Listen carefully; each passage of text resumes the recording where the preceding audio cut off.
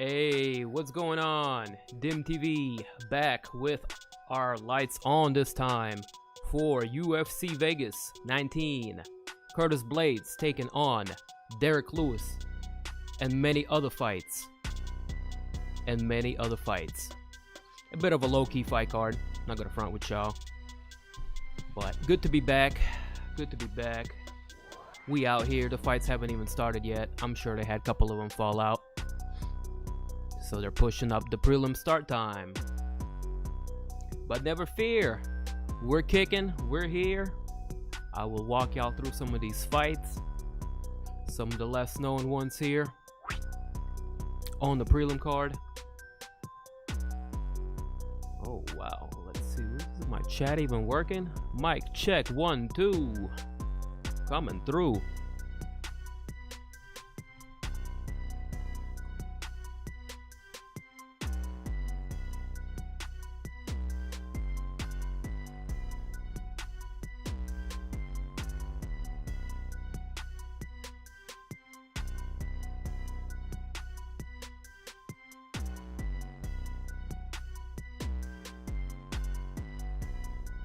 Oh no. That shit is working. Hold up. We'll fix it in a minute.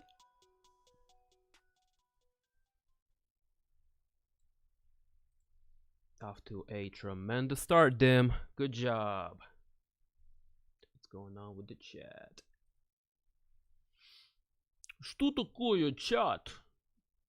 What's up, Zach? What that shit do, brother? Give me a second here while we get the chat going here. What's up, Crystal?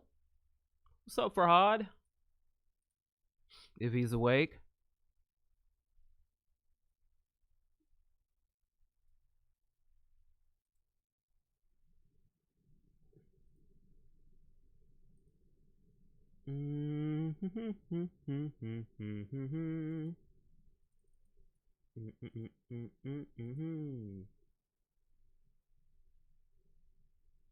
Yo, you got that mad card? That's what's up, bro. That's what that shit do.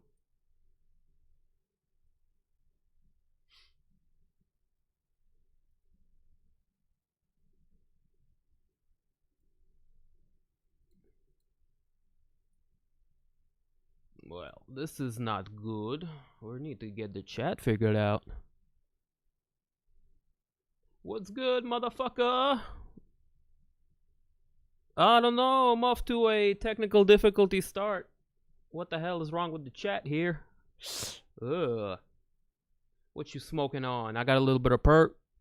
And then I got a couple of kind buds of something good. I don't know. Tastes diesely. But what the hell, man? Hold on. Let's pop this shit out. Bloop. And get it crack-a-lackin' again.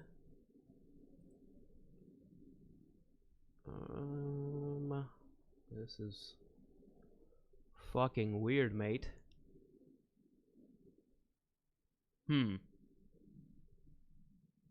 What is going on? What is going on?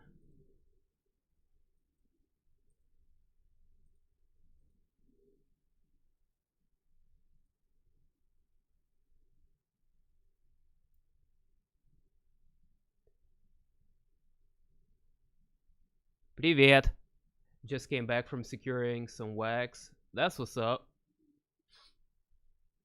I need to figure out why my chat is acting up. Это нехорошо. Но почему?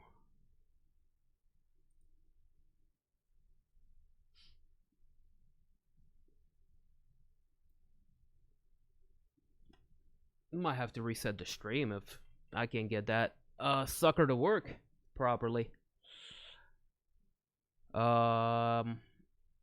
Okay, give me a second. I'm gonna reboot OBS and see if that fixes it, and the stream shouldn't go down as a result of that, but just in case. I'm letting y'all know.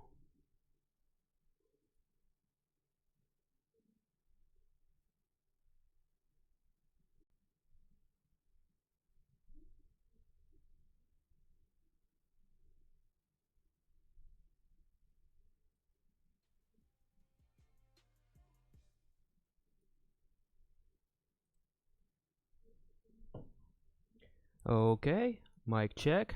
I think we are back. Okay, that's good. And yeah, buddy, there we go. That seems to have fixed things, and we are good to go. Sweet. I was afraid there for a second, but never fear. A little bit of troubleshooting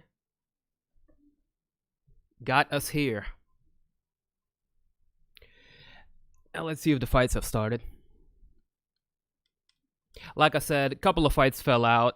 We had a bout on the main card, which one of the fellas came like 11, 12 pounds overweight, and they had to scrap that one altogether.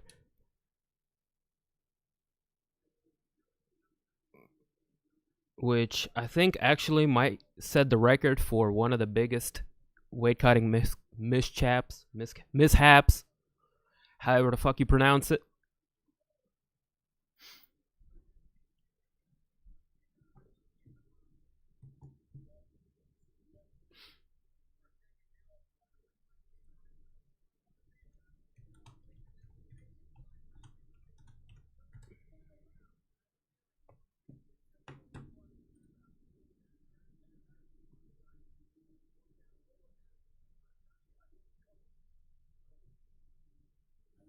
Ah, perfect. It's good. It's working.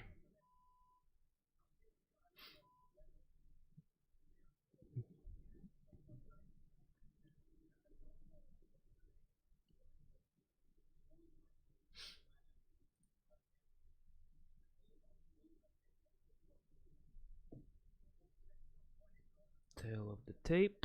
User. That's up and that's working.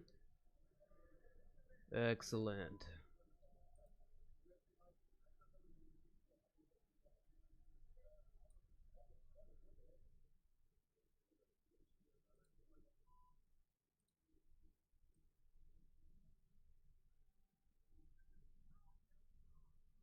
I wish I can show you this concentrate. We stepping up our game over here in the Caribbean. Hey, shoot me a DM on Instagram. I know I don't post, but I definitely get y'all's messages and reply.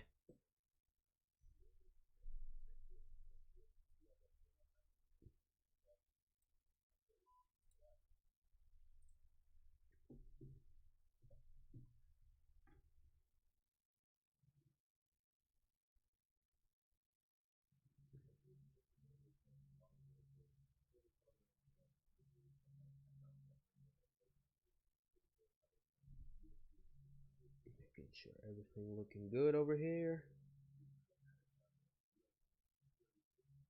On my end. Yep.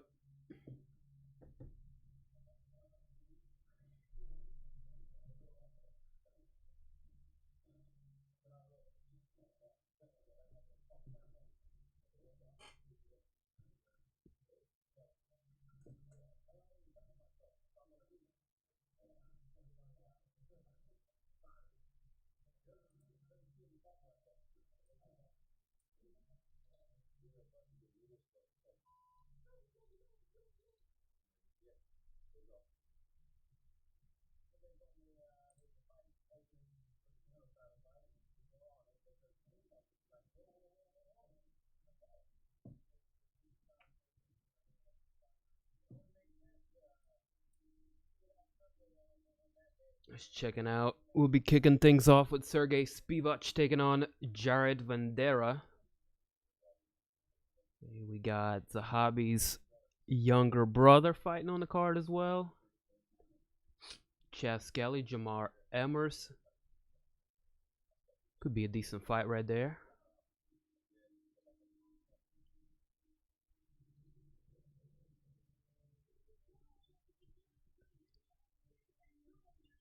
Got Landwehr and Julian Erosa. That could potentially be a banger.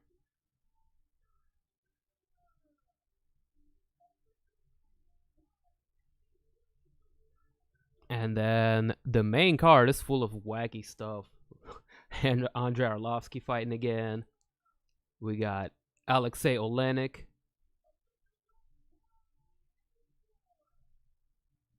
And then, of course, swinging and banging.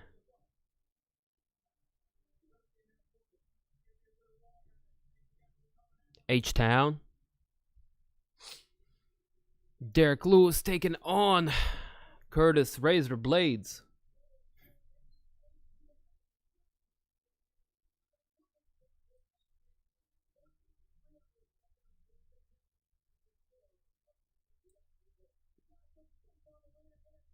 We back. Yes, sir. Fix that chat. That wasn't too hard. Just had to restart some things.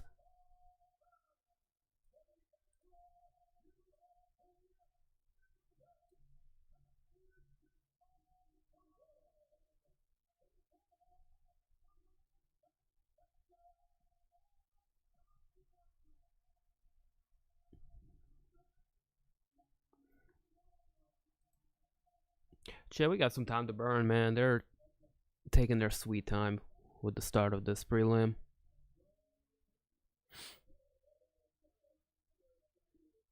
Got about 10 more minutes to go.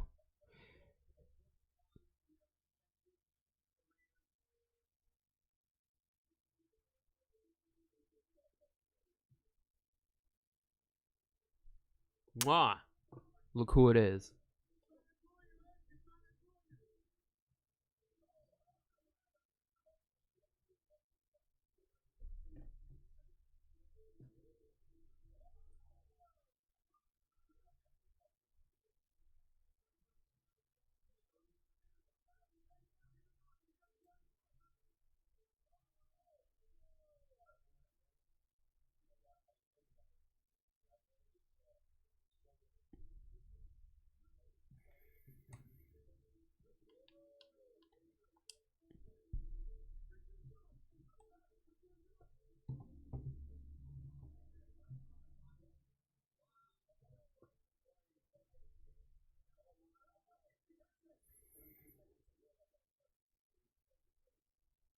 Sitting here thinking how I'm probably gonna need to edit the first 5-10 minutes of the stream out when we're done with it, which, oh well, it happens.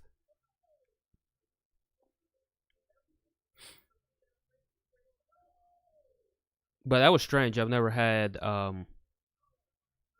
something go wrong with the code, because usually, you know, it's the same thing. It doesn't change, and it always works. But some mishap, I don't know, something happened. Either way, we'll edit it out.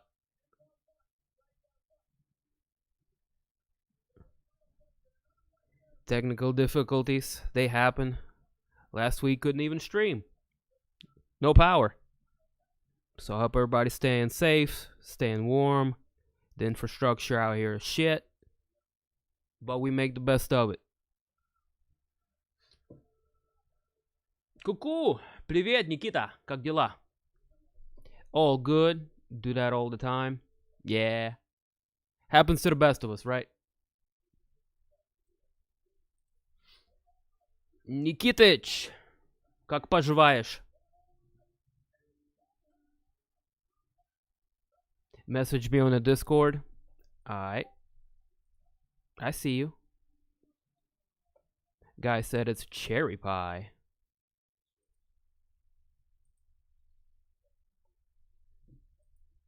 That looks delectable, sir. That looks of fine quality to me, but, you know, I'm not too picky. Reporting on these storms for days. Shit's insane. Yeah, shit is rough. Shit is rough. So, check in on your neighbors. Huh?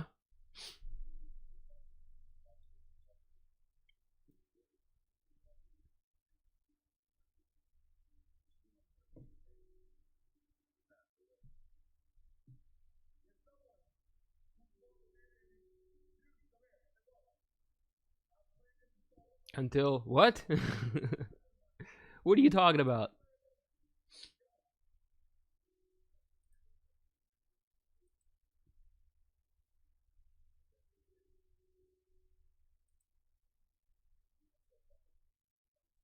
Oh, right on.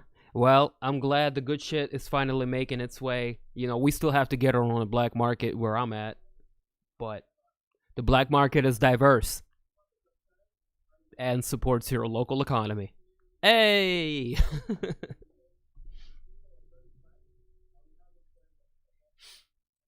Shout outs to the chat, man. Appreciate y'all coming through here, rocking with me. We're a few moments away from getting things started off here with UFC Fight Night.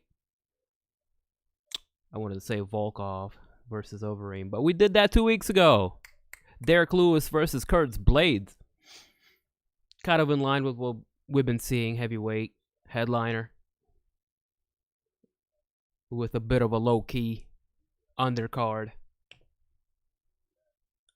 I'm digging it. Hell yeah, man. It's about having a good piece as well. Get it nice and hot and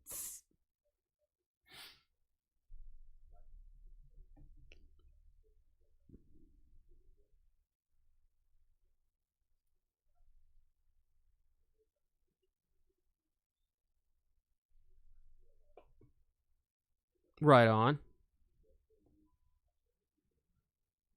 What up, Michael? Ready to enjoy this fight night? It's going to be a low-key one, but I have a feeling there's going to be a handful of decent knockouts, because usually low-key cards deliver. Maybe it's wishful thinking on my part.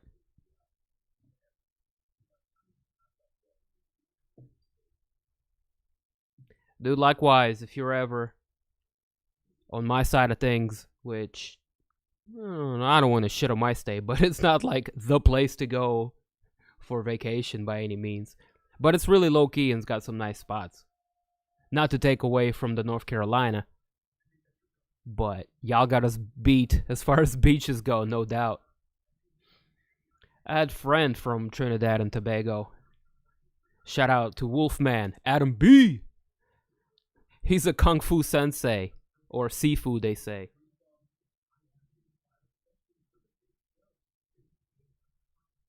He played the steel drum when we were in high school.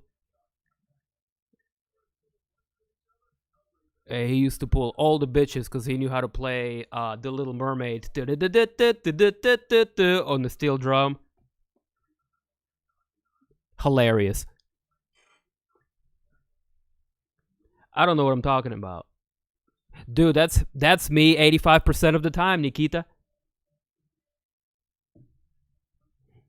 I'm surprised y'all even tune in.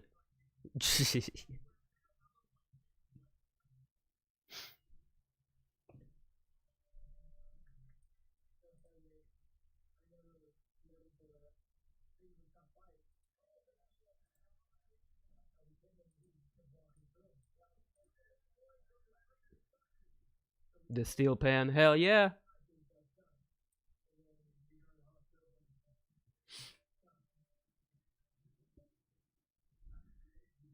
He was part of a steel drum band, and they were all like Caribbean brothers with dreads, and they had this one long hair white boy in there named Mackenzie. It was the funniest thing, but Mackenzie could play his ass off. Mac was awesome, and they were part of this group, and they just went around. One time they played with the Whalers. They opened up for them, so yeah. Here in Florida, it's pretty good around this time of year. You tell your partner definitely. Yeah. I heard y'all got chilly too, though. Everybody was chilly this week.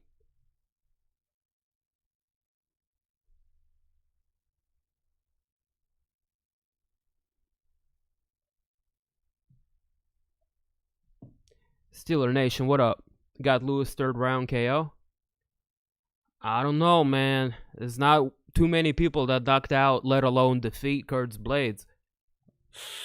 The only man to do so is a force of nature, Francis Ngannou. The only guy to have stopped him, to have beaten him, and he did it not once but twice. So, I don't know.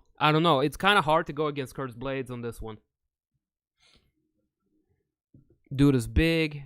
He's athletic. He knows how to wrestle. He knows how to throw a punch too. We all saw what he did to Junior Dos Santos.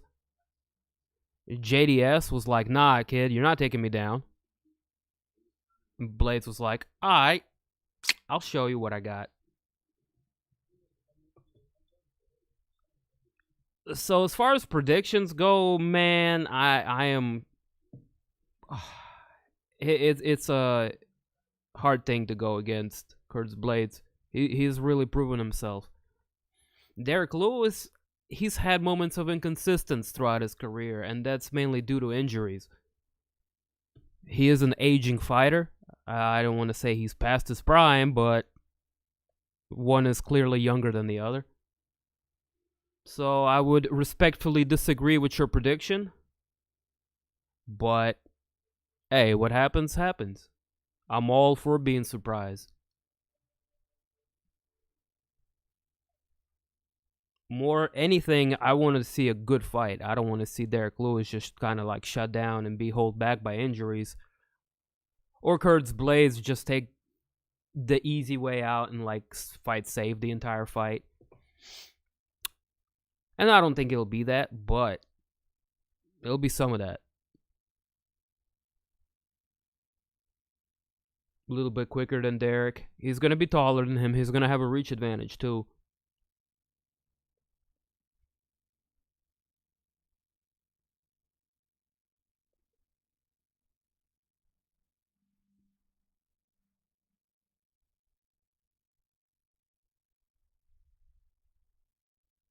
So I say Derrick Lewis will be able to get up maybe 2-3 times after he gets taken down, but over time that's going to get really difficult to do.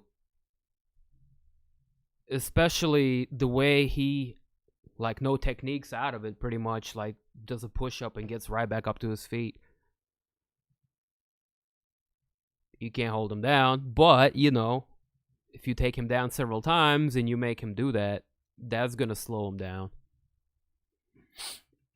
So I'm thinking Kurt's Blaydes here. Possibly a decision. Y'all gonna hate me for saying it. And I don't want it to play out that way either, but a main event decision win for Kurt's Blaydes might very well be the possibility. That being said, hey, I hope for the best, dude. I really do.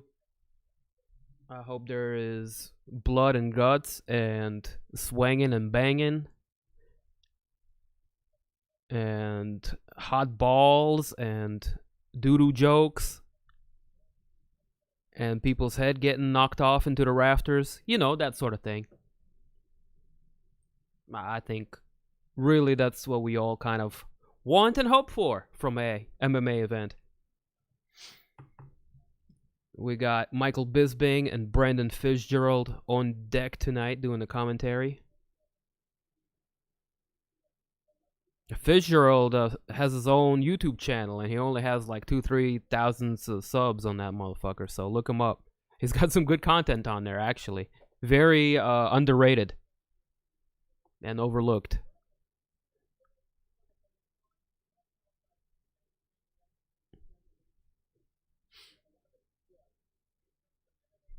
You know who else like that? Jimmy Smith. Fucking Jimmy Smith. He also has a YouTube channel that everybody sleep on. So give those two a like and a sub. Yeah, they're way more deserving of it than I am. Lewis says he has to wrestle. He's afraid to get knocked out. Nah, it's a joke. He's a funny guy. Like, by saying all that, he's kind of taking a rib at Kurt's Blaydes, saying, like, I don't got a problem with just wrestling and holding him down.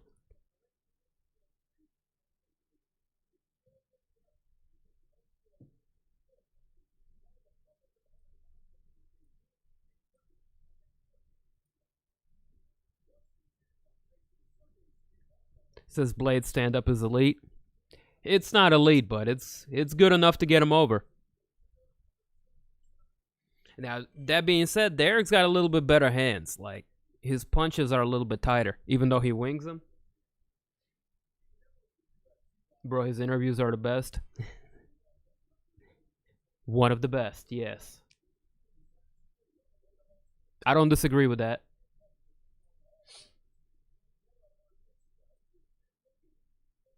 He says a lot of funny nonsense.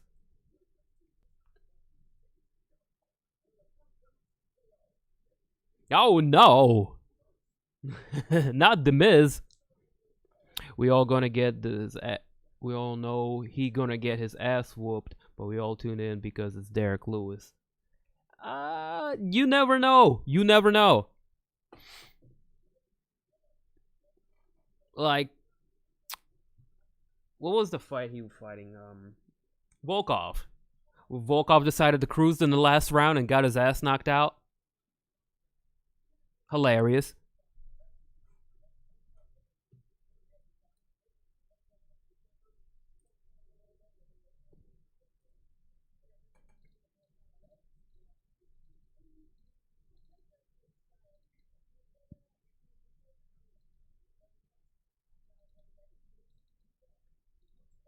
But I'd say his best and my personal favorite win of Derrick Lewis was from about 3-4 years ago. And that's a long time. Over Travis Brown, where he beat the absolute dog shit out of him, and he then got on the mic and said, "Where Ronda Rousey fine ass at." Just absolute comedic gold. And also very cruel.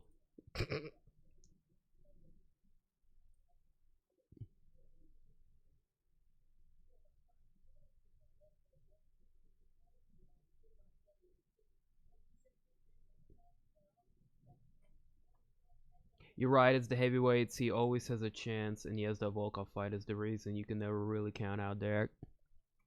Yep, dude's a tough son of a gun. He stays in the fight. Dangerous puncher. When he made Travis do the chicken dance.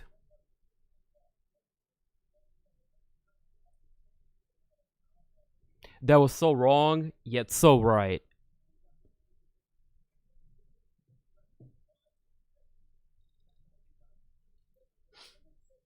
But we about to be kicking things off here. Uh-oh.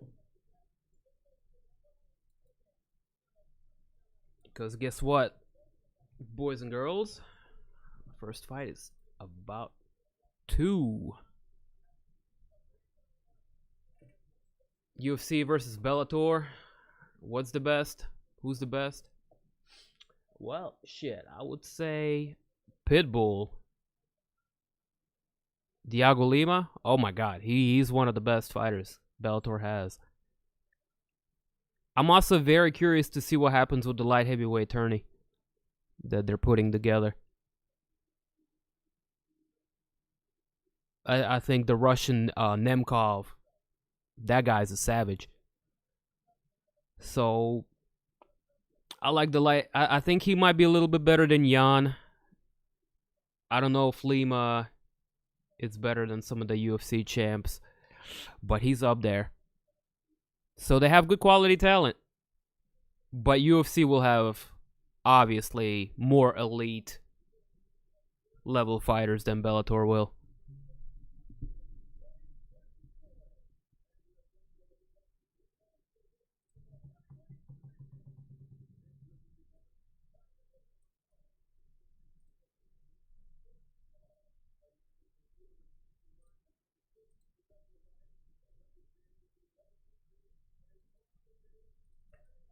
Alright, tail of the tape right here. Sergey Spivak, Jared Vandeira. Vandeira is going to have a 2-inch reach advantage. They're about the same height. Sergey Spivak coming a little bit lighter than his opponent.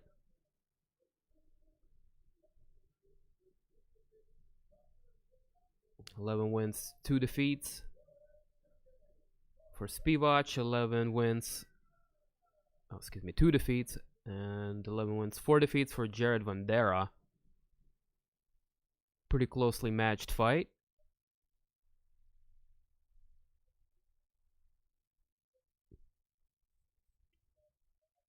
Referee's about to get this fight going, and let's go. Round 1. Black trunks for Spivak, blue trunks for Vandeira. Both men get into exchanges right away without too much of a filling out process. Spivak looking to establish the jab. Vandeira backing him up against the fence behind that black line. Up to the fence. Spivak looking to load up on the big right hand. A good takedown attempt here for Spivak. Looking to take the back here as Vandeira turned away from his opponent. Good action so far. 1 minute into the fight. Spivak looking for the takedown as he presses Vandeira up against the fence line.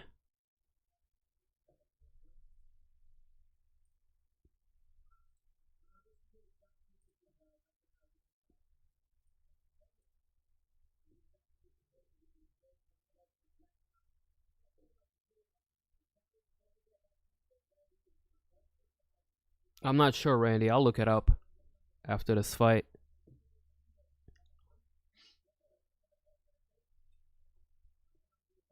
3.5 minute mark here. Spivak struggling to get his opponent down to the fence, and rightfully so. Vandeira is a big fella.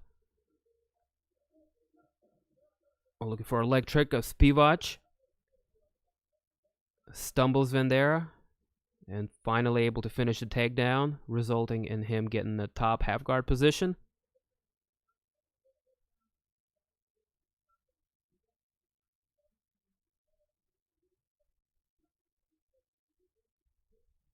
Spivak looking to land some effective ground and pound here.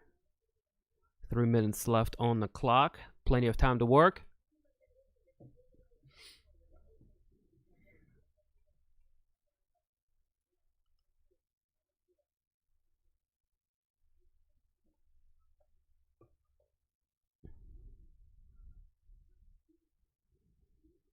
Spivak right next to his corner as well, able to get the advice from his coaches.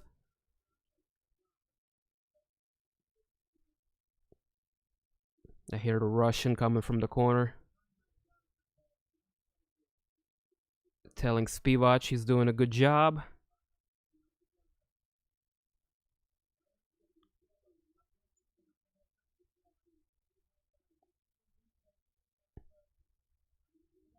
Alright, the fight's starting to slow down a little bit. Spivak really taking advantage of that top position to get some air back in his lung. He's taking his time. He's being patient. The referee's going to walk around and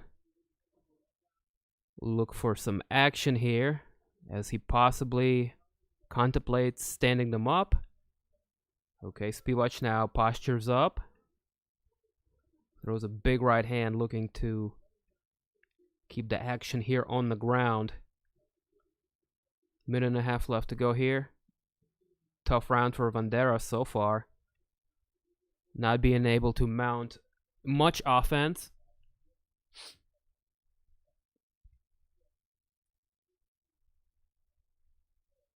Oh, that's tap in right here with the fight stat.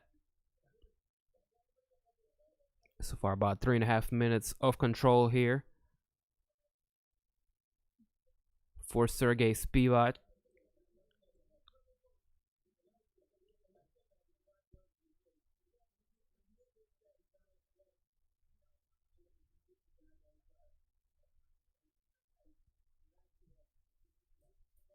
About 45 seconds left to go on the clock.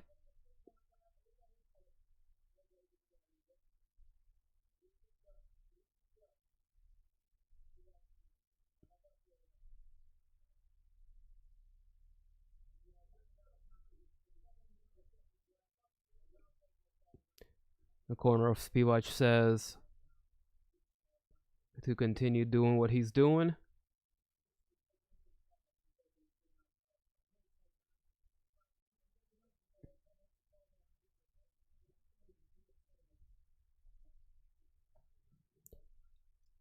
Yeah, that's about 4 minutes of ground control time, if not more, altogether for the European fighter.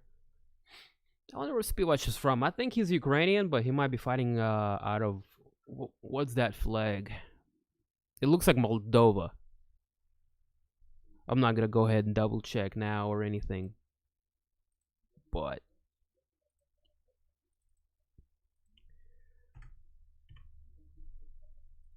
dominant round for Spivac. Let's see if his opponent can make the right adjustments and stop the takedown.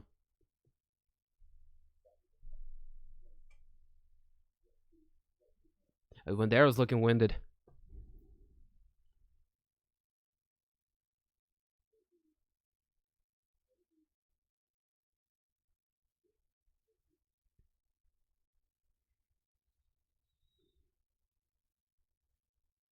Jared really looking to regain his cardio back after such a hard-fought first round.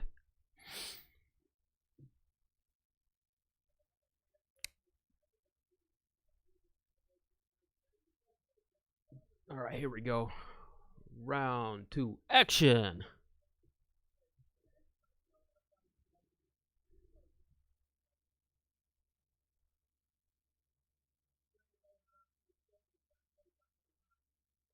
Oh, big right hand lands for Spivac. I think now with his opponent much slowed down, Spivac is going to be able to be much more effective on the feet, and we're seeing that right away. Popping the jab. Vandeiro throws out a sloppy high kick. Spivac ducks right under it, takes the back of his opponent, and takes him down. Good work. Great timing, too.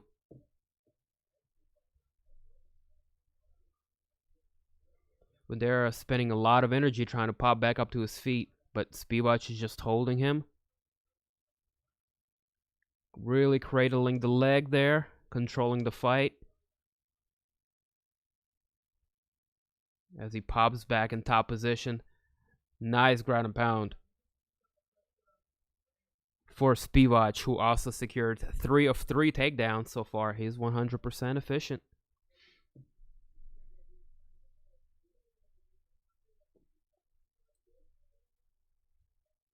Looking at the tail of the tape here.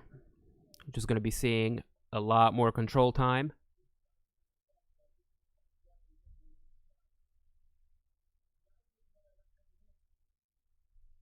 What's up with these fight stats? I know he's landing punches. Why it says 0-0?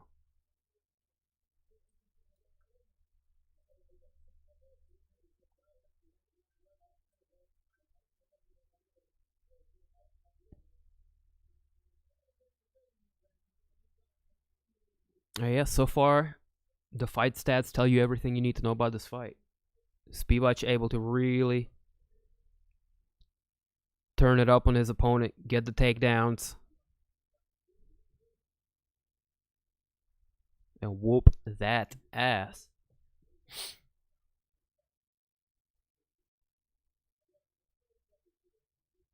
Same position as we witnessed in the first round. Same kind of a fight being fought by Sergey Spivac. Other than being able to land a couple of more right hands in the beginning of the round 2. Those were crispy. Other than that, it's an exact copy of round 1.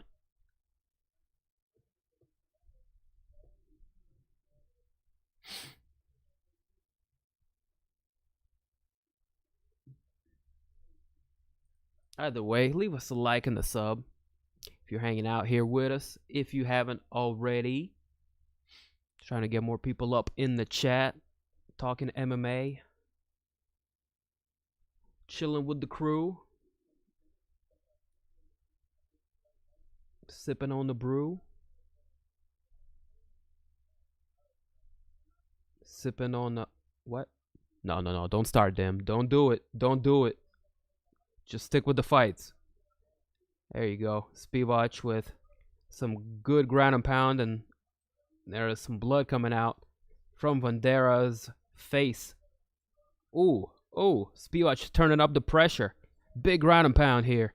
Oh, Vandeira's in a lot of trouble. Referee's going to step in and close the fight. Yeah, this is going to be it, man. Yo, ref, what up? What's up, ref? What's up, ref? Yo, ref. Yo, ref, he ain't fighting back, ref. Yo, Mario Yamasaki, come on. Why you letting him be a warrior? Come on. Oh. Oh. Oh. Oh, my God. Come on, Vandeira, just give up. Just give him the neck. Yeah, there's no coming out of this one. This is going to be about 1 more minute of an ass kicking unless the ref does something about it. Yo. Yo. Oh, my God. His face is a bloody fucking mess. Referee, what do you need to see? Yo, ref. Come on. What the fuck am I watching? Finally. Jesus. Yo, this motherfucking ref, send him back to school. No way in hell dude was coming back out of that. His face was completely covered in blood. He couldn't even see shit. Yo, look at how bad his face is mangled up. He's got cuts all over his eyes. Yo, come on, ref. Knock it the fuck off. Well, I asked for blood and guts, and here we go, round 1. Violent finish for Sergey Spivak, the Ukrainian-born fighter. Slava Ukraina! Yep. Hey, how you like the referee out here letting the guy be a warrior?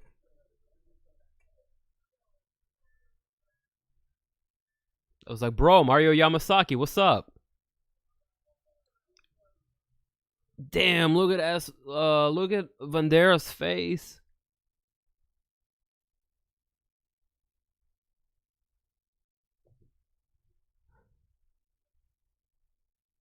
Oh, man. Yeah, a bit of a late finish. I mean, late stoppage. It's a good finish, though.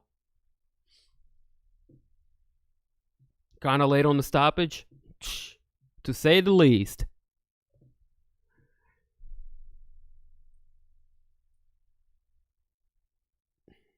No, he was holding on to his head, just getting hammered.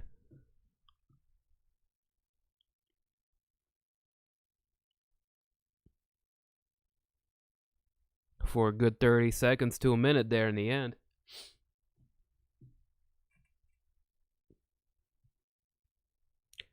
Hey, that's how we get things started out here.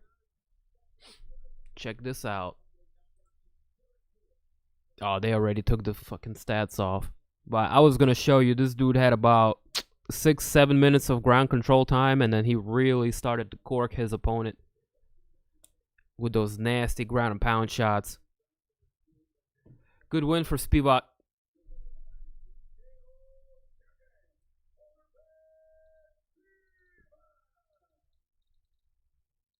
That's 2 in a row. Win after Vandeira, and then he's coming off a win against Carlos Felipe. I think a Marcin Tybura rematch would be okay. Something like maybe a Walt Harris rematch as well. Y'all remember Walt Harris just trashed Sergey Spivak in his UFC debut? But he's coming back now. He's getting it. He's getting it in. Pretty cool tattoo on him too. Polar bear. Moving up to 12-2 is the Ukrainian fighter Sergey Spivak with a very dominant performance over his opponent Jared Vandeira.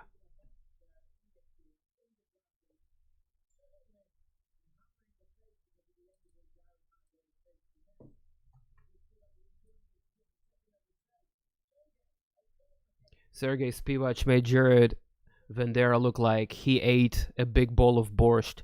Just red all over his face. Just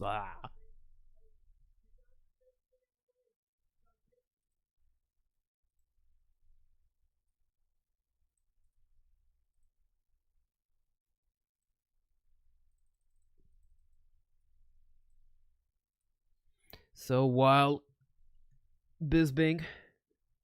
Oh, I can translate. He's talking in Russian.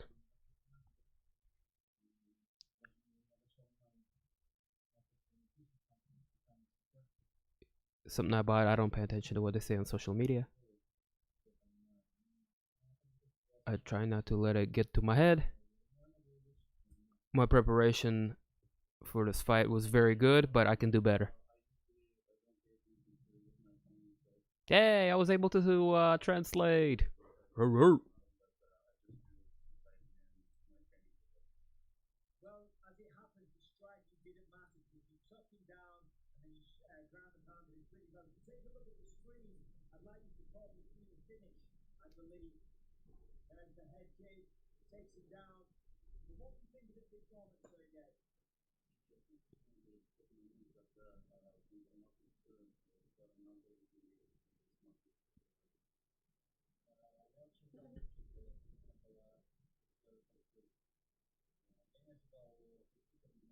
I did not expect the high kick. I was more expecting a low kick.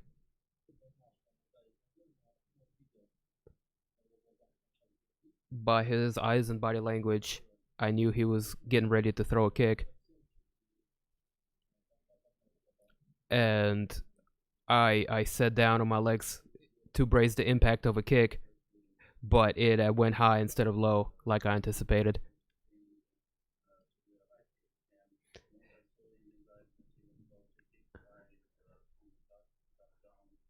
Yo, UFC, where you at?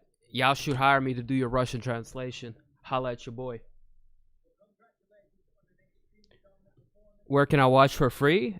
These are on ESPN and your local cable if you are in US. If not, go to a link in my description below to my Discord channel, and I got the link posted in there. I just can't throw links out in my chat because Uncle Dana might be around, and I don't know. I don't want to get caught by the police of the copyright kind. Because, woo! Well, yeah, go to my Discord. It's in the description. The link to the fight is there.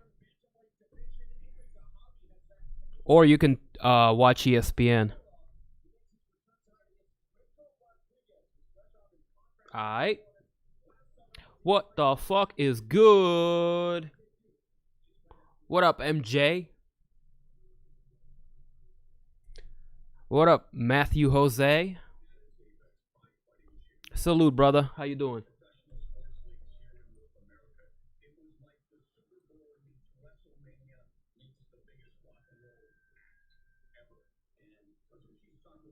Sup from Trav and I? Yo, I see you, man. Jason Carley, how did I miss that comment initially? What's going on, man? Glad you're here rocking with us. What's good, Trav? We got a bit of a low-key card coming up, but hopefully we'll see some good finishes. There will be blood. There will be guts. It was a pretty good... It was a pretty decent first fight. It was nothing to write home about, but there was some violent ground and pound there in the end. So that was solid. We got Sakuraba commercials here right now on Fight Pass. Pride Never Die. Nah! If you don't like it, I won't call you that ever. I'll just stick to MJ, but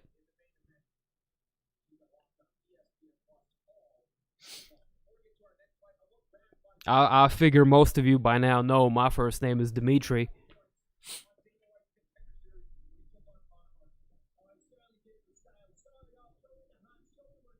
Yeah, I don't mind being called it, but I know some people they don't really like or care for about their given name, so yeah, it's whatever. Whatever you want to be called, I'll call you that.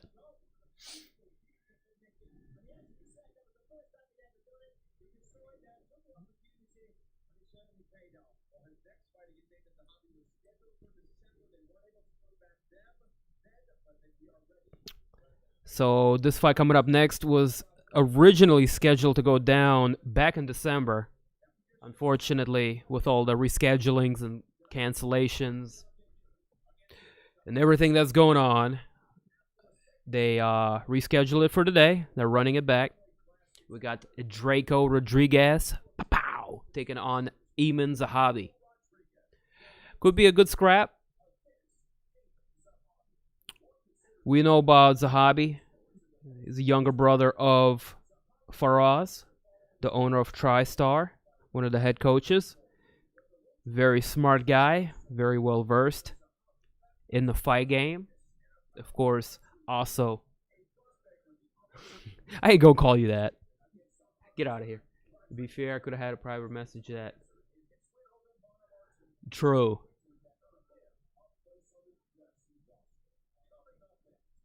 True.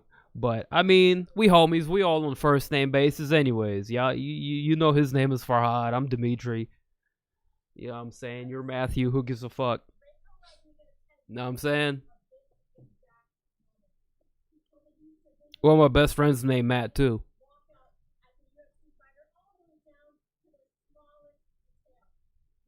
Hey, he's got a funny-ass middle name. I hit him with the full government sometimes, and he just starts losing it.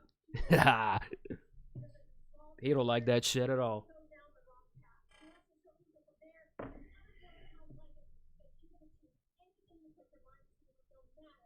Drako Rodriguez. That's a badass first name. Drako, what's up? I'm Drako.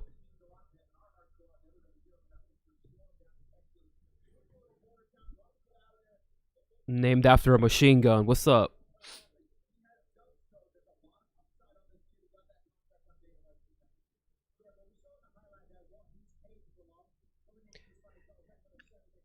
So let's peep the tail of the tape on this one.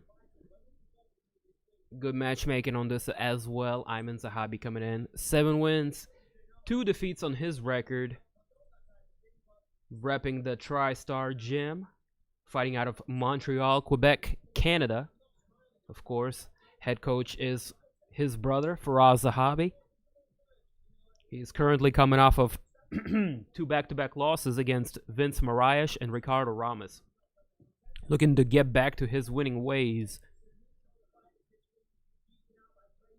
Tonight is Aiemann Zahabi. His opponent, however, the great Drakolini.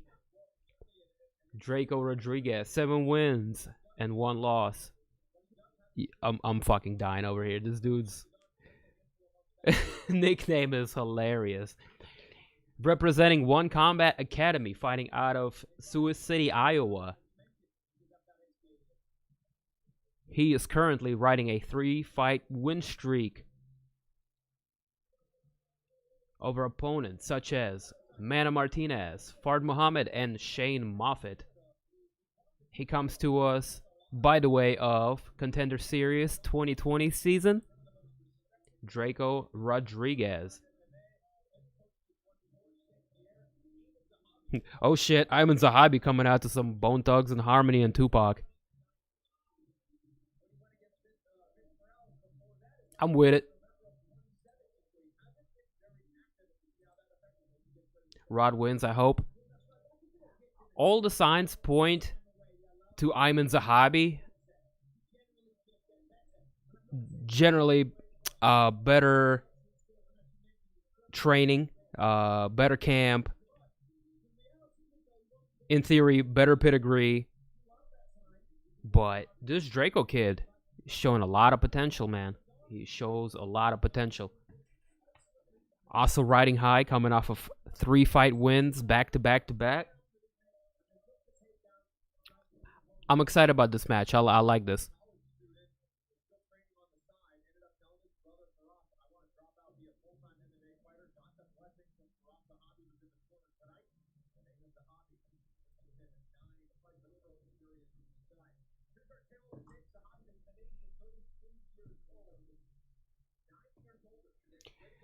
Aleksei, what that shit do, bro? Looking at the tail of the tape. Drako missed weight. Yeesh. Yeah. Same height, pretty much same reach, 1 inch reach advantage for Drako. Nothing too significant.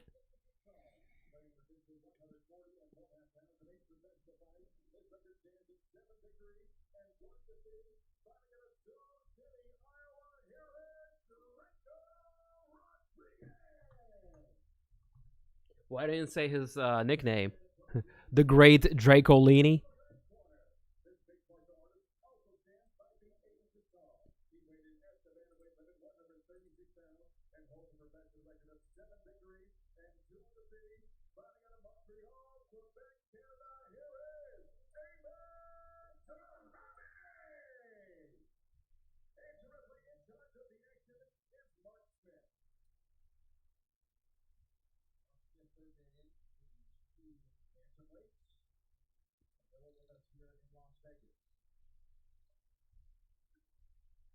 All right, here we go. Let's get the fight ready to go.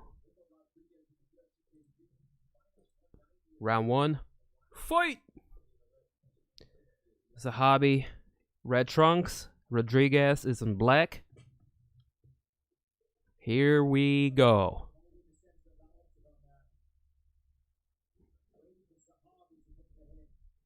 Rodriguez takes the center. Retaining the control of the octagon as my stream starts to struggle. What in the hello? No. Oh crap. All right, we're back. Approaching 4-minute mark here. Rodriguez coming in with some heavy body punches. Zahabi looking to turn him and put him up against the fence. Looking to control his opponent. Oh, good knee in combination off of the separation here for Zahabi, who backs off and takes the center of the octagon himself now.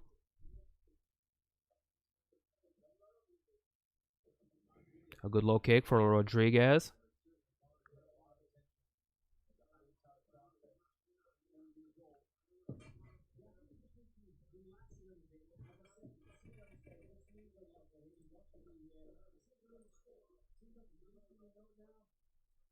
I bet on Raw $10 lineup. Plays Pena with him, but I don't know, even know him. Luis Pena's is a bit of a wild man.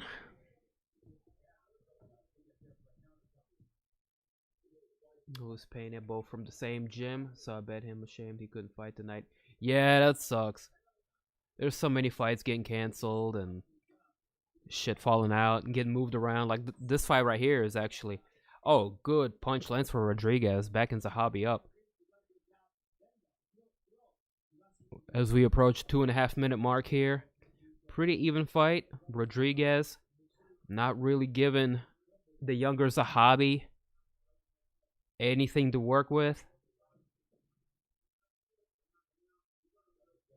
Let's check in with the fight stat. It's actually Drako out here outlanding his opponent.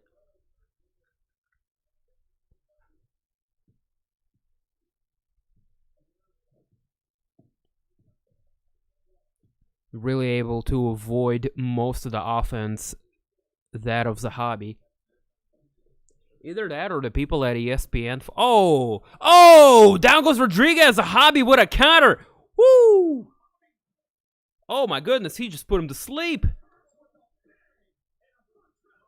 Good googly moogly. He got Rodriguez up in the fetal position. Just slumped on the side. I didn't see the punch that landed. I know it was a counter because they were both going in.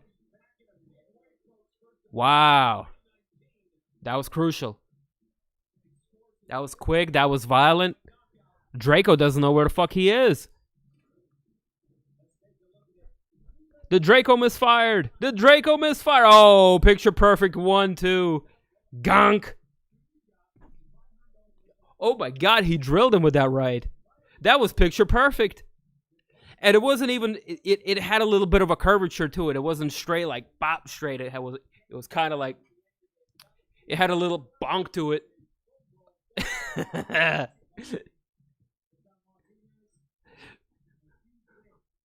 Martinez looked like he fell down and he was laughing at something. Oh, that was sick. A beautiful 1-2 counter. Halwani with the KO. The young Halwani.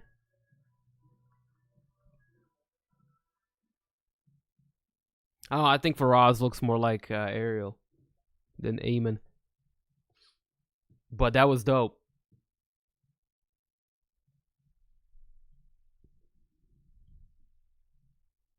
If you're a fan of that one, join me in a little Bongaruski. Whew. That was dope. That was dope. That's what we're here for. No nonsense. You can miss me with the silly dance on the way to the octagon, funny interview and a call out. But if you come and give me a performance like this, respect is earned.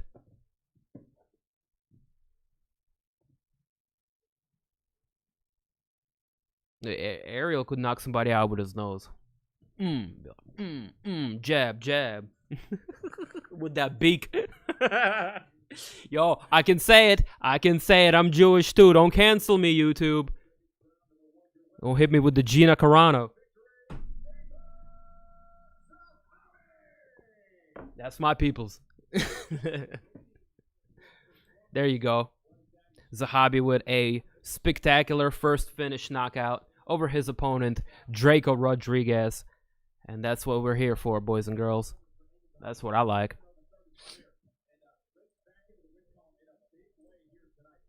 Getting back to his winning ways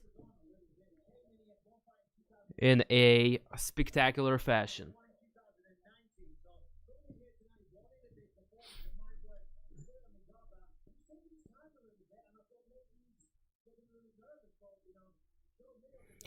I'm buzzing off of that knockout.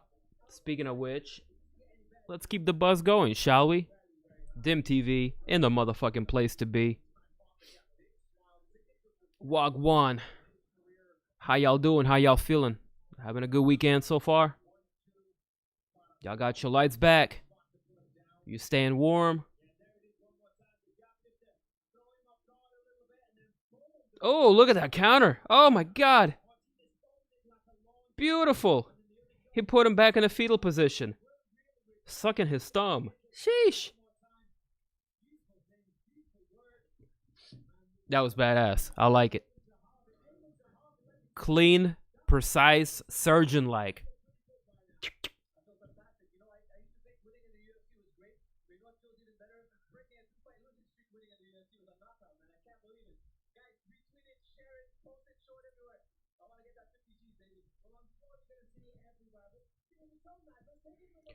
Let me peep what's coming up next after that. Oh, shit.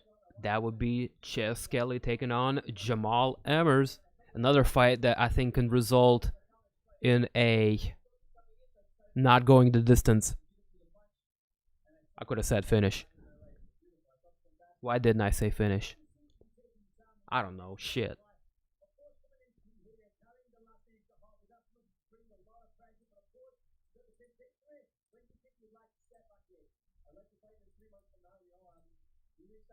Three months from now? You didn't barely fight now. You're good to go in 2 weeks, buddy. What do you mean 3 months from now?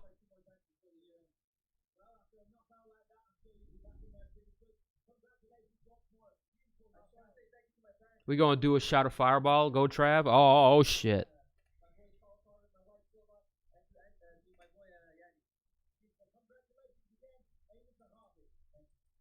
Y'all pace yourself. The main card don't start till 8. My time. It's 5:43 now. And main card is going to go until probably 10.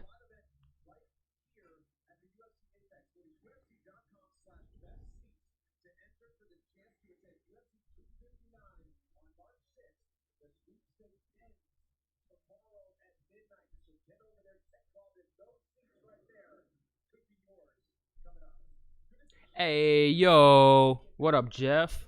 What that shit do, playa? Training camp, fam. Hell yeah, dude.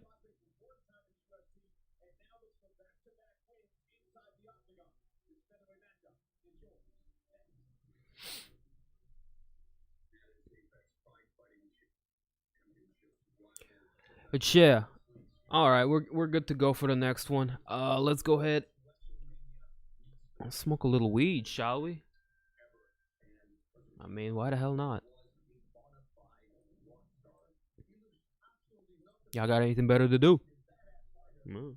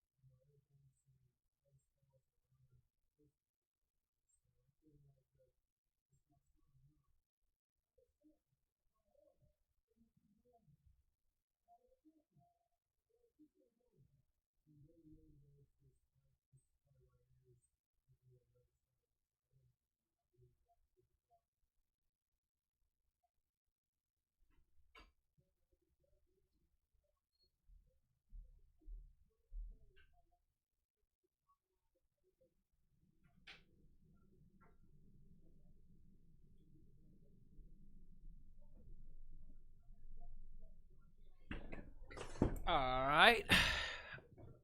Here we go. We back. Have to go get the chalice. Put some little fresh water in. Let's see if we can get this in before the next fight.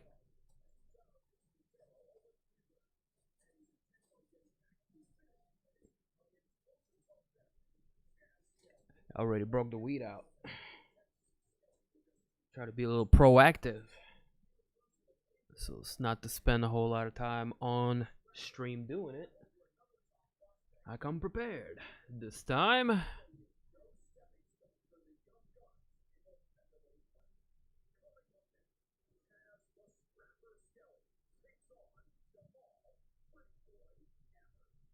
Who y'all got in this next fight coming up? Jamal Emmers and Chaz Skelly.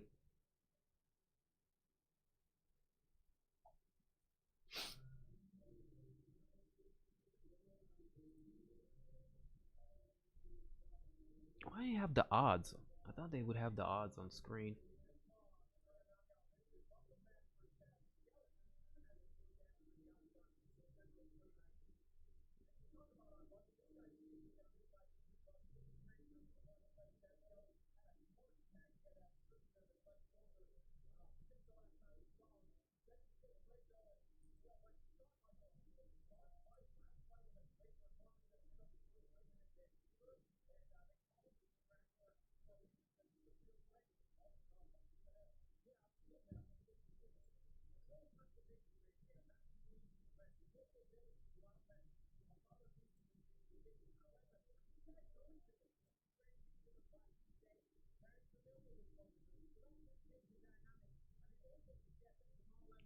So our next featured preliminary bout at the featherweight, 145 pounds.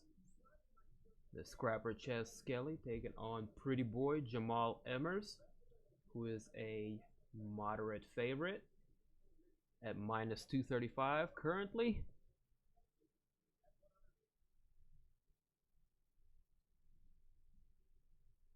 Emmers gonna have 2-inch reach advantage over his opponent, Chess Skelly, who is going to be 1 inch taller.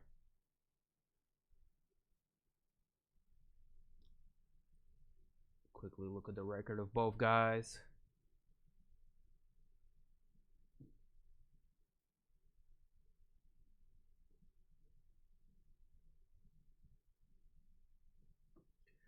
Oh my god, what the fuck? Stream out here struggling. I mean, the ESPN Plus app is struggling.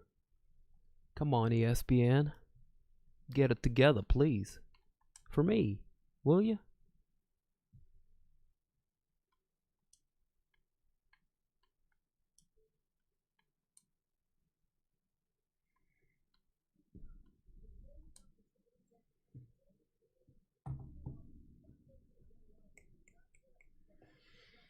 Oh shit, I don't have a lighter here. I am slipping. Hold on.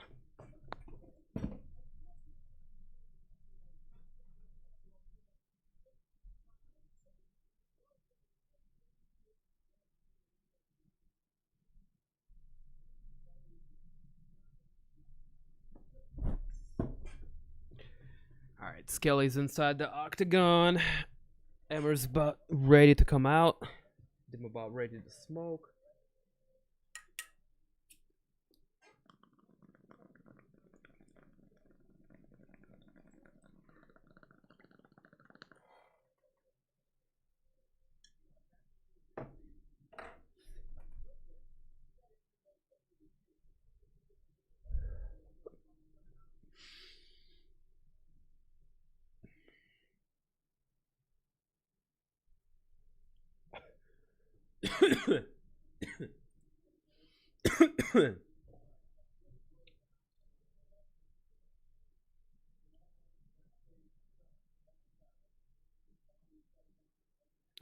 Yo, is this a first? Emmers is not. Production has just told the commentating team Emmers is not going to be able to make to the octagon because he's having back spasms right now.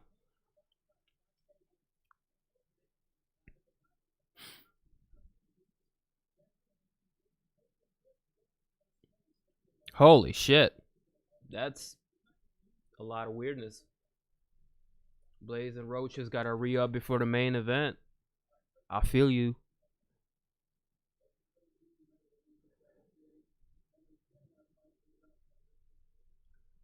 Oh man, this fight has been canceled right in front of us. Never have I seen some shit like this before. We're right about fight is about to start. Emmers unable to make it to the octagon due to medical issue.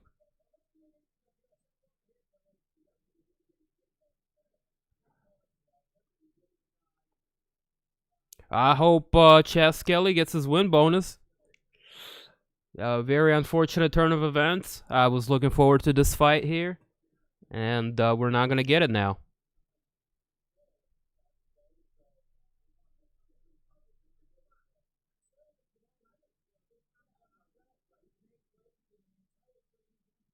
That sucks. This sucks all around for everybody.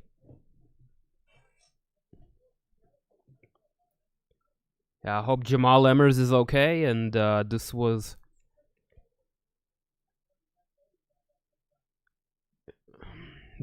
anything too serious, you know?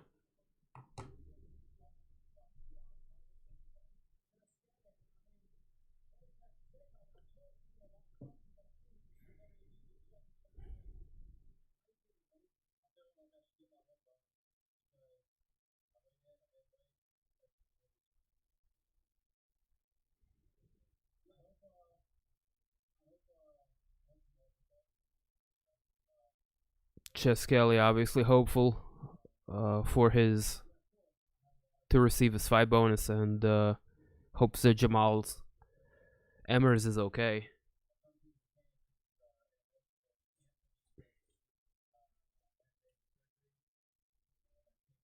Which is something that, I mean, I think we all hope. Well, that sucks.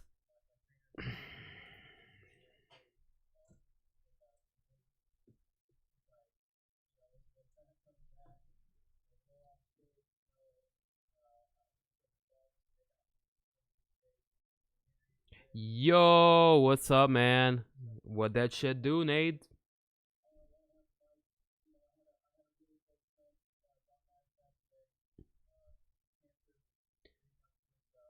Been a while. True. Hope you're doing all right. Hope everything is everything.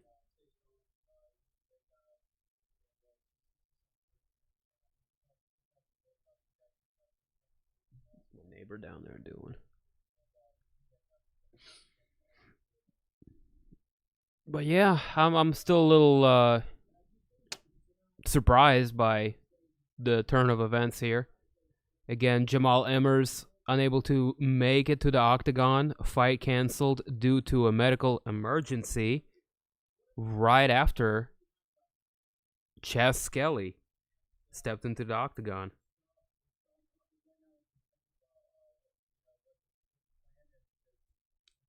Oh no. That's good to hear, dude. Yeah, that's good to hear you're okay. Yeah, it's got a lot of people, man.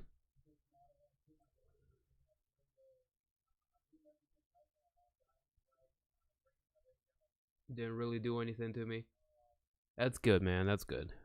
I'm glad you're okay.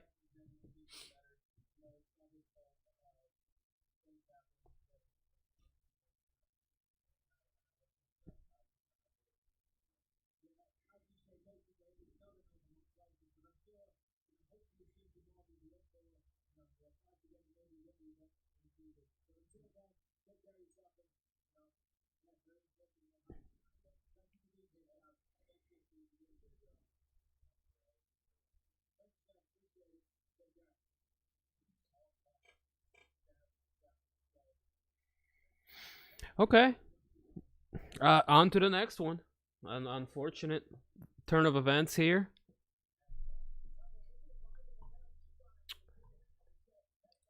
Check out what's going on here. Okay.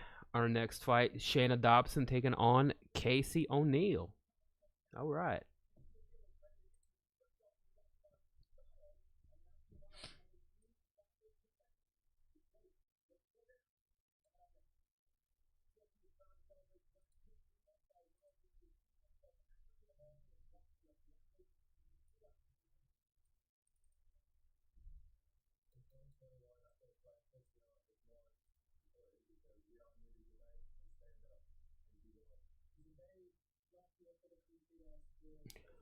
Holy moly, you've been staying safe?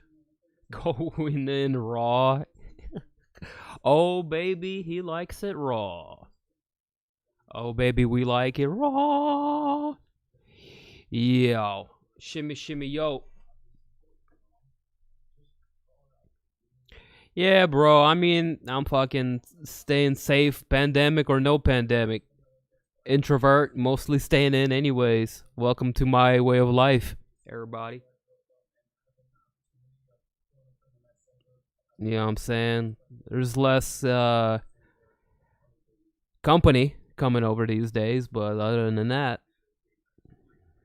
ain't too much changed. Ain't too much changed. Ain't too much changed.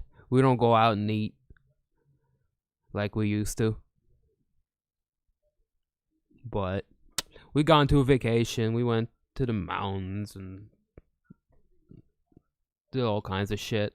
Don't really let this thing stop us, but we stay safe. We stay safe, you know, as safe as we can.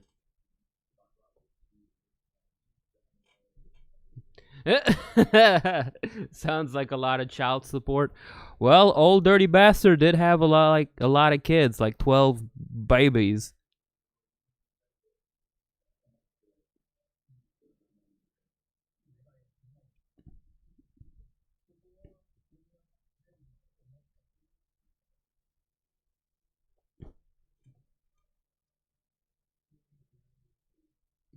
Oh shit.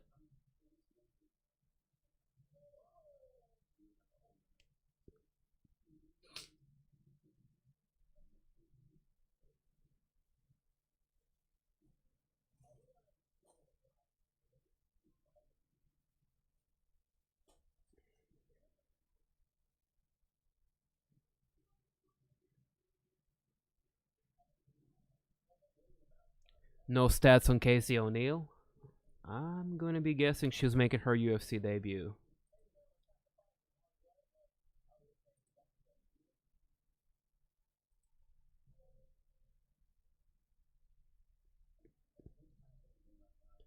Looking at the tail of the tape here.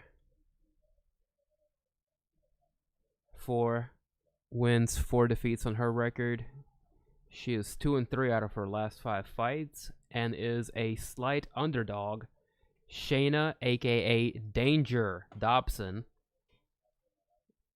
fighting out of Washington, D.C., representing Elevation Fight Team, will be taking on the undefeated Casey King O'Neill, fighting out of Queensland, Australia.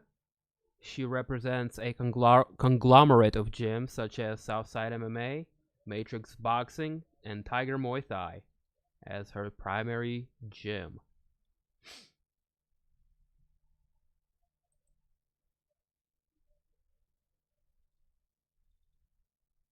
Now looking at Dobson's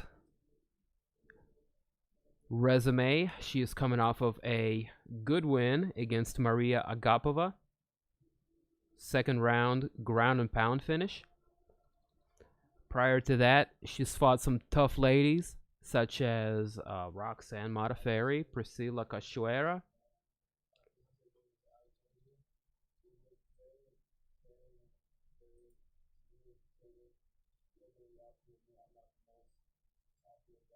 Not the best record by any means, but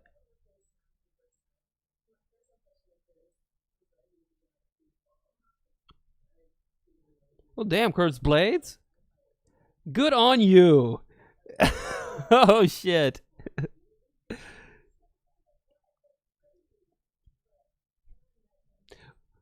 Blaydes hollered at an Instagram model.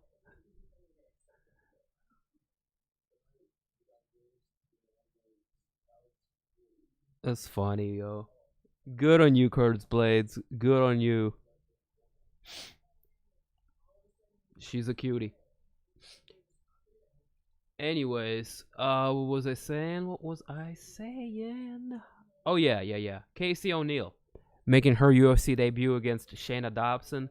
She is 5-0, undefeated, fought a little bit all over the place. UAE Warriors, Eternal MMA, bunch of other little local promotions. Yeah.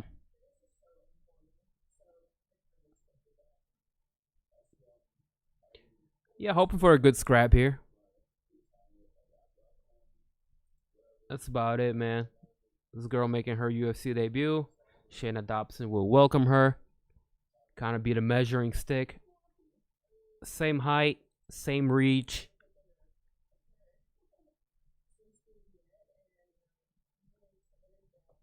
Let's see if Casey King O'Neill is UFC potential.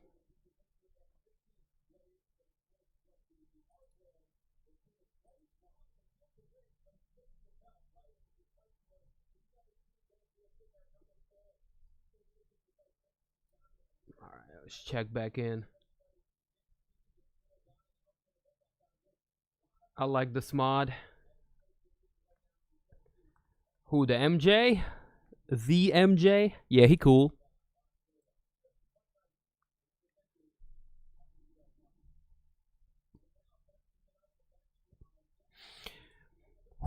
That would be the tail of the tape. Both of these ladies about to make their way out to the octagon.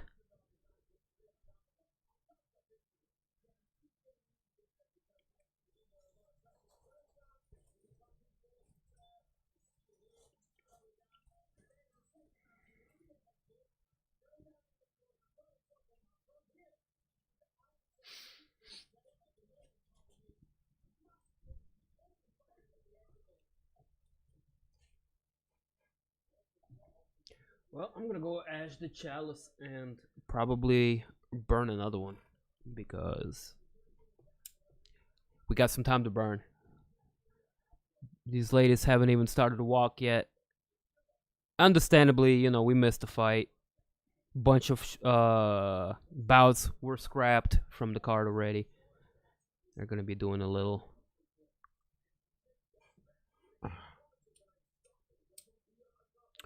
So hit like and sub if you haven't already. I would appreciate it. We could get more heads up in here talking about MMA.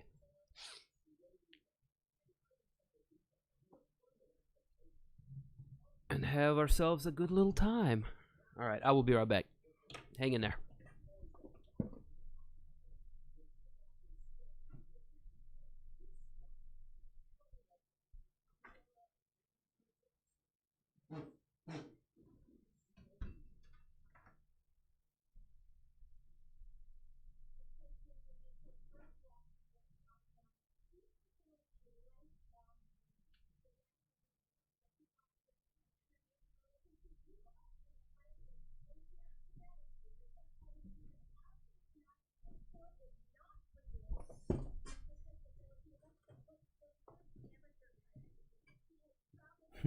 Hey.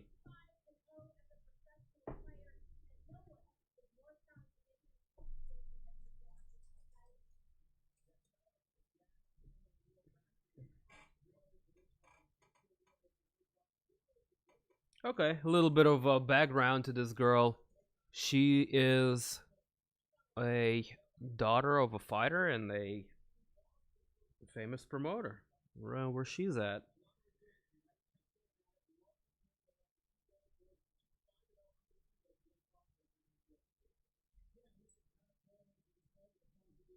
Born into the sport, so to say.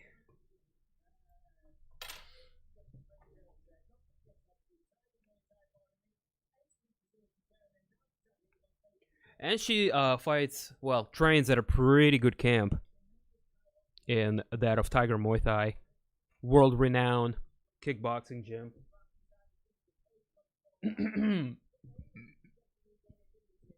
Up in the place. I love to pronounce the name of this shit. Fuck it. Fuck it, Thailand.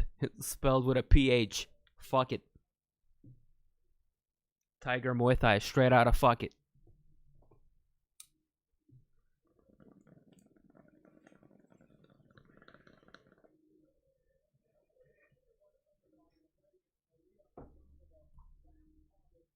Choo choo.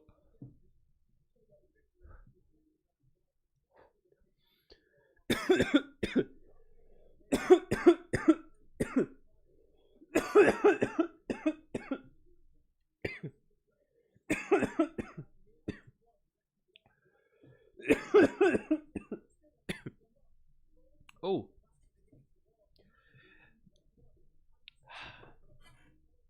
That one hit the right spot.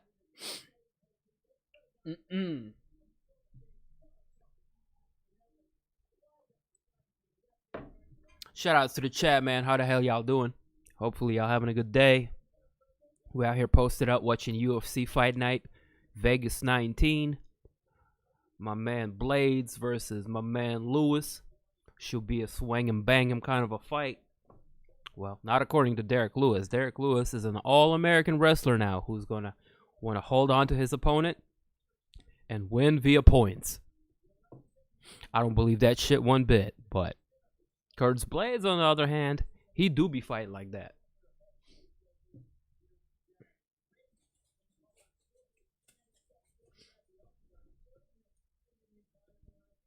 Most knockouts in UFC flyweight history, 2. That's funny. That's a funny stat right there. The stat guy really reaching here.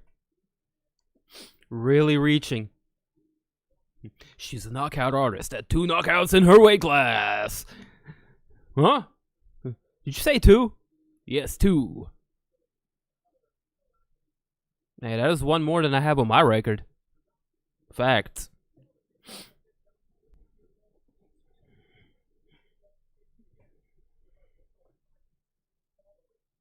Hopefully Dana White doesn't take down the stream.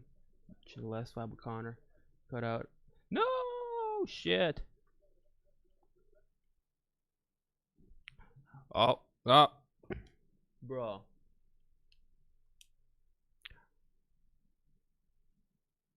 This fucker just went down. Unbelievable. It's like you jinxed it.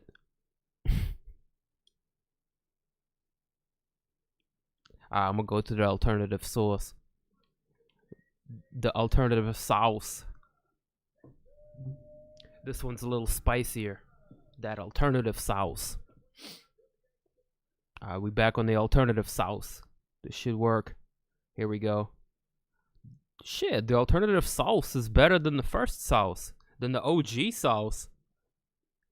Yo, if y'all need the sauce, let me know in the chat. I got you covered. Round number 1, fight. We got the link in the description below to our Discord channel, which contains a lot of sauce. There's sauce, all kinds of sauce for everybody. Right off the bat, O'Neal pinning her opponent up against the fence line, looking to avoid the power, looking to secure a takedown. She's pursuing single leg, and let's go of it. And Dobson winging a big punch, looking to give some back here. The lead high kick from Dobson is blocked by O'Neal. Good exchanges so far. They're starting to throw in the pocket. Okay. O'Neal reaching a little bit with that cross. Oh, Casey switching levels, going right under those combinations of Dobson. Dobson's got good hands, and O'Neal does a good job at avoiding that and getting the fight down to the ground. Oh, good switch here for Dobson. Good work here. She finishes. O'Neal gets the base back up off of her. Good fight so far. 3.5 minutes in. Oh, Dobson goes to the body with a kick. O'Neal answers with a cross counter to the head. A teep from Dobson. O'Neal answers with a combination of her own. Dobson looking for a big uppercut. O'Neal presses her up against the fence. Looking for the sweep. Outer leg sweep attempt here for O'Neal. Dobson reads it. Keeping a good base up against the fence here. O'Neal pursuing the single leg once more. She switches it to double. Unable to get the hands clasped, but she's got the underhooks right now, and she's in control of Dobson, who does a good job of turning her up against the fence line. Man, that's some good-ass weed, man. I'm over here on top of my commentating game all of a sudden. What's this, the commentator weed? This is the shit that Joe Rogan be smoking. Must have gotten some of that on accident. Woof!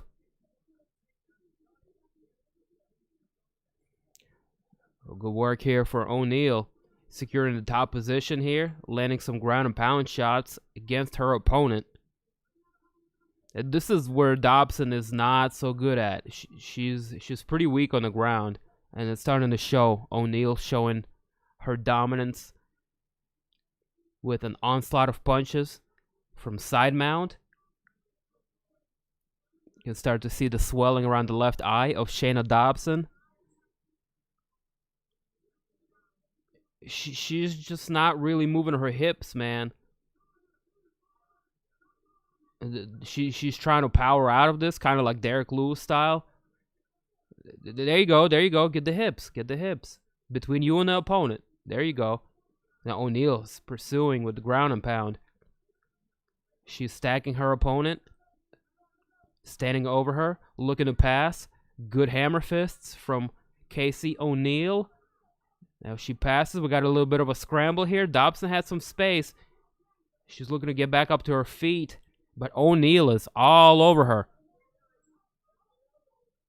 I'm digging this fight too, brother. This is good action.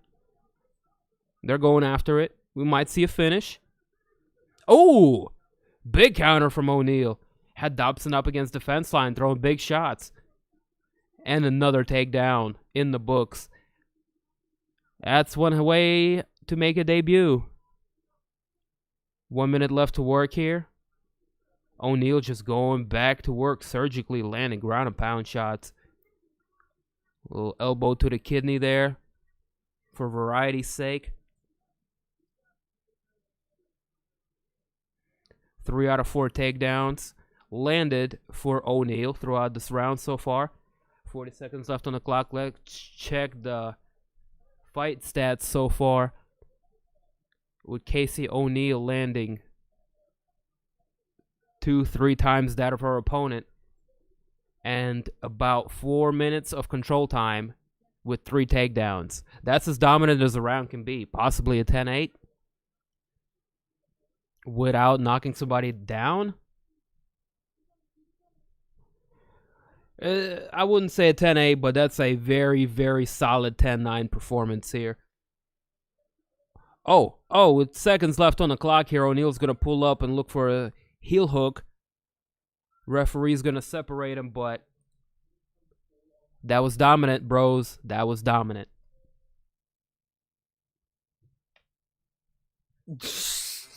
Yo. You ain't right, bro. Oh.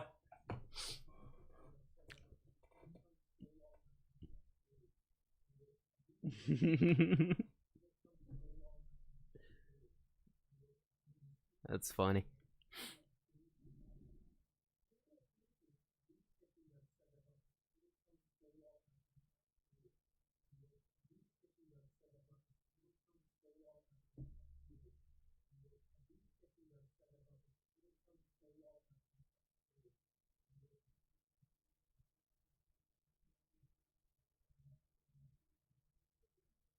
What the fuck was that? What kind of MK Ultra mind control commercial bullshit was that? Jesus. I hate ESPN, man. Just show us the corner commentary, for fuck's sake. I'm about to switch to BT Sport, bro. This is no bueno. Oh shit, I gotta change the round too. Oh, ole! Kicking things off here with the same kind of action we witnessed in the first round. O'Neal going right after her opponent, looking to secure that single leg, and she does just that, this time dumping her almost. Securing the back here. Shana Dobson taking a deep breath, looking annoyed, very clearly inconvenienced by getting taken down once more. Good fight so far, but O'Neal is starting to take over.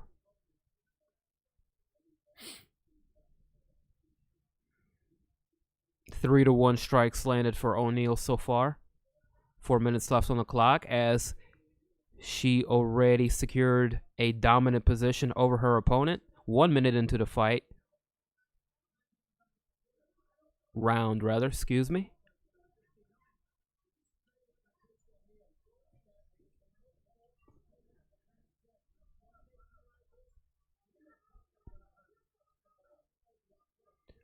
O'Neal moving up into the mount. Very impressive.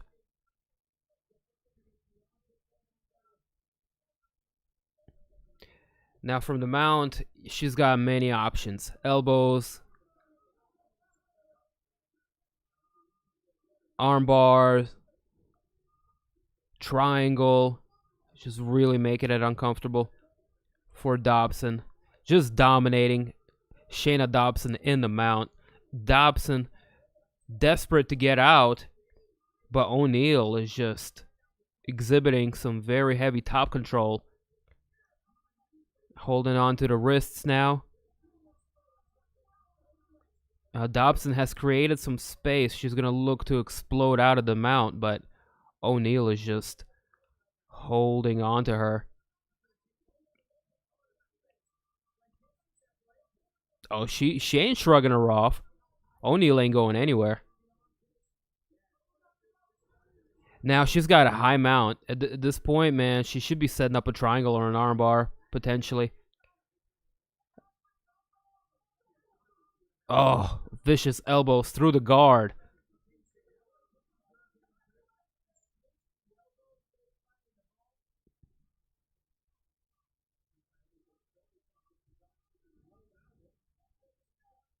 Very impressive showing for this young lady. Way to make a UFC debut. First round was competitive, but she really took over the fight in the second.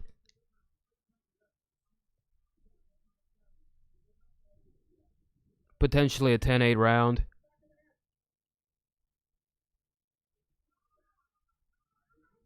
It's 4 out of 6 takedowns at this point with 89 ground strikes. Total of 5.5 minutes of control time for King Casey O'Neill.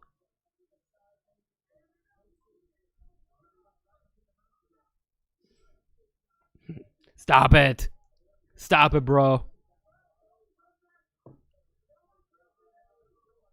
The referee's going to step in and stop the fight. Second round, TKO finish for the newcomer. Impressive, impressive. I mean, it's a win over a 0.5 winning record opponent who's now a losing record opponent after that dominant performance. Woof. Welcome to the company. She a beast. Check out the fight stats on this one, bro. One-sided. Look at this. 121 strikes landed. Woo! 220.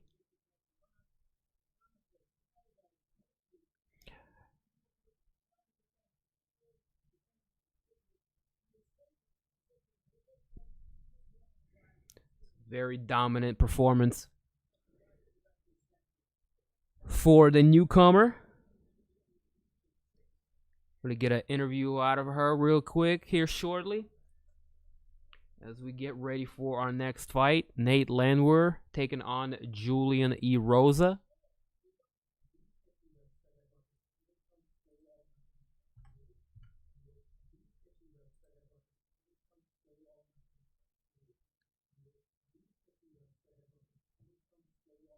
Yo, I don't like this commercial, bro. Why is it on the repeat?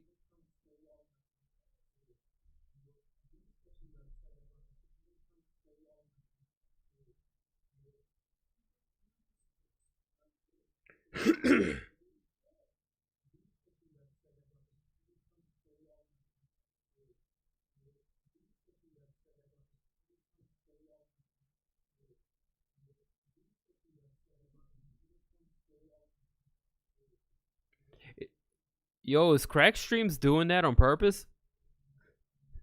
What the hell is going on with this broadcast?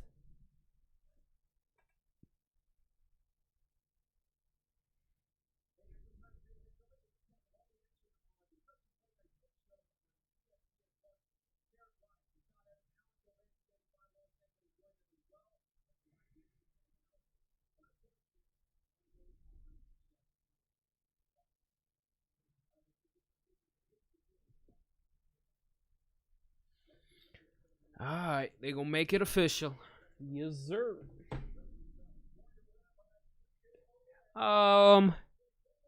It was a pretty one-sided beatdown for Casey O'Neill in the second round.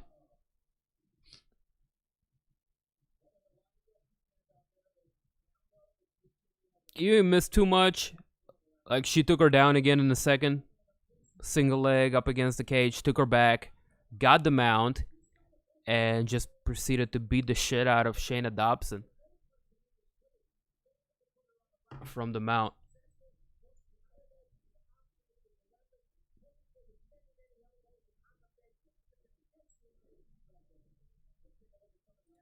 And that would about sum things up for that fight.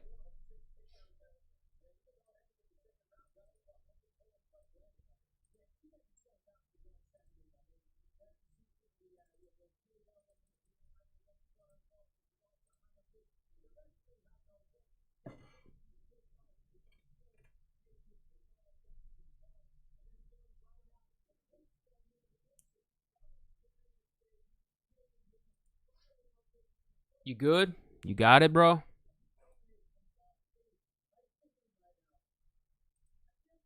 I'm gonna shoot you another one over Discord.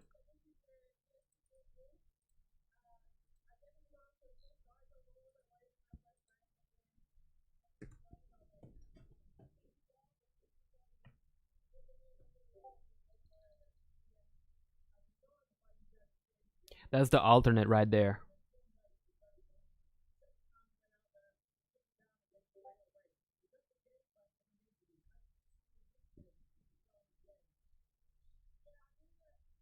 Guys, peep the Discord. If y'all haven't joined yet, by the way, you can find the link to it in the description below.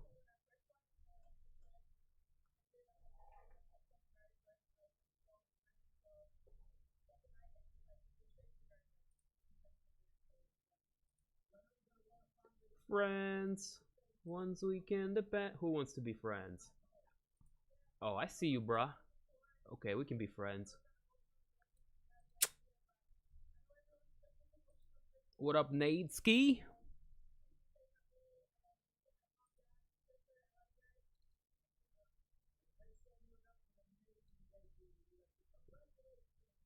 Our Discord is a trip.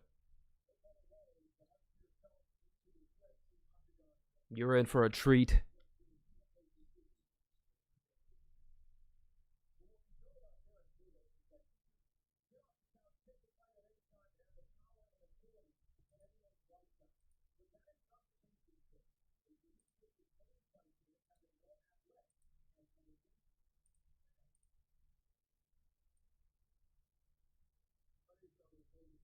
Nice. Jimmy Butler. Oh, I got two different kinds, my guy. I got a little bit of perp already broken out over here. I'm going to be chiefing on that, and then we're going to graduate to the sour diesel when we get to the main card, you know?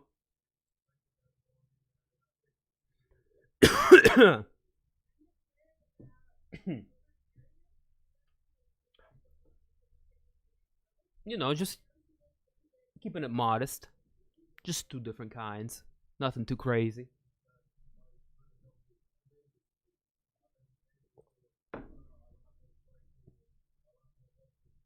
But I'll smoke one with you.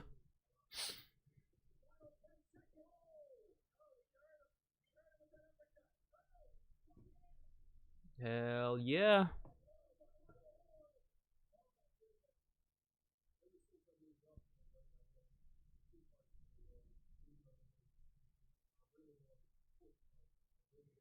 Ever since I can remember, I've been swinging and banging.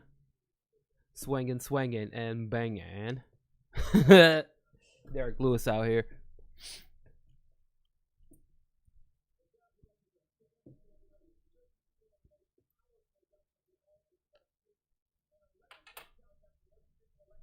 I'm lighting up. What about you? Shit. Y'all ain't gotta talk me into it or anything. Hold on.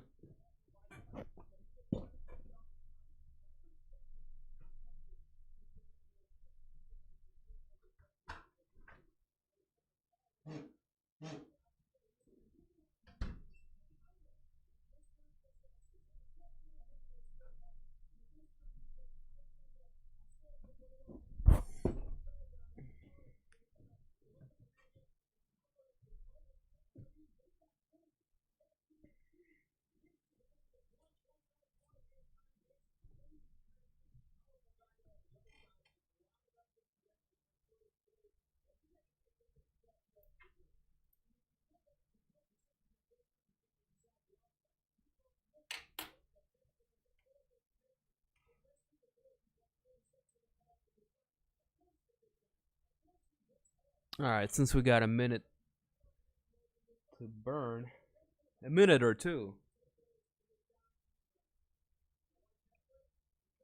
let's burn a bowl or two.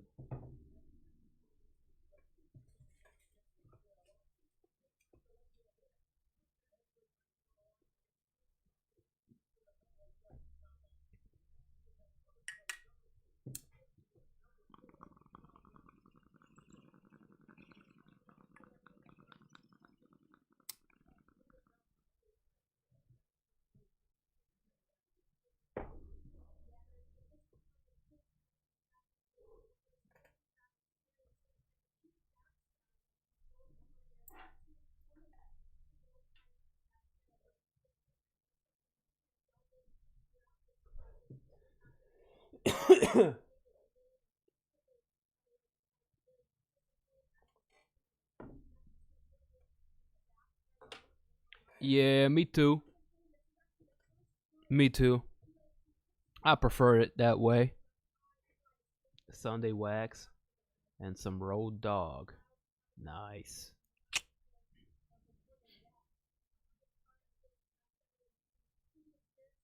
What's that road dog like?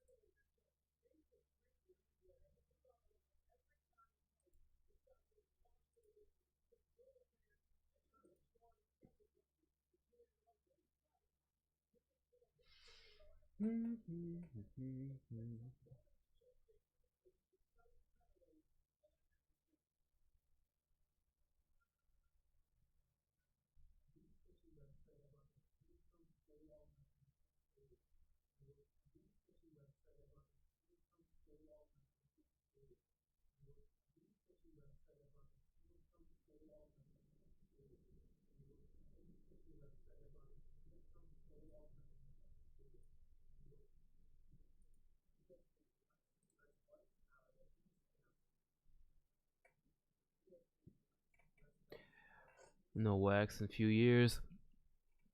Yeah, me neither. I haven't really just went out to look for it. Any concentrates, really.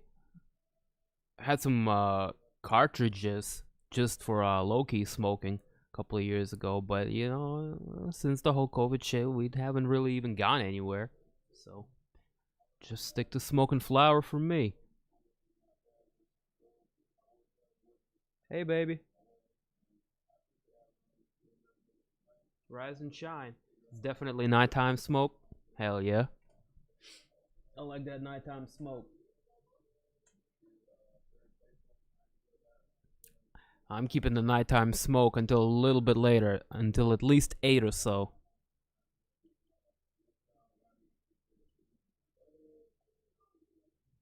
That's why I love Colorado. Hell yeah, bro. My friend lives up there too. Works at a dispensary. He loves it.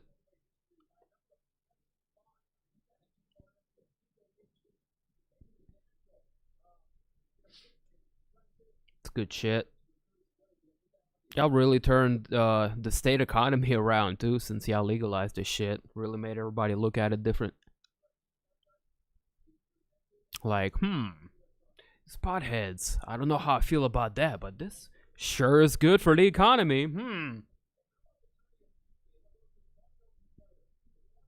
Baby, they had this guy come out getting ready to fight.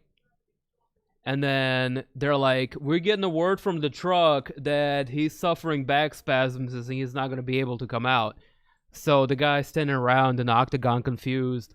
And they give the announcer a microphone. He's like, due to medical emergency, this fight has been canceled. And I'm like, what? This is the first time this kind of shit has happened. Where he make it to the octagon right there and then. His opponent was already waiting for him. I don't think I've ever seen that. No. In my almost 20 years of watching MMA, I don't think I've seen that. And I've seen quite a lot of ridiculous things.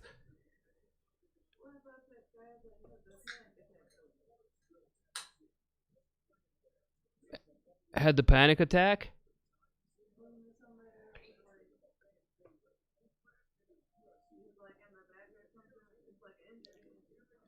Yeah, but it wasn't a case of where his opponent was already in the cage, like standing and waiting for him. It happened, like as the fight card already started, I think. And that kind of things has happened before. Like last minute, they just pulled out either like fucking nerves or bad weight cut or health issues or all kinds of stuff.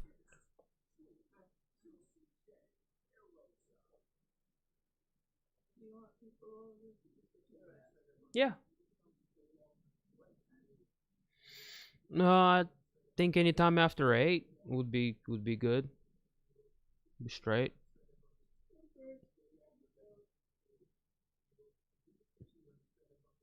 About an hour.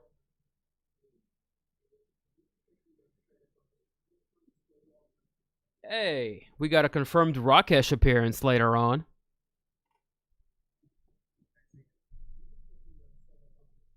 Homie Rakesh is going to be pulling up to the building. I'm in Chicago. They legalized weed here in 2020. Congratulations, sir. I am happy for y'all. I've been smoking since 2014. I've been smoking like since maybe 05.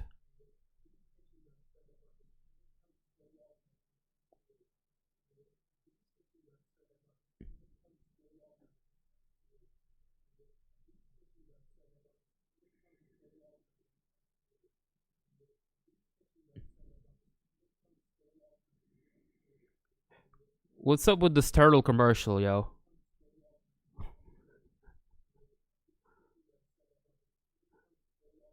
It's gotta be crack streams fucking around.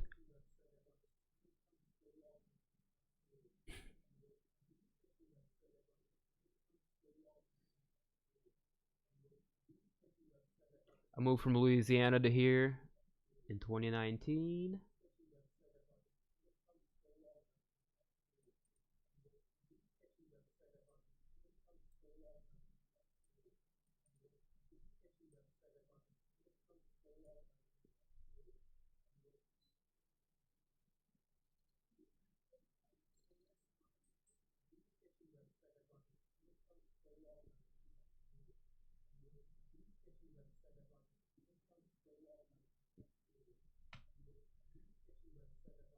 Poor dude left stranded.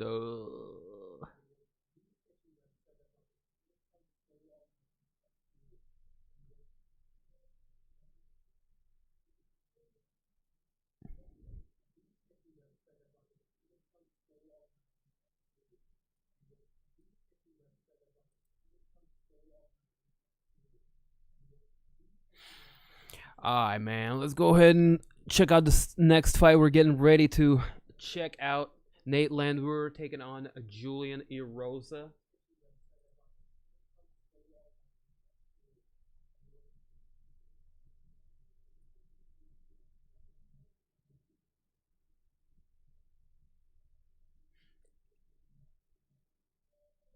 Nate the Train Landwehr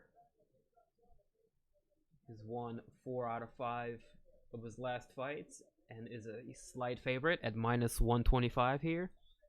He is fighting out of Clarksville, Tennessee, and represents SSF Submission Academy. His opponent, Juicy J Julian Erosa, is 2-3 in his last 5. He is a slight underdog, fighting out of Yakima, Washington, representing Yakima MMA Gym. He's going to have a 2-inch reach advantage and is going to be slightly taller than his opponent, Nate.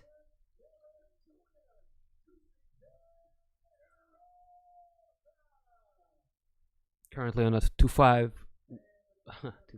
2-fight win streak is Juicy J with wins over Sean Woodson and AJ Bryant. Looking to make 3 in a row against Nate Landwehr.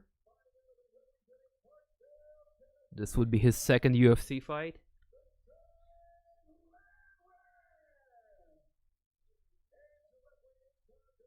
Landwehr coming off of an impressive win over Darren Elkins in his last one. Should be a competitive fight here. Let's get it. Hey. Here we go. Round 1. Fight! A crazy mullet man. Landwehr with the blue trunks. Erosa with the black.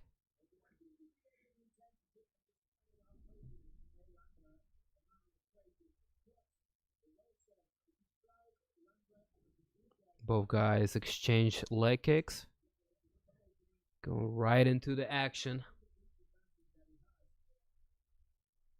is Nate the Train Landwehr.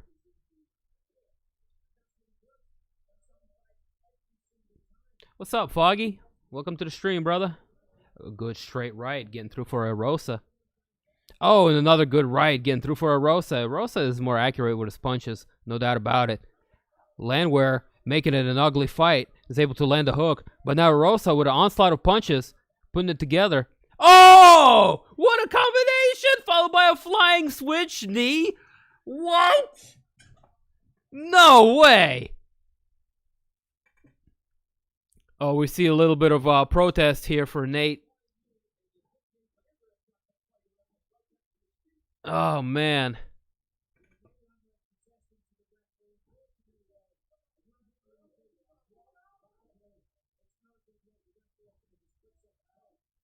Dang. Let's see the replay of that one real quick. Here comes the bong. Straight right, sets it off. Then they get a little bit crazy there. Nate landed a good right hook. It stumbled Erosa, but then Erosa just comes forward with a combination of punches and lands a thunderous flying knee, which puts Landwehr on his ass.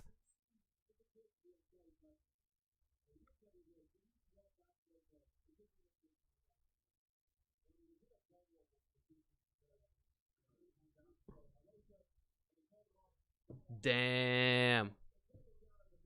Well, another quick one.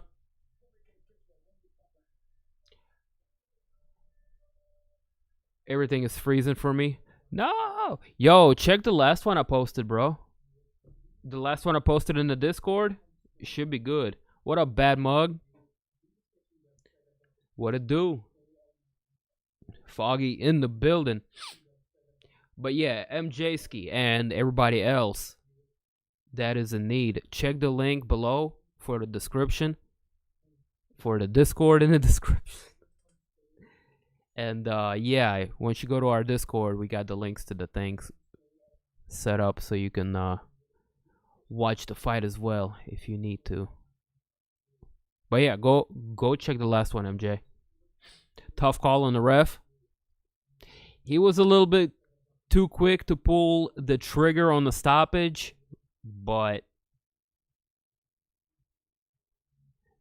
Nate is he's a knucklehead. Like, he's really tough, hard to knock out. I saw Herbert Burns, Gilbert's younger brother, put him to sleep, and dude woke right back up, stumbly legs and everything. He's like, yeah, I'm good to go, I'm good to fight. And he tried to fight the referee and shit.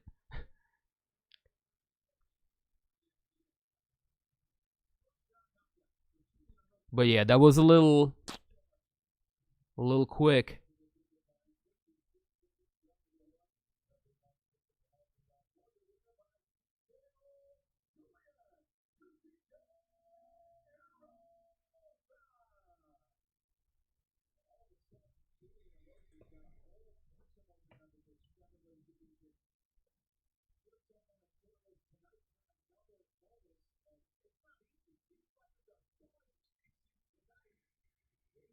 Lots of finishes tonight, man.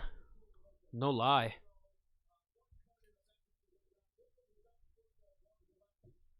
Is it working for you?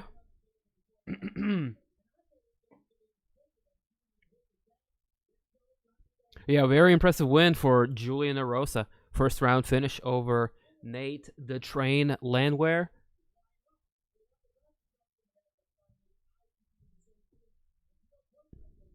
Hit him with a thunderous flying knee up against the fence line. Bomb.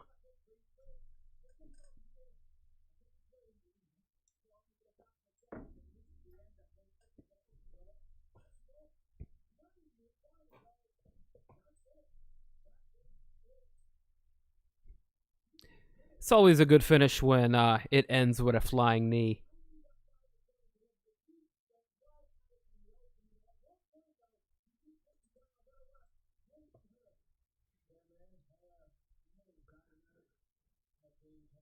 Biz being so happy with that flying knee, his eyeball almost popped out.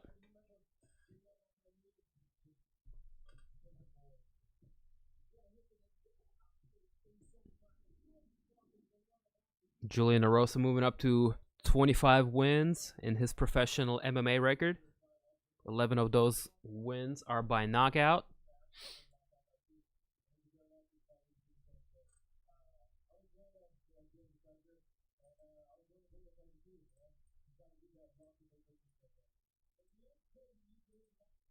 Looks like we'll be smoking another bowl to burn some time in between these fights.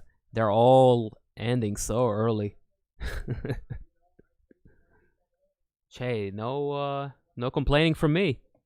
That's what I'm here for. That's what we're all here for.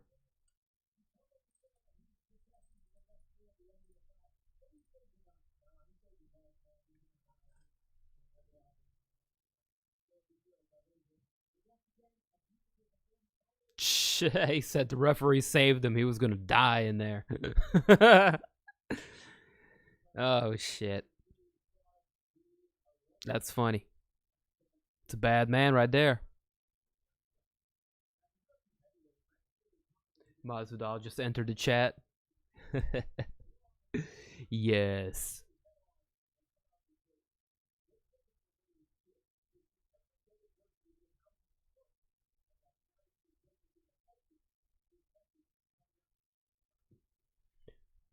So far, pretty good ass card, man. Look at this.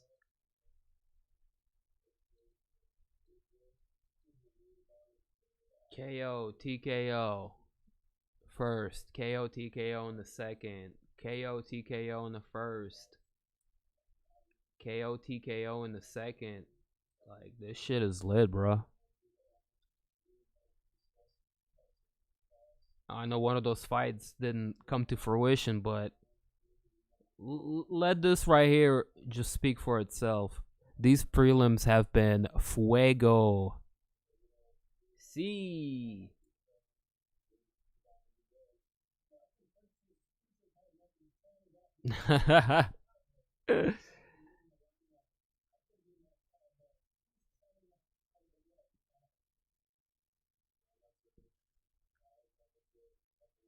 Word is bond. I heard he was the Golden Shower champion in Moscow Olympics of '92.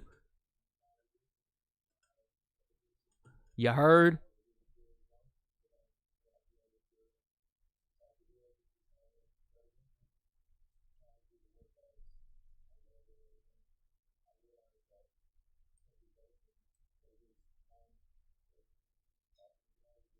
Still to come, Jared Gordon taking on Denny Chavez. Later on in the night, I think this would be our featured preliminary bout of the evening. Again, main card is kicking off at 8 o'clock Eastern Time, or Brooklyn Time as we call it. No sleep till... Bam, bam, bam. Okay. Dim, stop.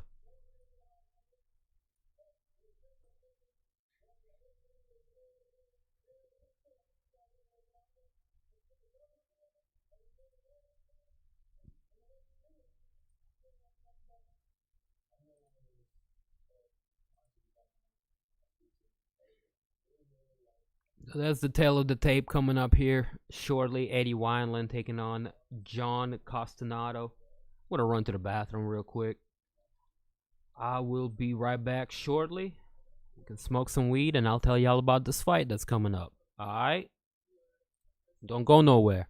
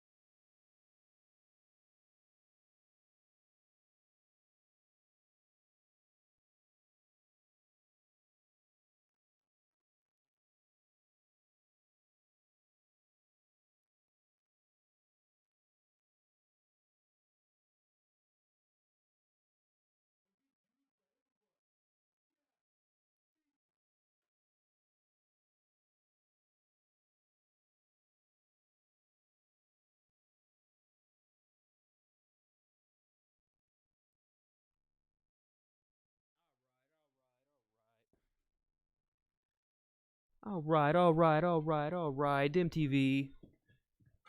In the place to be. 259 be stacked as fuck. Yeah. I forgot Curtis destroyed Jr. Yep, last year. I witnessed it live. In person.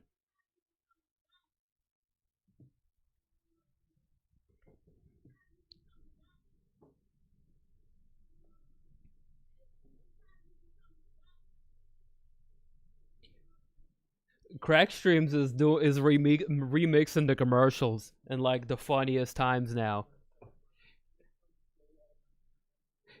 He puts this thing on the loop. Is like, this sketchy website I bought this turtle from stole all my info, and he just puts it on the loop.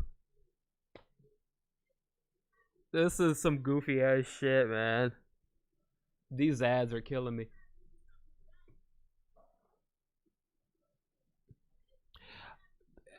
Because the guy that's streaming them is having fun with the commercials, and I actually don't mind it because commercials are just about as mindless and repetitive as what he's doing here. So,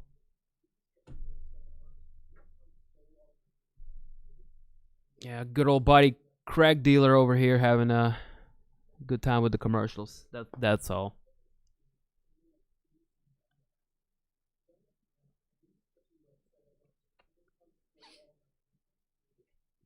Oh, you good? I understand.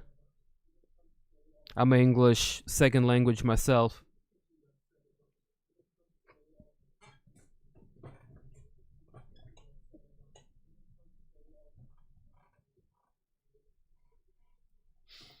Yeah, man. It's just the guy having a good time.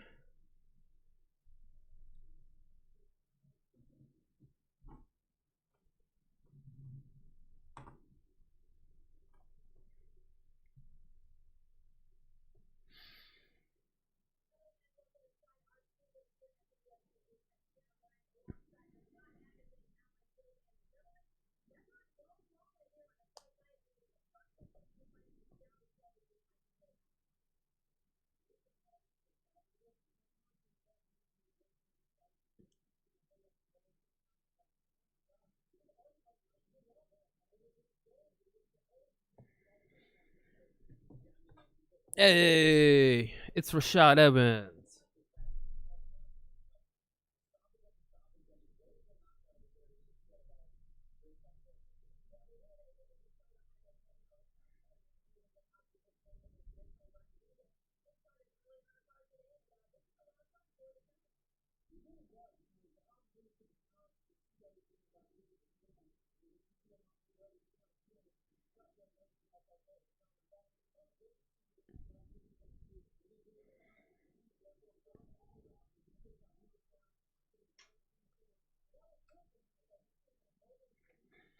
Checking out some of these highlights here. Tremendous.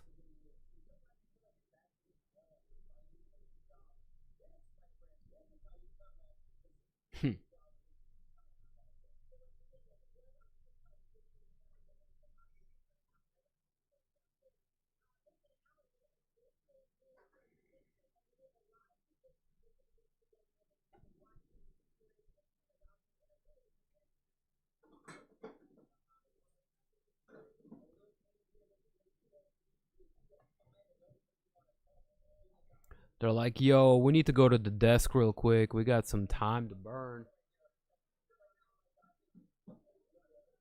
About few minutes. How y'all doing, man? Shout outs to the chat. Appreciate you guys for pulling up. Let me know in the chat what has been your favorite finish in the prelims so far. If y'all keeping up with this shit, I am. I think I like the Aiemann Zahabi one the best. But the Sergey Spivak, that was pretty badass too because it was bloody.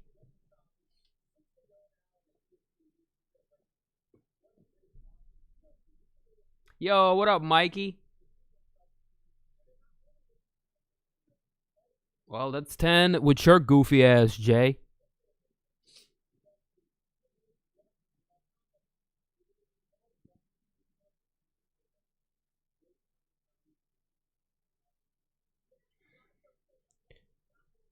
You know, I'd rather roll 9 deep with some true motherfuckers than Johnny come latelys like you, Jay.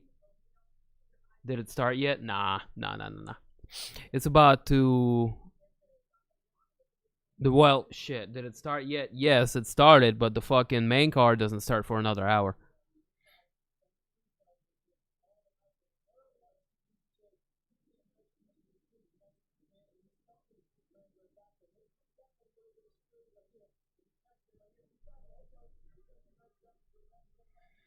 The prelims have been lit so far. Check this shit out.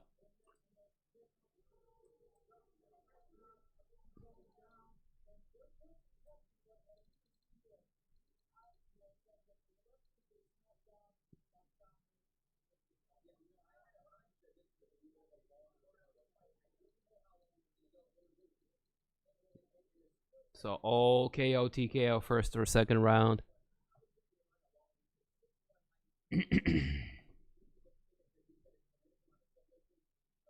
What's up, buddy? How you doing?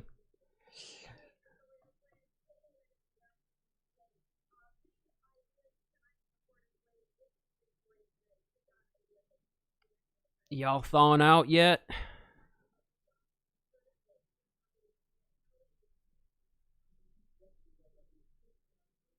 Over around your part?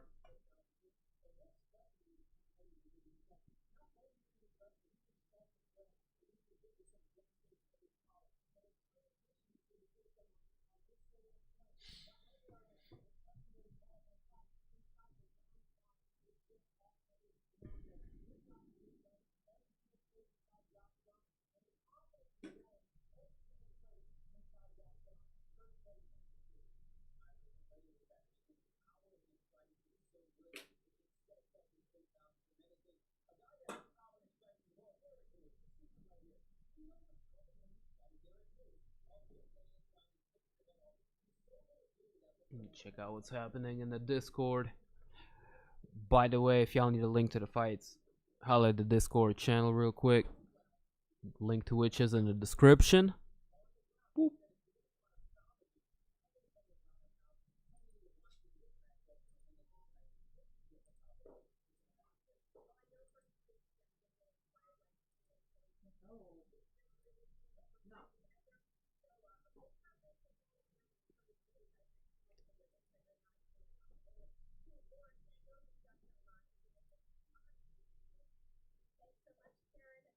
It's 27 here.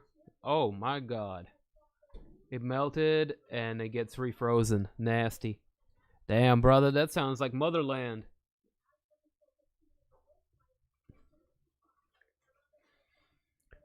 Well, yeah, hopefully, man, y'all stay safe, y'all stay warm, and the lights stay on. Me, I'm glad to be back this week. Unfortunately, unable to stream last week due to the circumstances. We missed a pretty solid performance from Kamaru Usman over tough Gilbert Burns.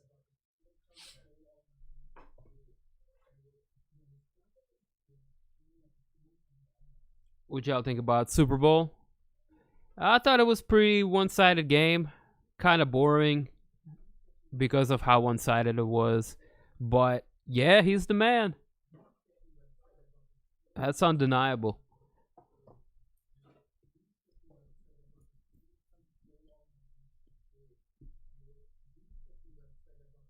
Other than that, we just kind of got together, smoked a little bit, had some food. It was a good time.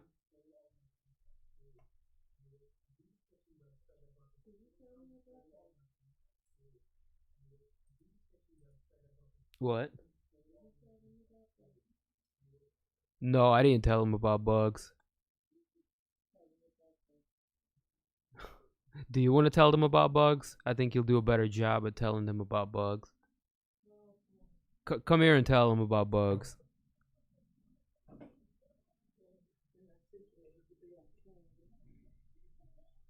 Oh, you look fine. Okay, cat break. Tell them what happened with our cat when it ice stormed over here. Okay, so before the ice storm started, I let Bugs out before it was like freezing over and all that good stuff. He got scared because everything was falling from the trees, and he disappeared for 24 hours. Bugs is our cat. Bugs is the cat. He disappeared.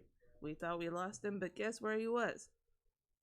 Downstairs in the neighbor's apartment. He got scared and he wouldn't leave her apartment until everything was like not falling from the trees. So apparently she tried to get him out of her apartment. Day and a half. He was gone for a day and a half. She tried to get him out of her apartment and he yelled at her. So she just gave him a little box to sleep in. And now he's back and he sleeps in a little box now, and he's a little bit afraid of outside now. Cat PTSD. So that's the saga of Bugs. That's what happened with that cat. Bring him here.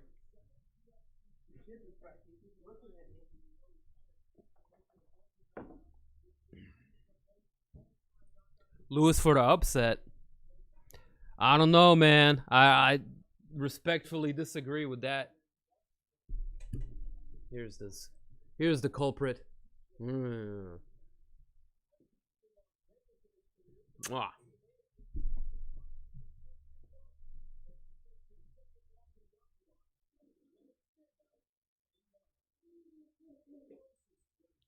CTSD. Facts.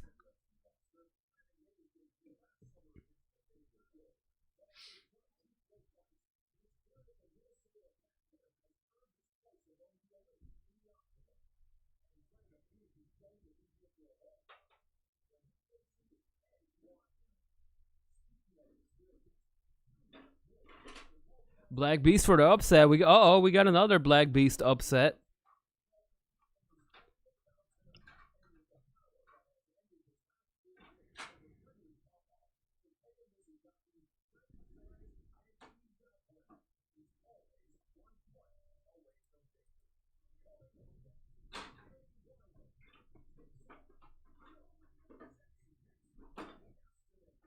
Castaneda, the sexy Mexi.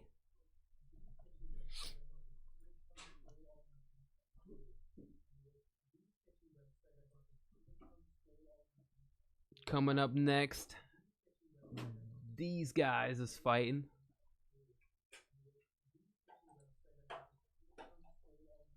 Eddie Wineland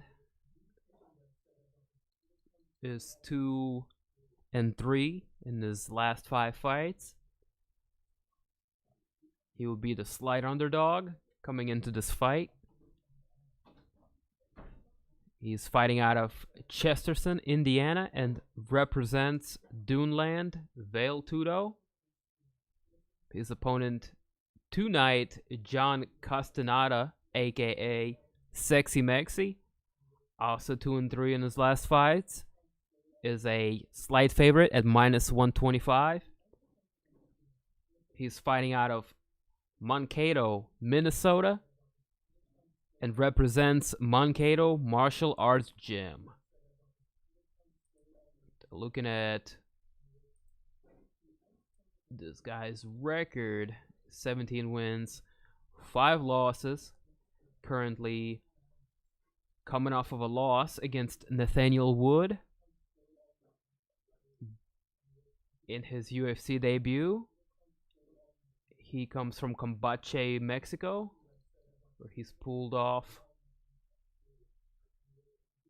wins over Marcelo Rojo, Mark Gomez Sariol, and Kevin Moriara. He tried out for UFC back in 2017, Contender Series win. Picked up a win over Chaden Leahola, but was ultimately unable to impress the president man, and he didn't get a contract. Went on to fight in Campeche some more. So he's back in UFC.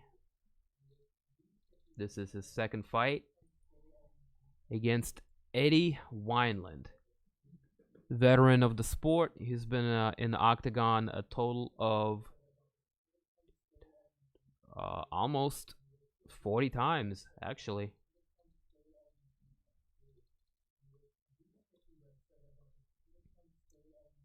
currently coming off of a loss to Sean O'Malley. Prior to that, had some good wins, stoppages over Grigory Popov, Takeo Mizugaki, Frankie Saenz, and many others. This dude has fought who's who of the weight class in Alejandro Perez, John Dodson, O'Malley, Caraway, Henan Barao, and many, many more.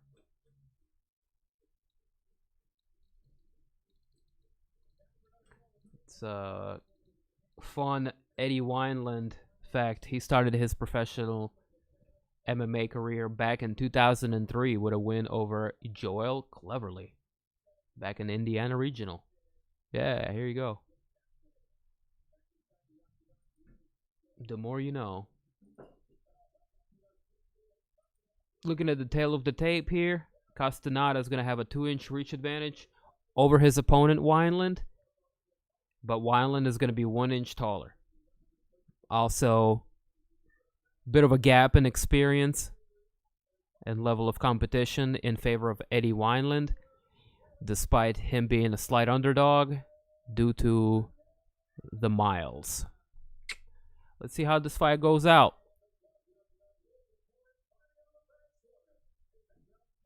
I got Blaydes with snooze fest decision. Yo, that was my call to the T.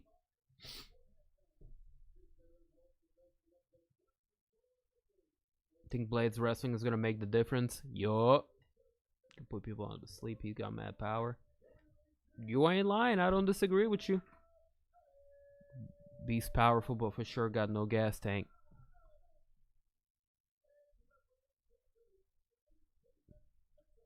Jason Herzog, the referee, about to make it official.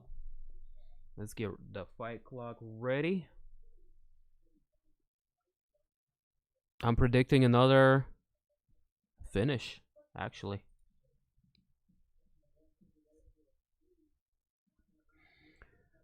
Got white or gray trunks for Wineland, black trunks for Castaneda. Kicking things off with a series of teeps and oblique kicks. Wide bladed stance with his hands down for Wineland. Castaneda, a little bit more traditional boxing stance. He's fighting in southpaw. One thing to note. Castaneda switching stances here. Going right back to southpaw. Think he's a lefty, needless to say. Wineland being very dynamic in here, looking for a straight cross, or a right cross rather, looking to put a combination together, going downstairs to the body. Oh, good combination. Wineland putting it together, connecting with a right. Castaneda answers with a left cross of his own.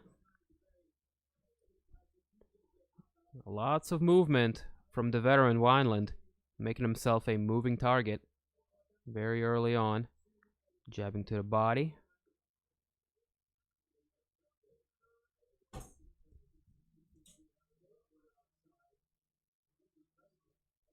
Oh, good right hand gets through for Wineland. Kind of a grazing blow.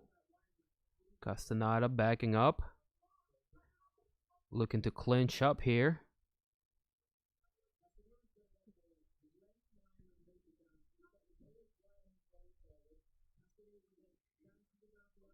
So far, 2 minutes into the fight. Wineland showing a lot of dynamic movement and is able to kind of outwork his opponent by constantly walking him down, putting forth the pressure. Nothing too crazy has landed yet, but Wineland is definitely outworking Castaneda.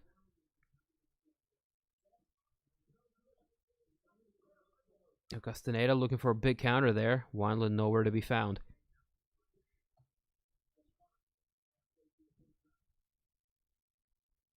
It's just interesting considering Castaneda has a bit of a reach advantage. It actually looks as if Wineland is the more rangier fighter. He's just really loose, good movement. Castaneda is more compact, you know, displaying a traditional shell defense. Keeping short with his punches. Some good exchanges. Wineland able to land some good shots in the exchanges here. Let's check out what's happening with the fight stats real quick here. I'm curious to see. Castaneda appears to be outlaning his opponent, but I don't quite agree with that fight stat. A Wineland catches a kick, sending Castaneda to his butt. Oh, Wineland looking to land a big shot. Castaneda able to avoid it. Pops right back up to his feet. 1 minute left to go. Good head movement from the veteran.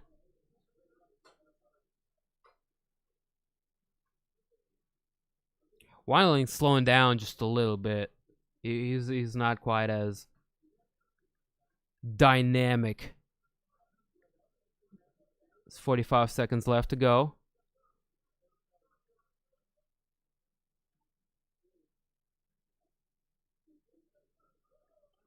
And Wineland really starting to walk Castaneda down. Looking to secure the round. Castaneda keeping him at bay. Straight punches and teeps.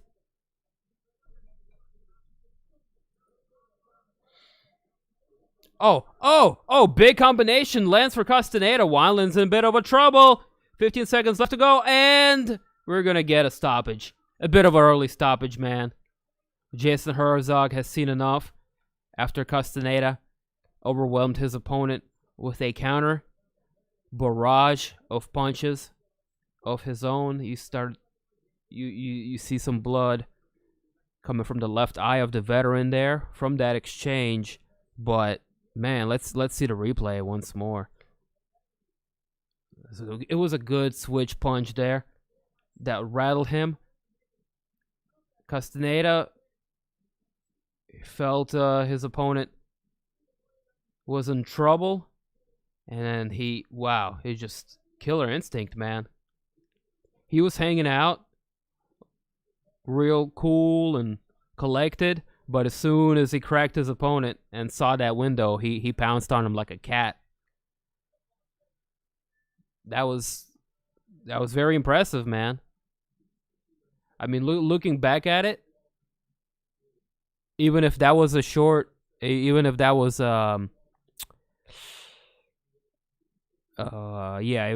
a premature stoppage, Wineland would have gotten out of that. I don't think.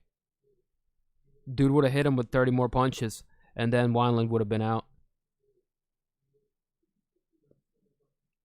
But initially looking at that, it looked early.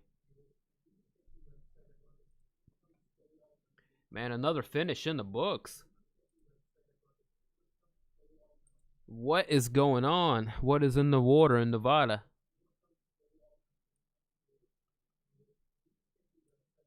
That's 5 back-to-back-to-back finishes for this prelims card.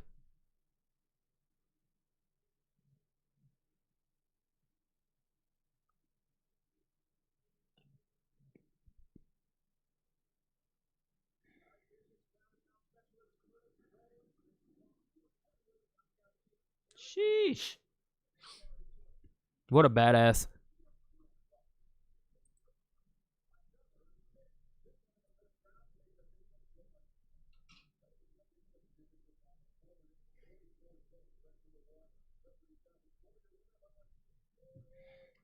Yeah, man. Hit your boy with a like and a sub if you haven't already.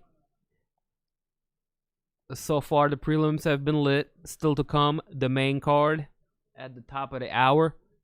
About 45 minutes from now. Still got one more preliminary fight to go.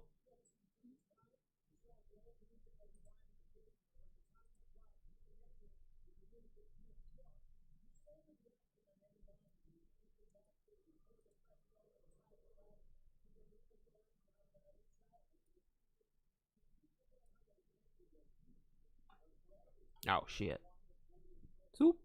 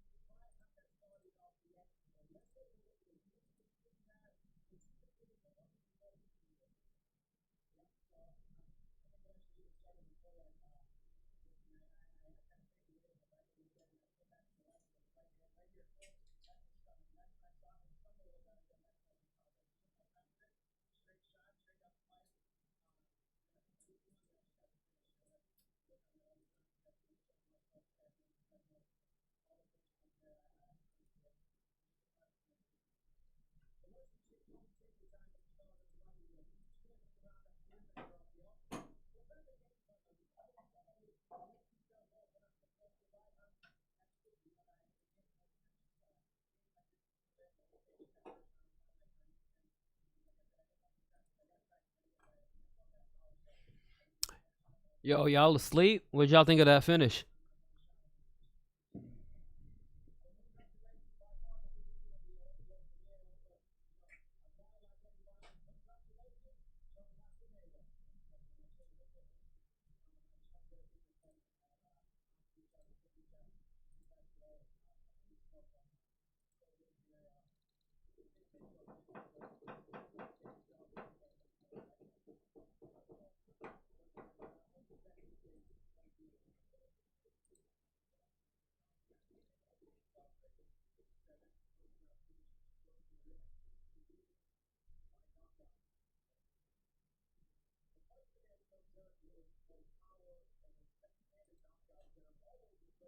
All right, I'm gonna run to the bathroom before this next fight.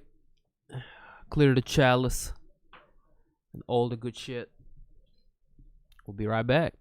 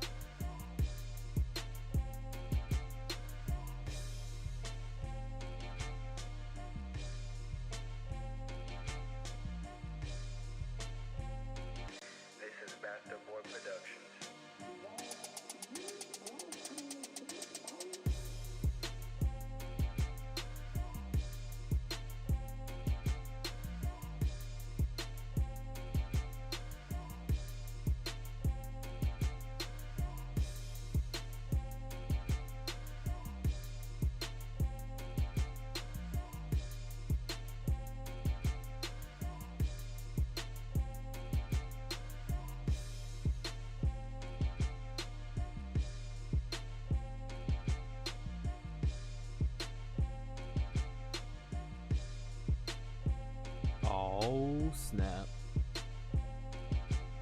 Look who it is. Your boy is back. Oh shit.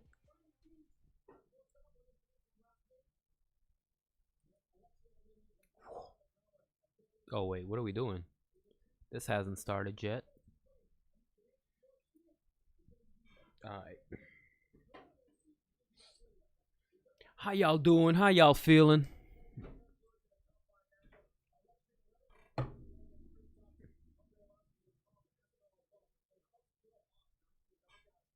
Smoke a little bit of something. We got some tacos on the way. I can't wait.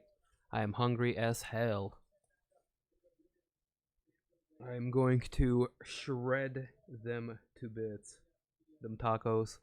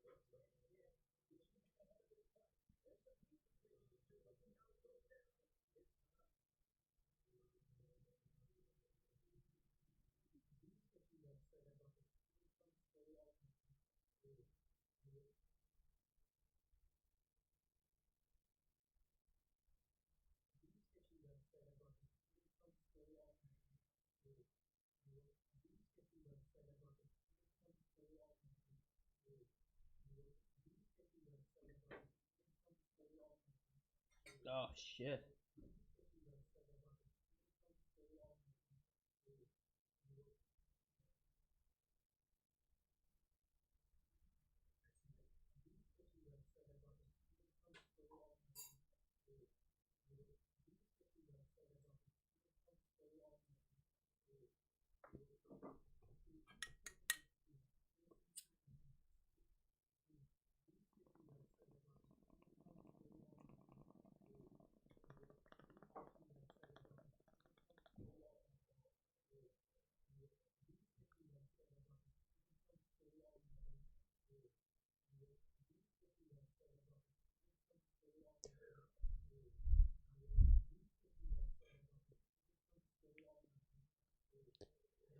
This dude. What?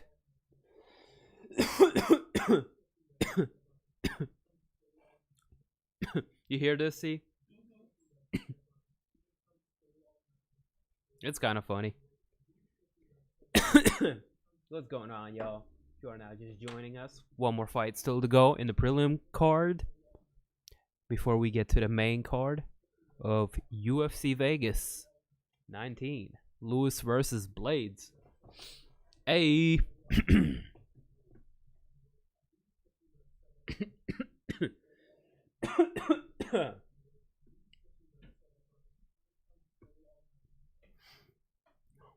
If y'all need a link to watch the fights, holla at your boys Discord channel down below in the description.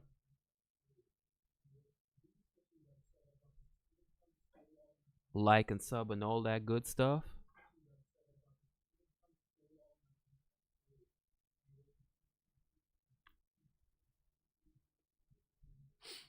Danny Chavez, Jared Gordon, still to come.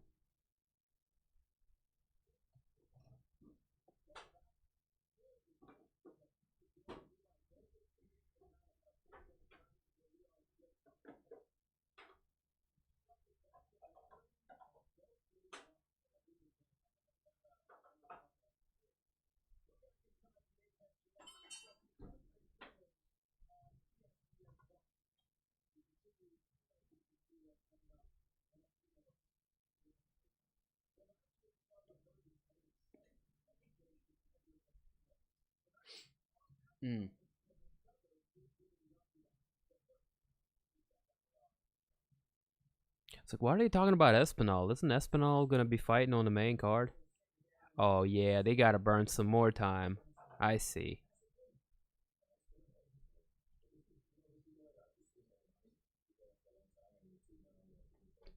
Aspinall will be fighting Andrei Arlovski later on in the evening.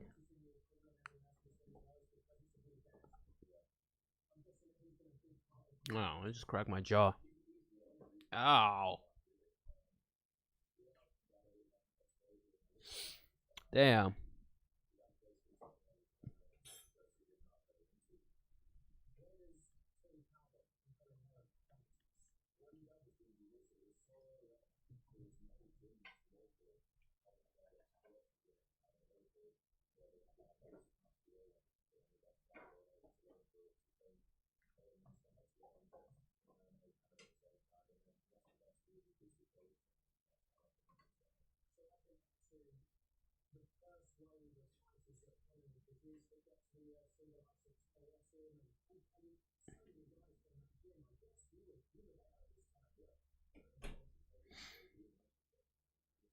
Alright, well, I don't care too much about Aspinall. No offense. So let's talk about this next fight coming up. Jared Gordon, Danny Chavez.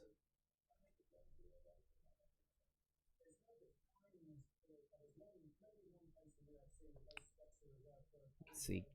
The Flash, Jared Gordon, 16 wins, 4 defeats on his record. He is 2 out of 3 in his last 5. He is a slight underdog, fighting out of Queens, New York, representing Sanford MMA and Renzo Gracie Academy. His opponent today, Danny the Colombian Warrior Chavez, is 4 out of 5 in his last. A minus 135 slight favorite, fighting out of Miami, Florida. He represents MMA Masters Gym. Currently on a 4-fight winning streak.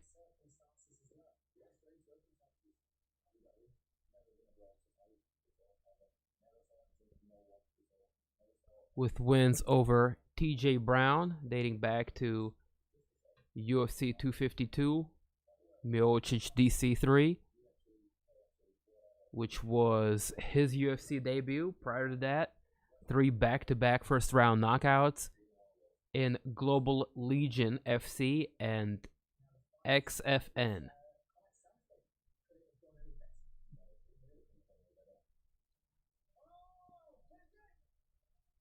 Pretty explosive.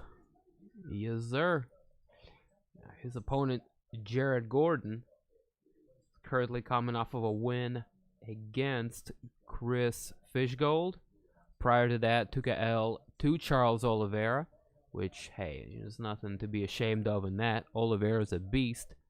And prior to that, having a unanimous decision over Dan Moray. Kind of been up and down, but he's fought some really tough competition. I think this is good matchmaking. And it should be a banger. Should be a banger.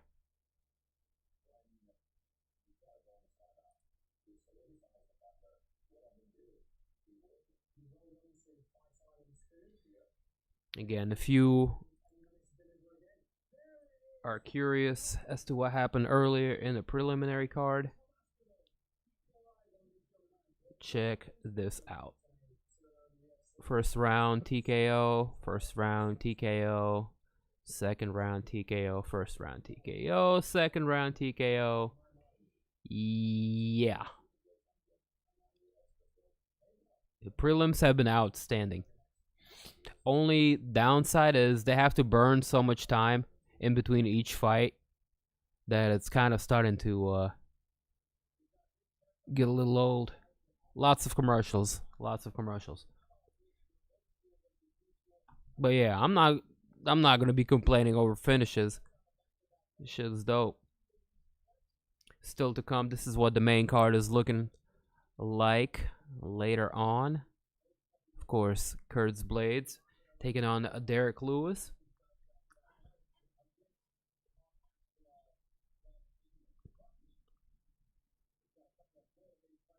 If y'all predicting the Derrick Lewis upset, man, the odds are pretty solid. Get in on that. The Black Beast at plus 330 right now. Our co-main event, Ketlen Vieira and Yana Kunitskaya. Some other good fights on there as well. I'm curious to see Aleksei Oleinik and, of course, Andrei Arlovski. You already know.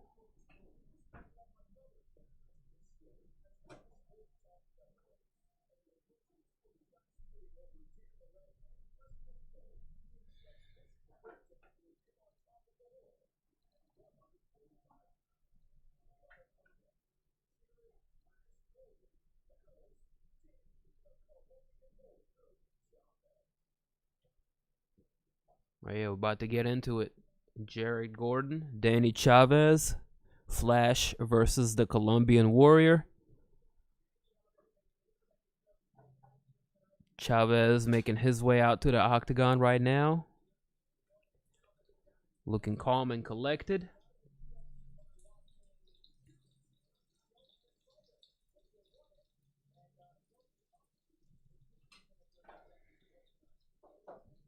Coming out to Mob Deep. Shit's about to be deep.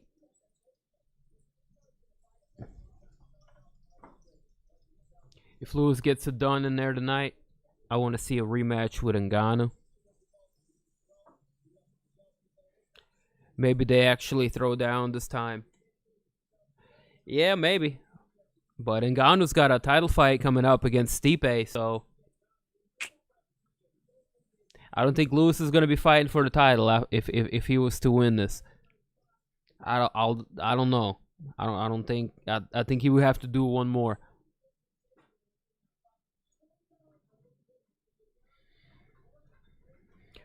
Pretty easy stats on this guy. 4-fight win streak, 3 wins by knockout. Brazilian Jiu-Jitsu black belt. Danny Chavez.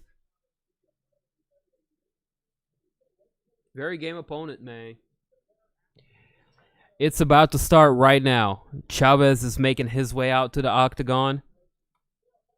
His opponent, Gordon, coming out next.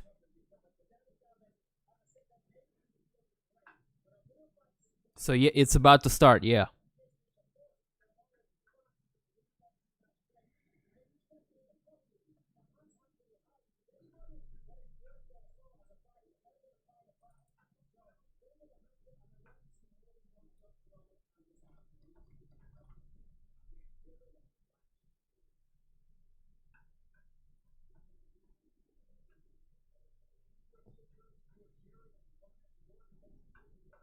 Gordon wasting no time getting to the octagon. He looks all business. Look at him. Walking rather briskly. Both of these guys from New York. It's a fight for New York. Def Jam Vendetta 2. I'm getting a cotton mouth. Yeesh.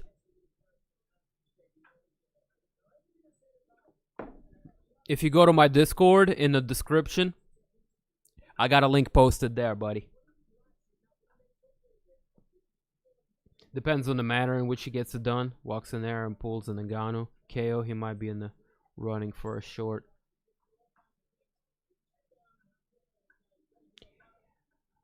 True. That is true. I don't think he's going to knock him out, though. Blaydes is A, tough guy to put his hands on. B, has a pretty solid chin. C, got hands of his own. And he's going to be a lot bigger than Darrick, too. He's going to have a massive reach advantage.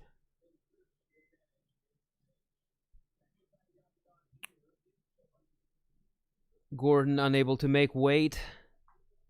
Unfortunately, I'm going to have to give up a portion of his purse.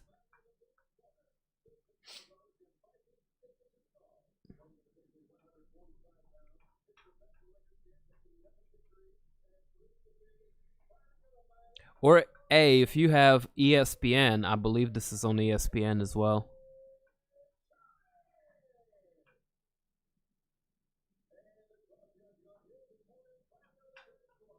Ngannou put him down twice with blows. Yeah, he did. He did. Assuming Francis gets the title off of Stipe. Even if Blaydes win this fight, I don't think they're going to match them up. Unfortunately for Kurtz. Oh, Herb Dean in the building.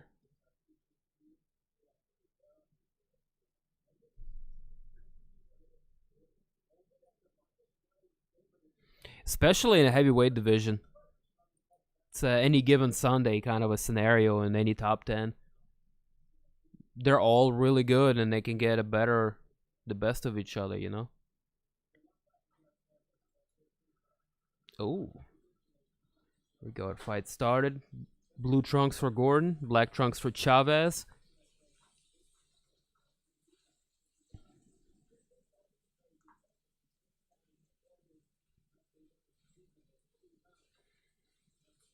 Both guys loading up. This serious.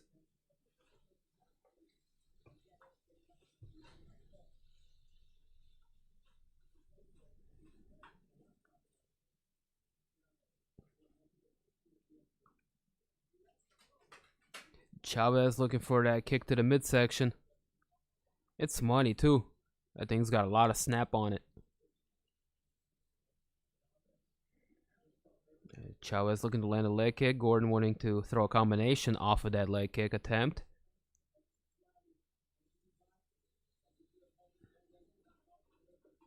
Oh, big right. Chavez.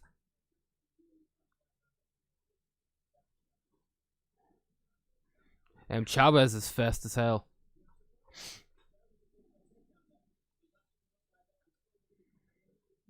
Good leg kick lands for Chavez. Gordon hasn't really been able to find home for any strike yet, good as he lands a good leg kick.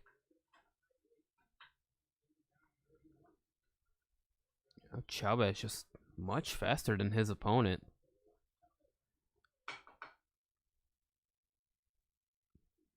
Some swelling around the nose of Flash Gordon. Starting the show.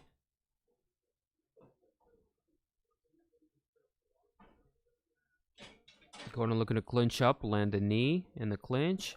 Going downstairs with the leg kick again. Chavez answers with a 3-4.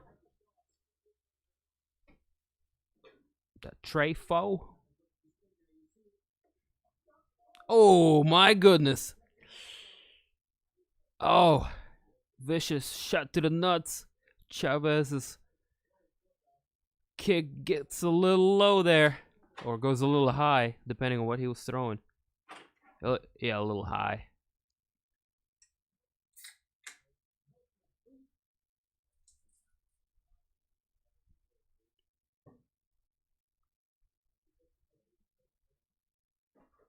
Ngannou wants that decision loss back from Lewis, though. Yeah, possibly. And again, lots of things have to kind of line up for both of them. Assuming Derrick can get past Curtis Blaydes and Francis can get past Stipe, both of which I don't think are likely.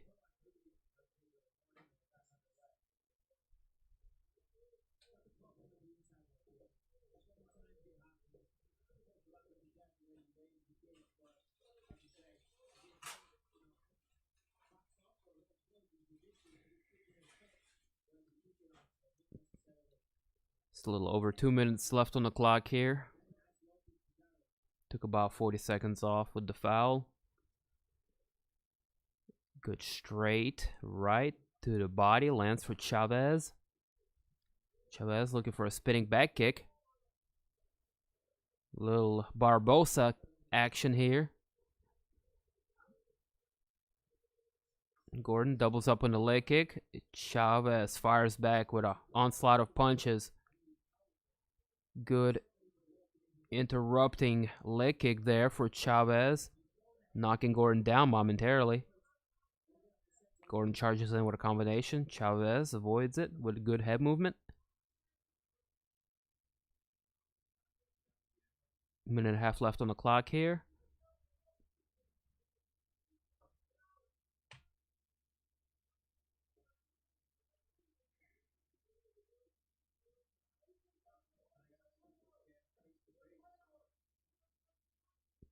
Both guys in the pocket. That's good head movement from Chavez. He's avoiding a lot. Gordon throws a high kick. Chavez blocks it. 1 minute left to go. Chavez throws a leg kick and then checks one. Chavez, nice head movement. Just getting it right out the way of that cross of Gordon. Possible, yes, not likely. Although Ngannou does have a better chance at beating Stipe this time around because of age and miles.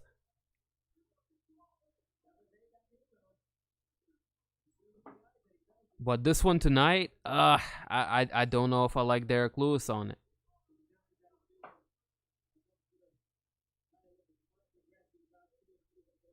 There's a big difference when it comes to these small heavyweights and the real heavyweights. Blaydes is the real heavyweight, dude.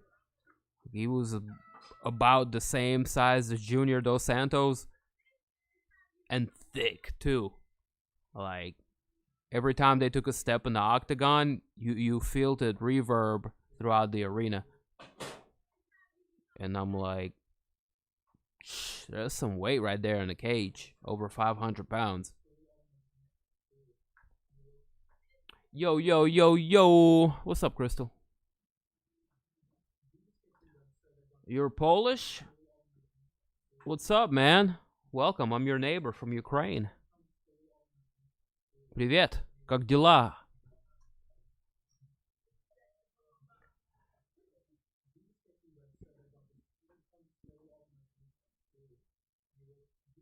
What's up, Crystal? Are you guys coming?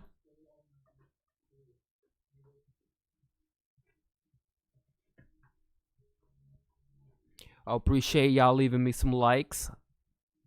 You guys are bad to the bone. We're about to get into round number dos between Danny Chavez and Flash Gordon.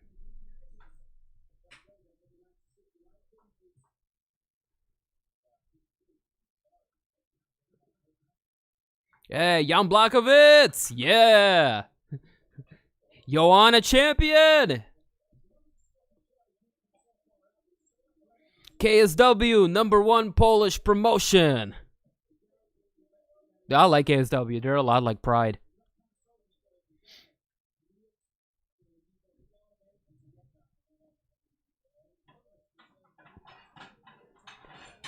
A change of strategy here for Gordon, who tried to close distance and try to get the fight down to the ground.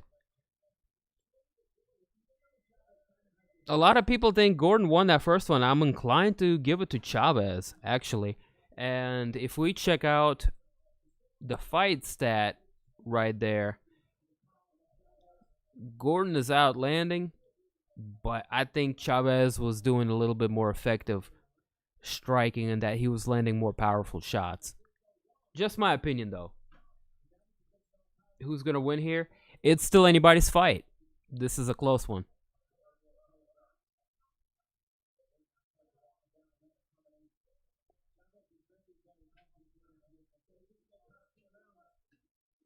Oh, Gordon looking for a takedown once more, and he gets it. Good work from Jared Gordon. Gordon is going to win this round if Chavez is unable to get back up to his feet or show us something from the back.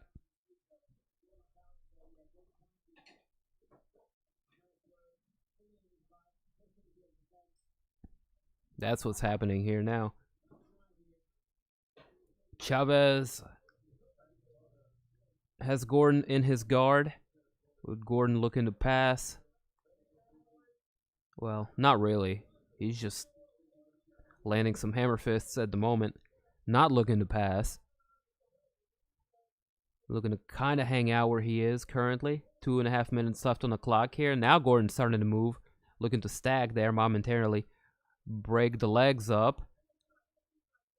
And now he's moving.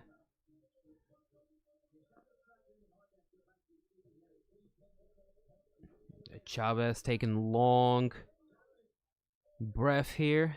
His mouth is open. He's starting to look a little bit winded.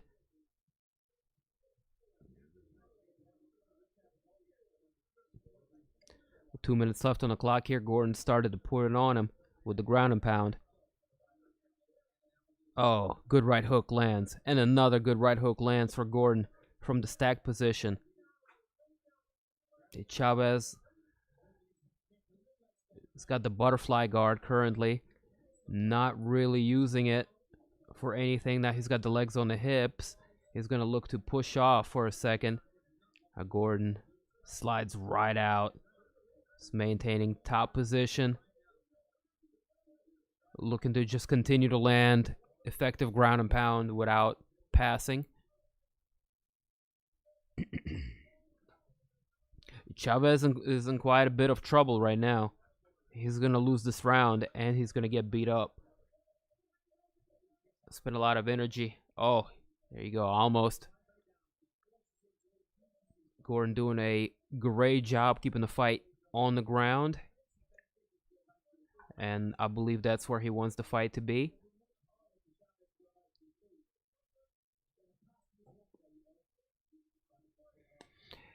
To answer your question, AA, I think this is going to be... I'm going to call you AD. AD? Hey, the way it's looking right now, Gordon. Jared Gordon is doing his thing.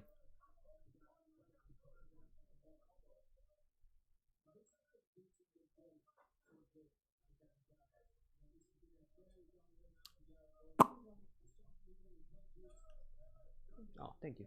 Put it on the table. Thanks, babe.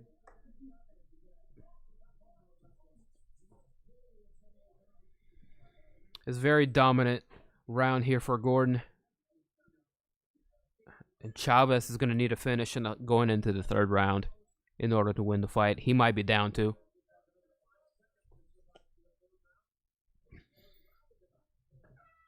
Oh, shit. One more round and I get to eat these bad motherfuckers here. Ooh, shit.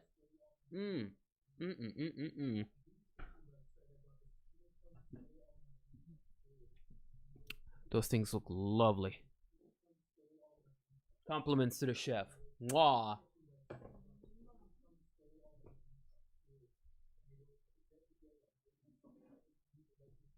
Heat Lakers tonight. We got Celtics Pelicans tomorrow.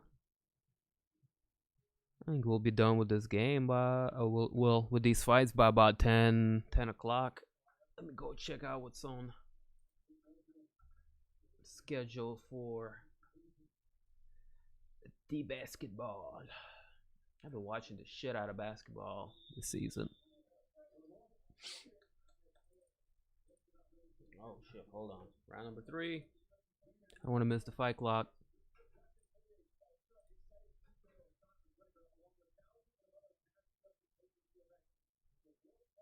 Oh shit, Warriors are playing Hornets.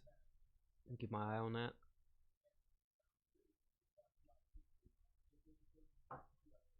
Alright, here we go. Round number 3. Let's get it.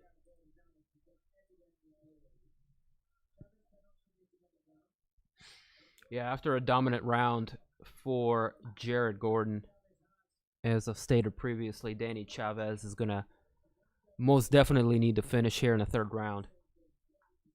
Yeah, he's losing.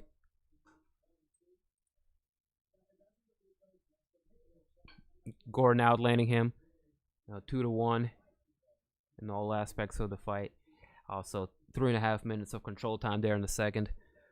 Really put things in the favor of Jared Gordon here. And Chavez is looking quite slowed and flat-footed. About 4 minutes left on the clock here. Chavez is trying really swing and a miss on some big punches.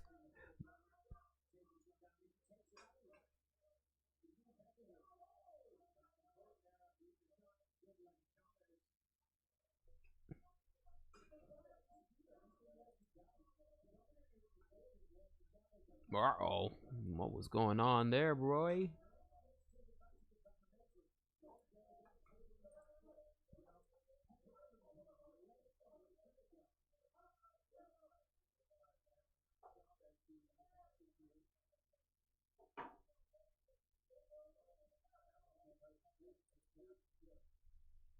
I felt like my, Hey, is the stream okay?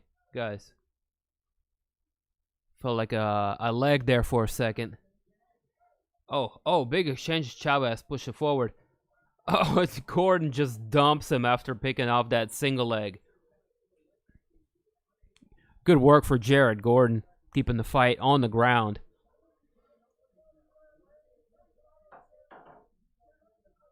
Thanks, Pip. I appreciate it, man. This is true international flavor here. I'm a Ukrainian guy talking to a Polish guy. I'm living in America, and I'm eating Mexican food.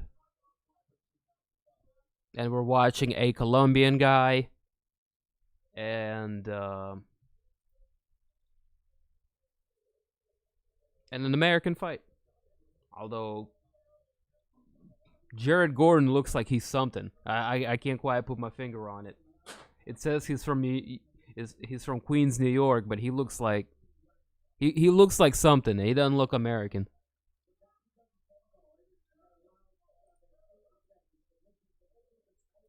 Hey, welcome back. MJ back in the building. Dude, you missed some more knockouts. This prelims have been fire.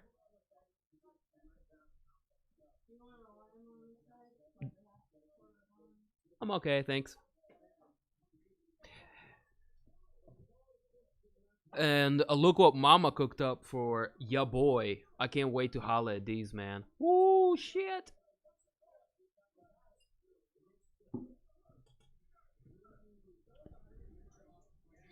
Gordon on his way to secure a pretty one-sided win over Danny Chavez. Competitive first round, but Gordon really taking over the fight here in the second.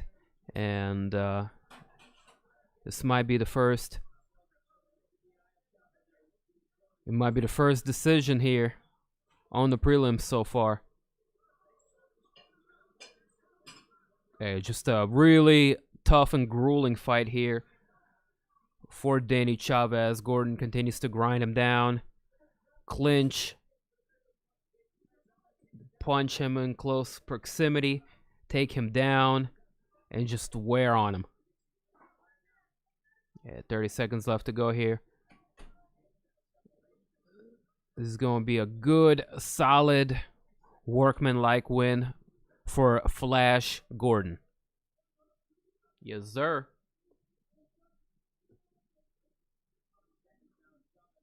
Rakesh is getting himself together. Yes. Indian tacos, bro. You ain't living. What are Indian tacos? My curiosity is piqued now. Hot sauce all over my shit. I'm gonna get a little sriracha, maybe.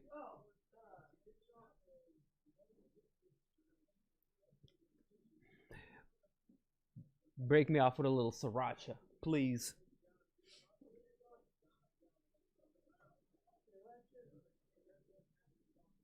Sriracha. I don't want hot sauce. No, that's sriracha. I'm not gonna douse my shit with it either.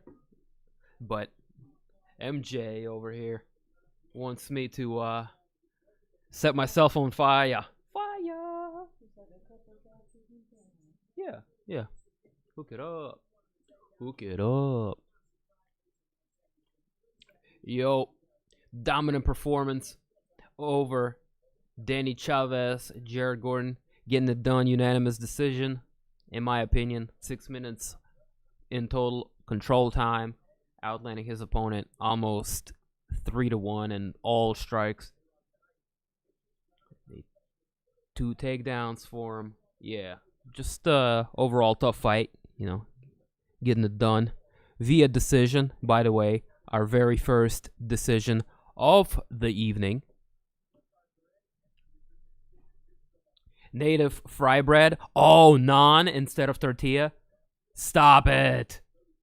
That sounds... Hold on, let me move that so we can talk face to face. Yo, Jason, that shit sounds fucking dank as fuck. Delectable. Wow, I would like to try some Indian tacos.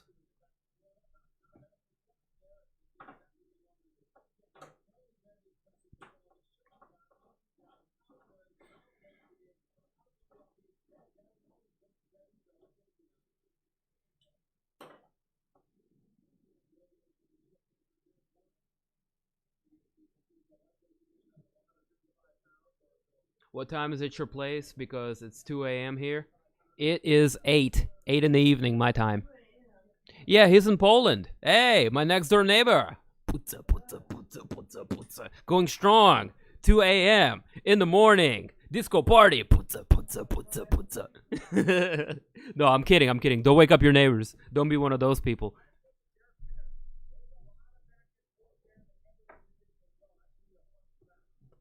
Putza, putza, putza, putza, putza, putza, putza, putza. Polish power, putza, putza, putza. It's 8 o'clock, yes sir. 8 p.m. Brooklyn time. Although I'm not in Brooklyn.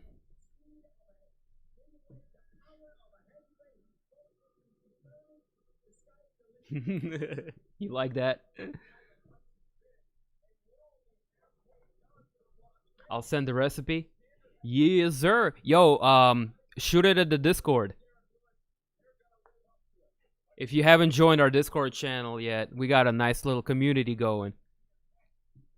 Lots of lulls, lots of MMA hijinks. We post pictures of all kinds of stuff. Goof off. Keep each other company on non-MMA days, so to speak. But yeah, check it out. Description below. That is where you can find our Discord link. Also, in that Discord, I post the link to the fights. Like after the fights are over, I'll put up highlights, and then I'll put up links so y'all can watch it live as well, man. I mean, I'm down for you, so ride with me. Your enemy's my enemy, like Tupac's once said. Gotcha, bro. Yup, appreciate it. My man. Because I like naan. I like naan. I think naan is pretty tasty. It reminds me of pita bread. I'm a fan of the pita. We a chill little community. For show. For show. Alright. Let me queue up what's coming up next here. Our next fight should be Andrei Arlovski versus Tom Aspinall, if I recall correctly. So let me put that up here, and I'm going to holla at these tacos. Yeah. All right.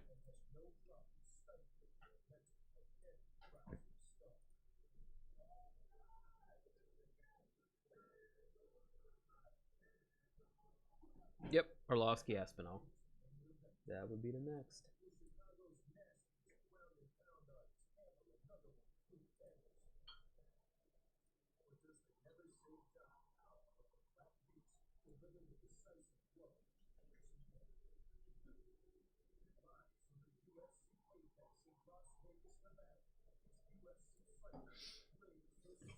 Alright, sweet.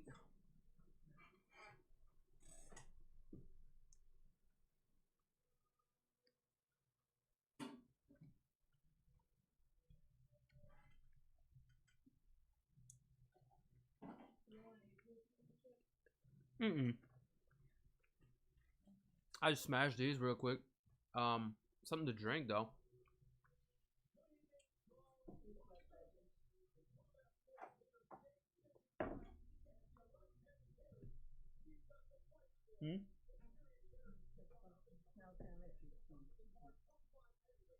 Not ready yet. Need some pineapple. Thanks.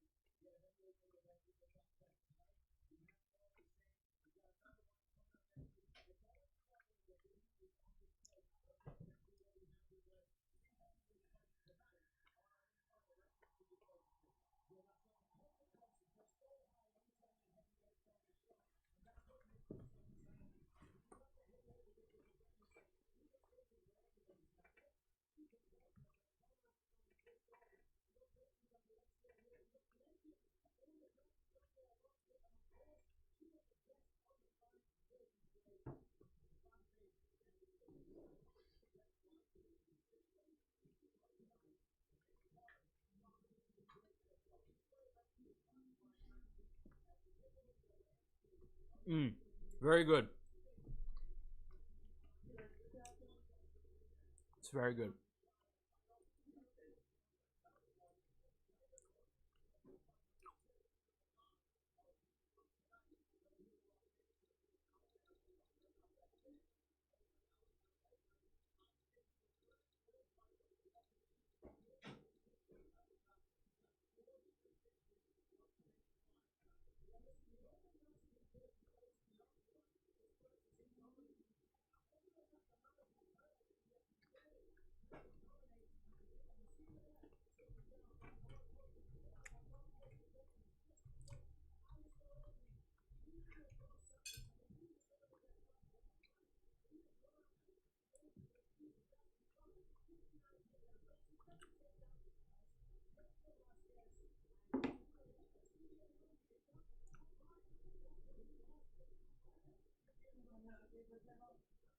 No, I'm straight.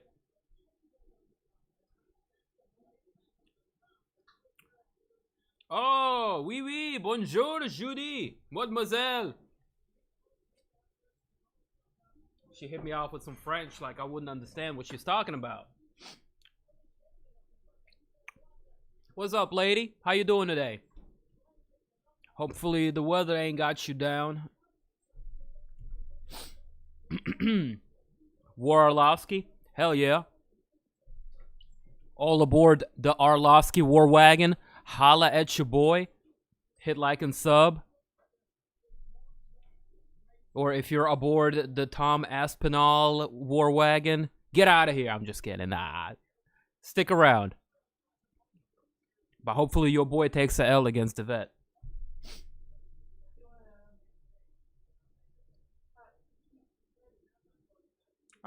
No, I'm okay. Thanks for asking, though.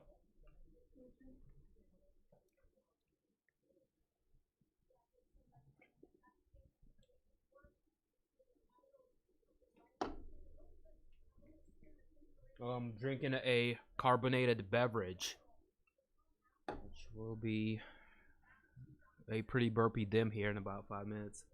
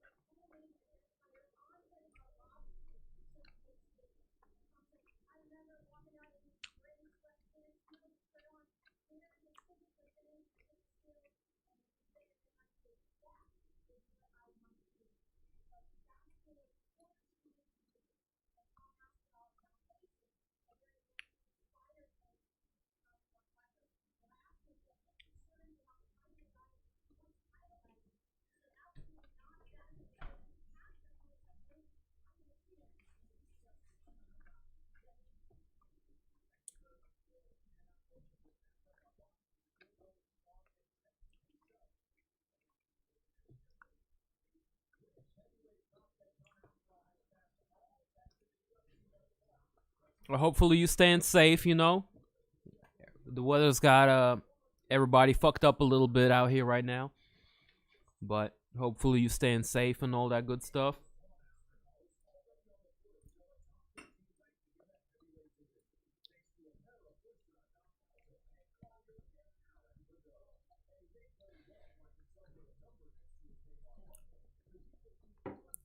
In case you guys missed, the prelims have been on fire with all of these finishes. Just take a look at that real quick here. Aiemann Zahabi and Drako Rodriguez. Whoo! That was amazing. Oh yeah, a bunch of good fights. So we've been kicking, smoking a little bit. CC just made me some tacos. Tom Aspinall is about to fight Andrei Arlovski. The main card is kicking off. I'm rocking over here. You guys rocking over here with me. I'm rocking here with you. Appreciate your viewership and your company, of course, as always. Our boy Rakesh is on the way, fixing to make an appearance at some point of the evening. And yeah, I'll take a couple more bites of this taco and get ready to see what's up with these fights.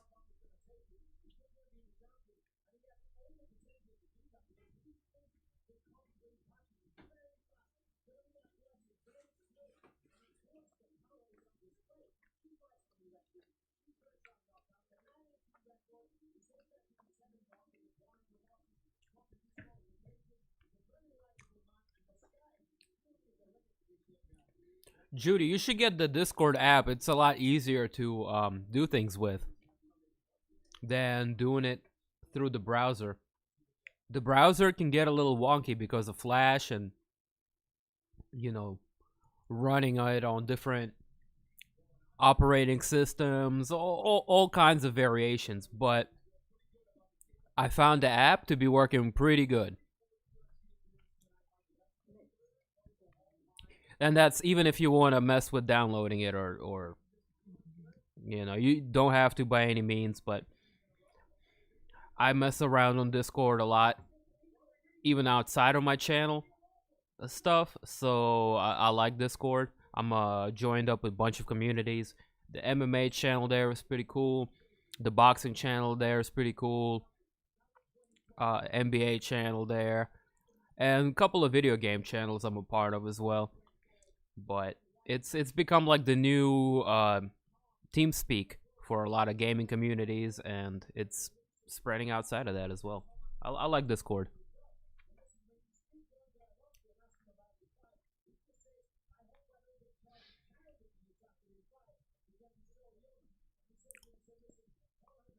She doing good. She made me these delicious tacos. Here, I don't want to show my half-eaten ones. Can I show your plate real quick?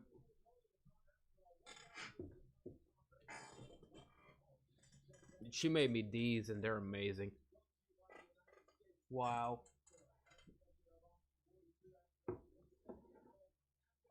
She's doing okay. She was a little pissed off because people, and tired because we got this Beat Saber game in the VR. And she underestimated it a little bit, and it kicked her butt. So she's pretty sore. You'll be okay though.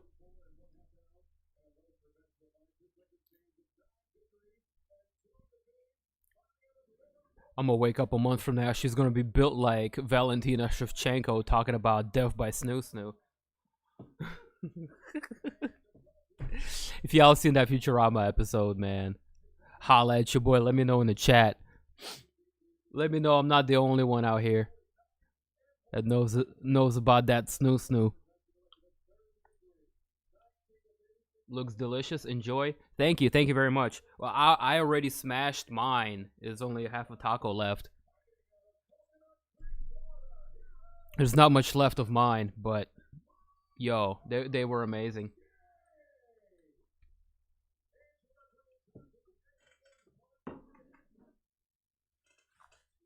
All right, man. This fight's about to go down. Heavyweight action. Veteran versus new blood.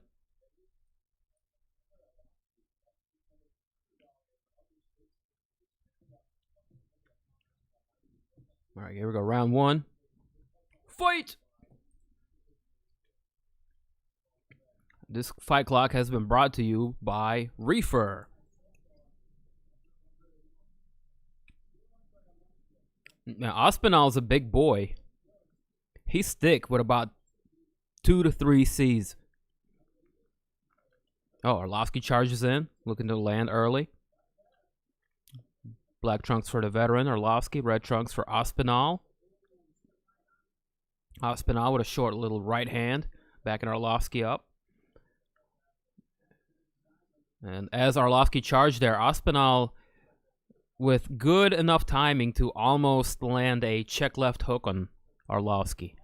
Arlovski is getting a little too crazy with his punches. I think he's going for broke. A little bit of a desperation tactic here for Arlovski. But Aspinall staying very composed, is very light on his feet. 1 minute into the fight so far, as we approach the 4-minute mark. Aspinall looking to establish that jab.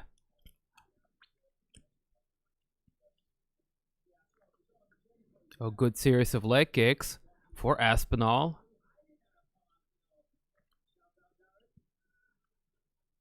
Dude, Arlovski doesn't look like he aged a bit.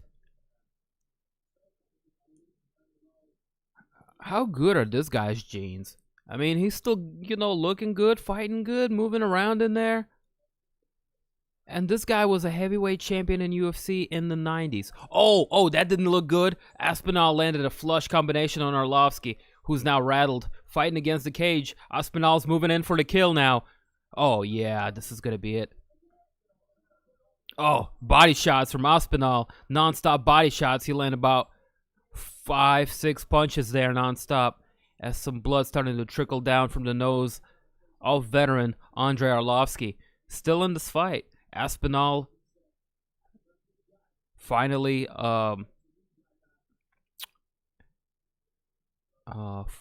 burning off some of that energy he was looking to conserve in the beginning of the round.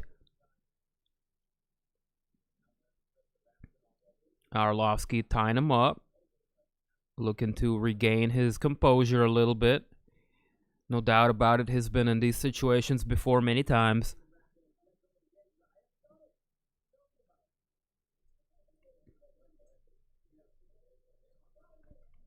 And we're going to separate here.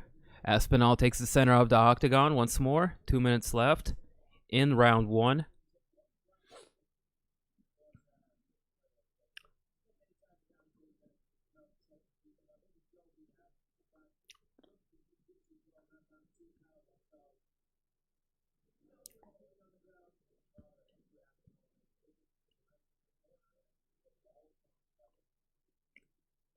Come on, Andrei.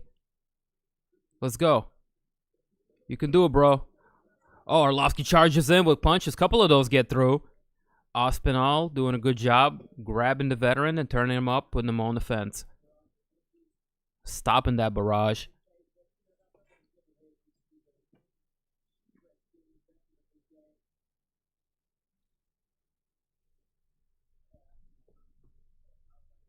If you guys are now just joining us, this is the very first fight of the main card. As Andrei Arlovski looks to ward off young and tough Tom Aspinall with 1 minute left here in the first round.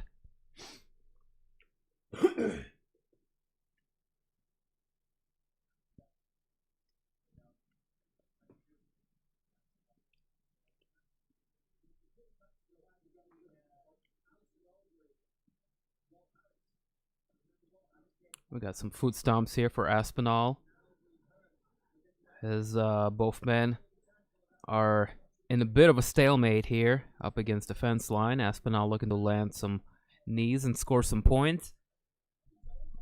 Let's check out the fight stats here for a second, as both men retake the center of the octagon with 20 seconds left on the clock. No takedowns there for either guy. Oh, Arlovski with a little bit of his own offense. Showing Aspinall, he still got it.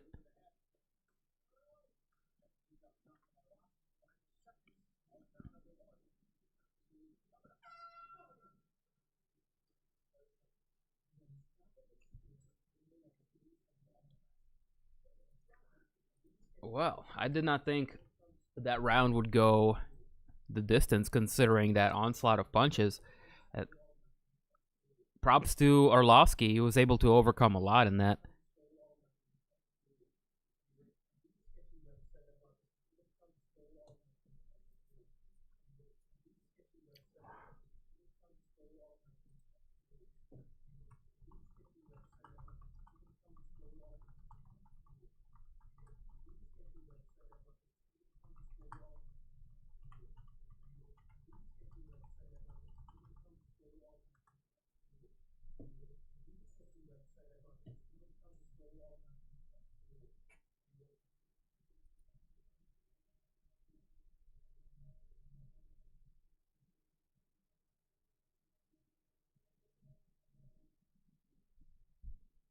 All right, here we go. Round number 2.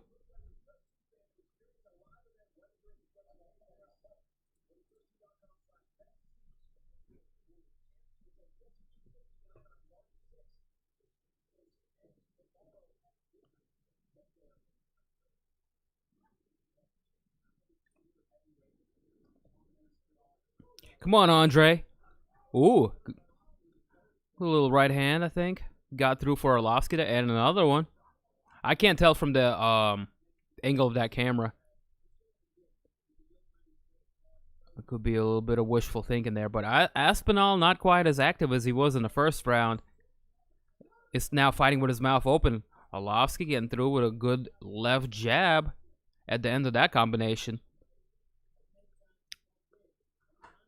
Aspinall shrugged it off like that didn't do anything. But usually, you know, when they do that, it does something.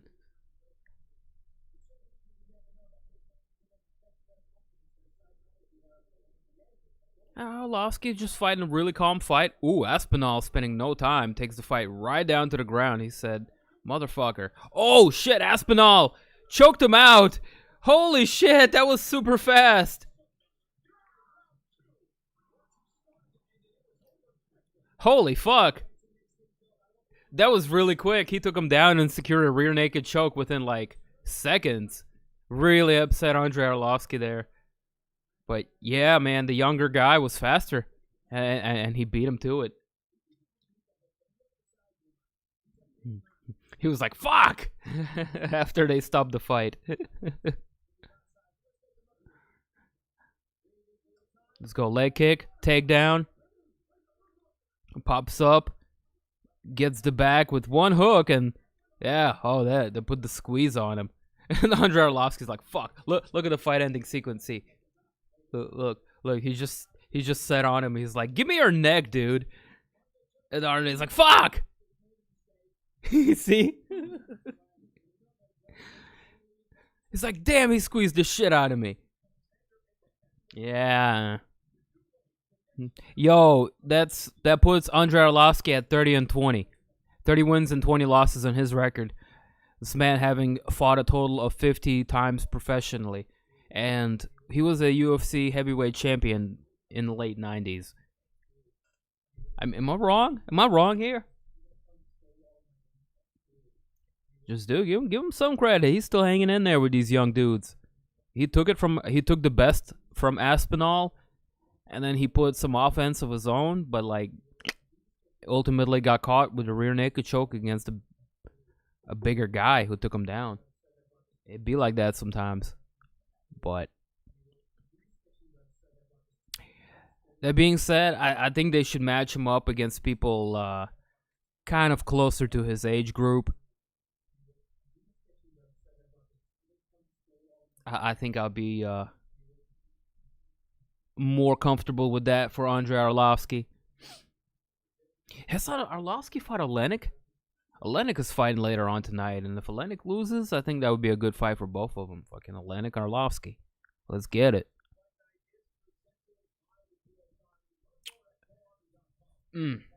Yeah, but yeah, tough L for Arlovski, man. What are you gonna do? It's a young man's game.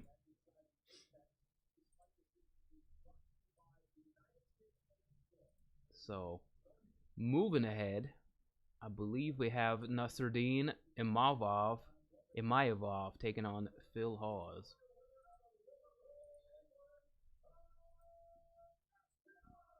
Yep, that's the one.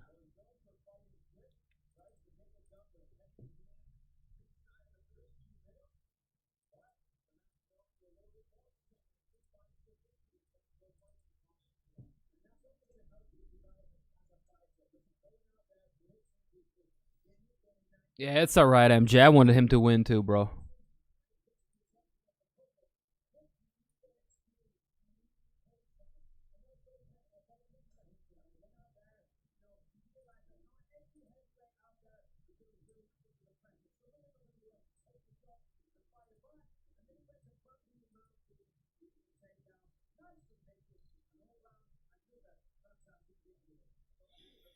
Well, yeah.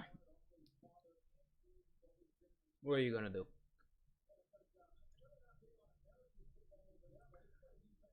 Let's go ahead and update the fight results here. I'm gonna do my predictions, which I forgot before this fight started. I was too busy enjoying them tacos.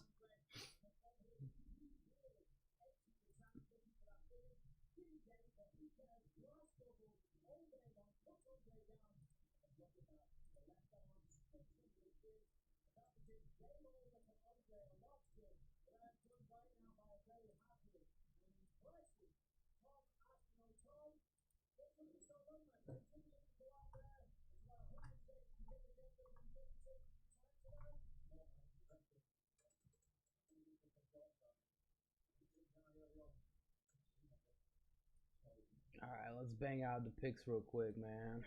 Alright, we'll skip this first fight, obviously.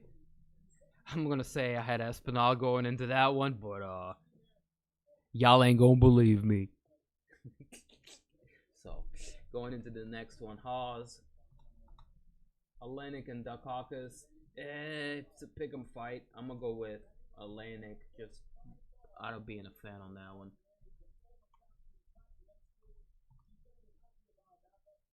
I'm gonna go Rosa in the next fight between Minner and Rosa. In the main event, as much as I like Kunitskaya and think she's a cutie, I think Ketlen Vieira is gonna beat her. And between Blaydes and Lewis, I most definitely got the Razor Kurds Blaydes. Alright. So moving from here, Hawes, Oleinik, Rosa, Vieira, Blaydes. My predictions. Alright.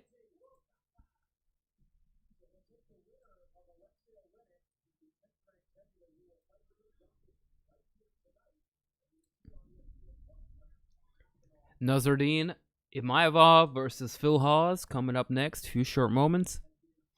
I guess I'll finish up my tacos and pack up a little something for to go.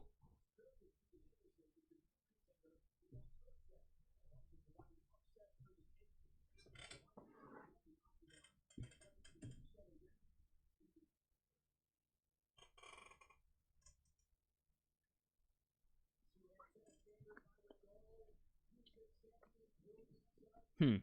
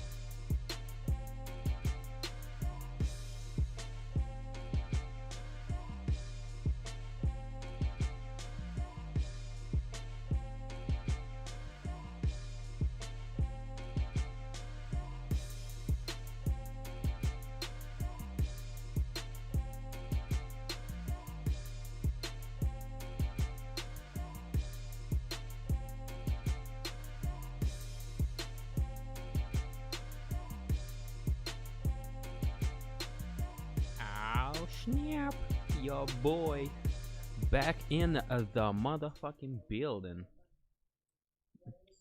Sorry about that. I just had to go and finish that taco off real quick. Polish that taco off. That was delicious. So, yep, coming up March 3rd, UFC 259. That is going to be Stizact. Looking forward to that one. It's going to be a big one. Nunes, Izzy, Jan Blachowicz.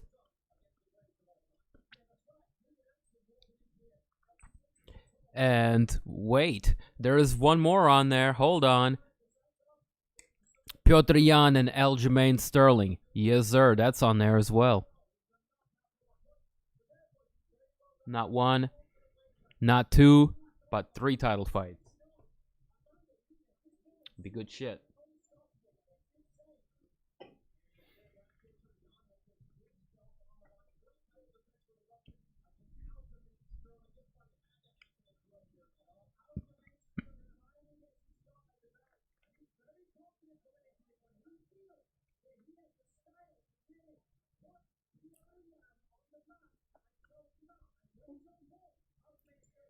Oh, look at Uriah Faber. No.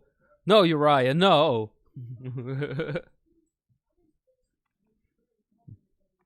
Petr Yan, the Russian champion that nobody talks about.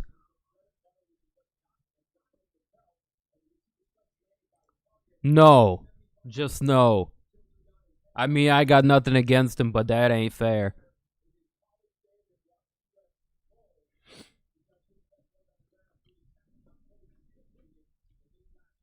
That's my stance.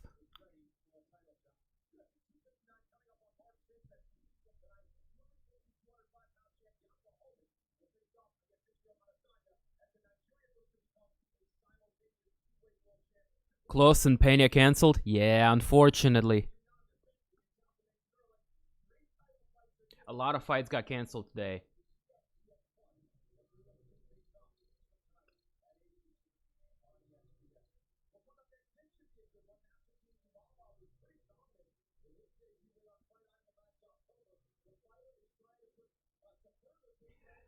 So Klose's cornerman tested positive for COVID, and that fight's gonna get rescheduled.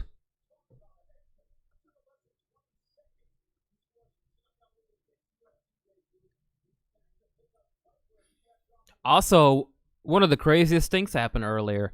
A guy came out to fight. He was in the octagon, waiting for his opponent to come out, and then we get a word from the production team that the guy's having back spasms. He's not going to be able to come out because he's, medically fucked up. Like, he can't fucking fight.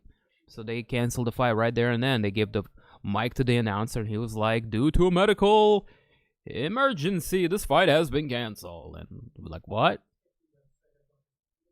I've never seen a fight get canceled with the guy already in the octagon awaiting his opponent. That was the most last-minute fight cancellation I've ever seen in my life. And that was kind of bad. It's going to wreck women's sports bad? Yeah, dude, that shouldn't be happening.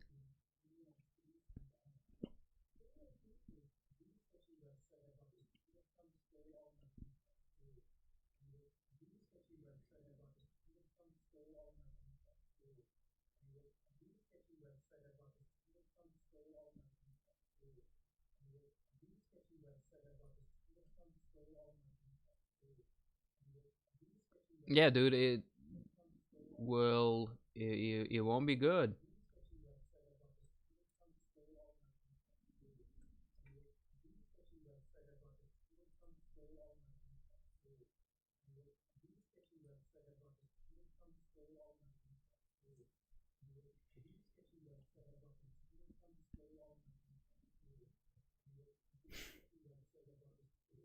I think the sketchy website I bought this turtle from stole all my info. I was watching it and I was like, I don't know what I should do. I kept getting distracted by the turtle, but then it kept popping up. some goofiness. Yeah, he's looping the commercial. And then there's one with this kid with glasses sitting there watching wrestling. As this chick says, I forgot what she says. But it's kind of funny too.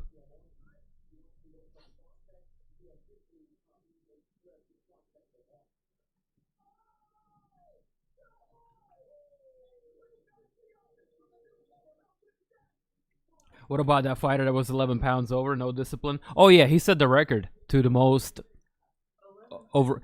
Yeah, they didn't let him fight. They're just like, bro, this ain't happening. Yeah, some fool showed up to the weight 11 pounds over.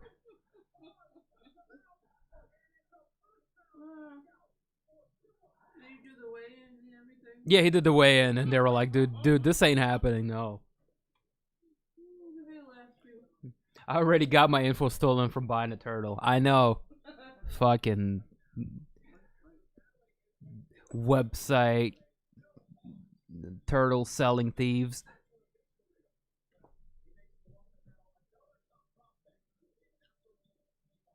I know, right?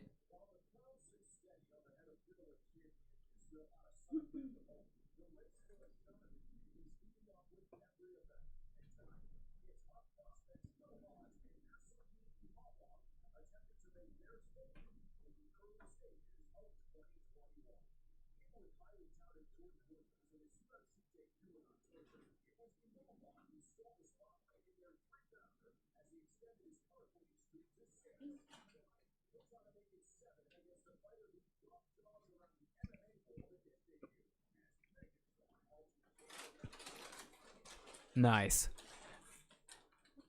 Hawes got some big power in his hands, man. Has potential to be a pretty good, pretty violent fight here. We got a violent Russian taking on a violent American dude. Getting ready to throw down. Bang, bang. He ate too much salmon. Yo, salmon is delicious. I can't blame him.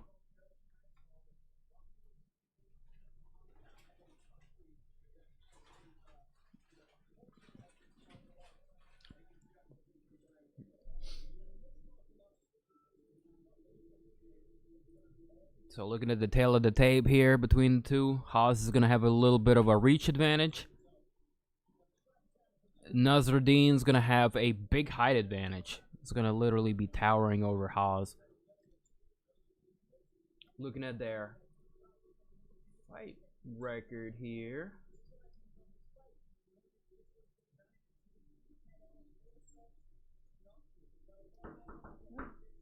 Oh, snap. You know who it is. Hold up.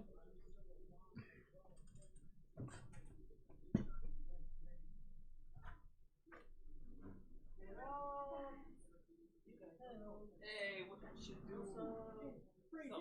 What's up, bro? Haven't done anything yet. Supposed to do something though. So my knuckles are so cold. Dude, why are your knuckles so cold? My hands stay cold and my feet stay Shame's cold. not good for Have you been justice. pounding ice? Shame's not for justice. Yeah. Stand up for your right. It's like who this He is. just went to sleep. Now What's he's going on? confused. No. Pretty good. These fights have been good. Lots of finishes. Awesome. We're just hanging out, about to smoke a little tweeds. Playing Russian Rum 2 and dreaming of Roman cavalry. That's where I've been up to. Scared. Or just playing outside. And after all them Hannibal videos, it was way too motivating not to play some Rum 2. Oh, by the way, it's a BJJ staff over here. Uh-oh. Yeah, so I got you Acai covered. Nice. Acai bowl. Oh shit, look who it is. What's up? Hello. How's it going, guys? The local jiu-jitsu expert has entered the room. And entered. Has entered the house. No, through the portal. He Entered. teleported Teleport. There into my dimension. Here he is. Shout outs to Rakesh, the in-house grappling expert. On deck, also expert in fine topics such as pyramids, psychedelics, and European techno music. Yes. Those are all fine things to be an expert in. I'm just saying. He's well versed. He's well versed in culture. He's a cultured guy. Kevin Civillo, what up? What up? What up? Nassourdine Imavov. Let me rotate the TV so y'all can see the fights. Over here hogging up. Thank you. Looks good. I was just comfortable, you know. Freshly woken up. Well, nice. Coming here with some energy. I heard you cracked your controller. I super glued the crap out of it. I did a pretty good job. As long as it keeps working. Yeah, everything's working on it. Well, it's actually disassembled it to super glue, and it obviously cracked. They put a freaking hole for the screw, and it has like a square corners. It's engineering design issue, man. Yeah, it's still pretty new hardware. Screws, they put in they're putting square holes for the screws. And if you're gonna put a square hole, it always cracks in the corner. All right, here we go. Hawes, Imavov. You're asking for it. Fight. Like Blue trunks for Imavov, black trunks for Hawes. And it cracks from the corner. So it's and I know kind of about that. Hawes going down with the leg kicks 3 times now. Hollow it, you circle it or hollow it. Same on a sword. Like if you have like a split, you want to put like a round at the end, so it doesn't keep on cracking along that. Imavov looking for that check left hook. Hawes ducking right under that, going downstairs to the legs repeatedly. The plastic, not the best quality either. So in combination with Oh, swing and a miss. Imavov misses a big overhand. and then one couple punches there in the face. Hawes being a short guy didn't have to really duck under that too much. Improve the design, The height the engineering part. difference helping him out there. It's weird. Oh, that leg kick. Engineering improves as far as Really doing a good job sending Imavov off balance. some very primitive engineering. It seems like we're losing, right? Because that's Oh, Hawes missing big right overhand. Easy engineering, like know-how that you shouldn't be doing stuff like that. It wasn't built to punch walls with, mister. It wasn't built with that in mind. The engineers losing their basics. Let's put it that way. There's some basic blocks of engineering we lost where they not pay attention to the hollowing out the freaking cracks and stuff like that. Maybe they should hire you. I don't know about that. I mean, okay. I was just fucking I would with you. imagine when you produce a device, there's some kind of like quality testing. Somebody puts it on and bangs his head on the wall, right? No? I mean, it doesn't work like that? I mean, how does it work? How does it work? They put it out in the market, and then based on the refunds that they get, that is their fucking quality control. But I would imagine like if one of the employees takes it home for like a couple months, plays all the games until he picks it. Can he play Pump It Up with the techno tempo? Like, okay. Oh yeah, on his keyboard. I mean, Entirely possible. that's a lot of money. Like you develop products, you put it out, and invest in a lot of money. It's not a whole lot happening here as they're fighting along the fence line. Like you guys go to break that water, right? Give it to your kids. Have them break it and bring it back and see what it breaks and what's going on. Just like the right test. That's how I was doing it, right? So I'd be surprised if they don't do that, but they might not do that because they're getting greedy. I don't know. I don't know what to tell you, Gigi. I'm guessing. Say what, babe? Hawes continuing to work along the cage here, looking to land knees and short punches. I mean, this engineering solution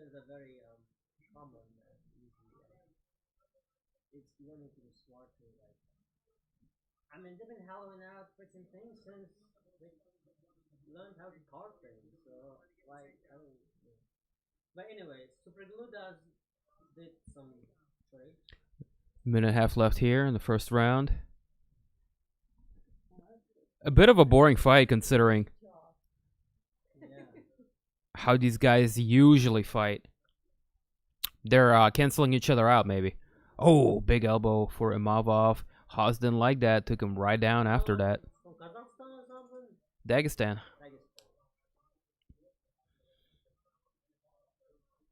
Fighting out of Paris, France. Is a Dagestani-born fighter. And Hawes is kind of having his way with him now. He's a wrestler slash big puncher. See if he can do anything with his ground and pound here. Have guard, top control for Hawes. Why you punch from the bottom, bro? Who told you that? Not good strategy. Improve your position. Improve your position. Yeah, who is this Dagestani Finn Balor over here? Punching from the bottom on the kidneys. Like, who told you that, bro?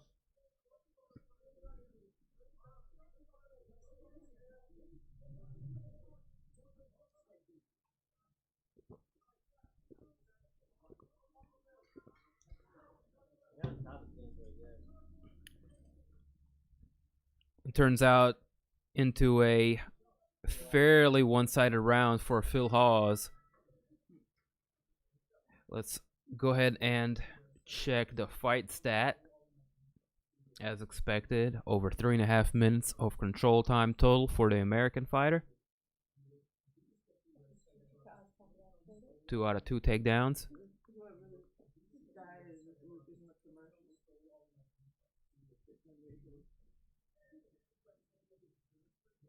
I haven't boxed in a week or so. I ain't gonna lie. Oh, you're gonna be nice when you come back. Like all that soreness is gonna be gone. Yeah. You're gonna be punching harder and shit. You said you punched the wall? I grazed and I still have like a big bruise on my knuckle. Oh my goodness. So you were about to break your controller too, I guess then. Yeah, but it wasn't from boxing. It was from Gorn. Oh. It was from Gorn. Yeah, Gorn is. Gorn, you lose fucking track of where you are. Yeah, Gorn might be way more dangerous than boxing. Like, yeah. Yeah, like it is. hitting thing. It is. Yeah, I hit the Gorn's shit good. out of my finger. Yeah. Oh man. You can tell having like a similar difficulty too. Like the line on the inside. Oh yeah, it broke. So there's a line on the inside, Mm-hmm. and that's why inside is glue, and that's why it broke too on the controller. Yeah, there's a. I don't even know what those round things were on the controller. Like they don't have a purpose. Because mine thing broke and it worked. Yeah. I mean, they just defend your hands, I guess, from hitting yourself, right? Is that what they do? Yeah, I mean, I think it probably keeps. Alright, getting back to round number 2, we're going right back off to where we started. Hawes pressing his opponent up against the fence line, looking to secure a takedown once more. I hit the key holder thing off the wall, and it sounded like I just like smashed glass, but I just like hit it straight off the wall at one point. I didn't do the boundaries right. You're like, oops. My shit legit like still hurts. So yeah. I whacked the shit out of it. That loop has no purpose to it. Other than, you Other know, than defending your fingers. yes. I would probably love that shit. I think. I'd be like, you lose your fingers, Unless you lose there's your another fingers. game You gotta where learn it's the like hard way instead of banging this thing on the wall. I thought it had something to do with like picking up the motion sensor. That's what I thought too, but after I broke it in half, I don't think that anymore. No. I don't think. Can we just remove it? I think you can just saw it off and we're good to go. Like, and now your control looks much cooler, slickier. You know, smaller, slickier.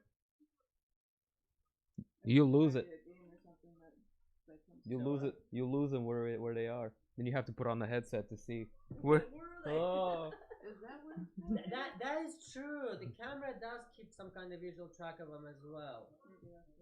I So you might make the profile smaller. You might be correct about something like that. I don't know, bro. Well, well.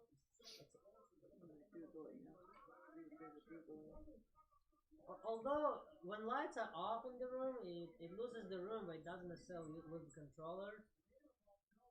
Hmm. So Oh, Hawes changing levels. What a takedown into side control straight up. Woof. he used to get depressed too.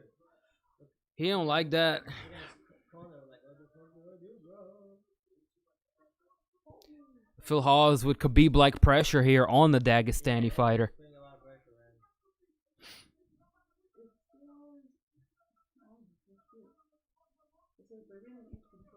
2.5 minutes left here in the second. which allows the controller to be fully tracked in 3D space by the Oculus Rift constellation system, allowing it to be represented in the virtual environment. Okay. Infrared LED. There's a light on it. There's a light. Oh, there also might be invisible infrared LED on it. But I don't. But it doesn't say that it relates to that circle thing, though, right? MJ says, Rakesh, more videos of you owning people on the ground. Thanks. Oh man, I was telling them that like the best roles, like of course, like always. He said the best ones he didn't get on footage. The best ones are in the gym. Dojo. Not even the best ones I didn't get on the footage. The best ones are in the dojo, and there's thousands of them. But like the very few competitions, I was like cheating. Yo, nobody does good in competitions. Until you do good in the competition. Until you do good competition, or you like raised. Like if like my dad was a like for example coach, Mm-hmm. and I was like 4. Started training to reach out 4 and 5 and 6. And Oh, yeah. man, by the age of 12, 13, I'll be turning up competitions probably. Likely. That's Norm's son. That's what he's been doing with that kid since he was a baby. That's kind of my coach's son too. That kid would be ragdolling competition. I remember he would take him to judo with us, and he was like 5 or 6, and he would just be taking everybody's medals. That kid was so nasty for his age group. Yeah. He was putting adult beat downs on these little kids. We had one kid like that. Aaron was like that. Oh shit. We had this one kid. He was pulling flying triangles on the kids, and would make him cry. And we would laugh about it. We were like, Aaron, go make that kid cry. And he would laugh about it. And he just would go beat him up so bad. Y'all are bad, And man. we'd be like, Aaron, you made that kid cry, man, in front of his parents, don't you? Like, Y'all are so bad, man. he'd be doing flying triangles and be like collecting gold after gold. Like, Aaron was tearing up the competition.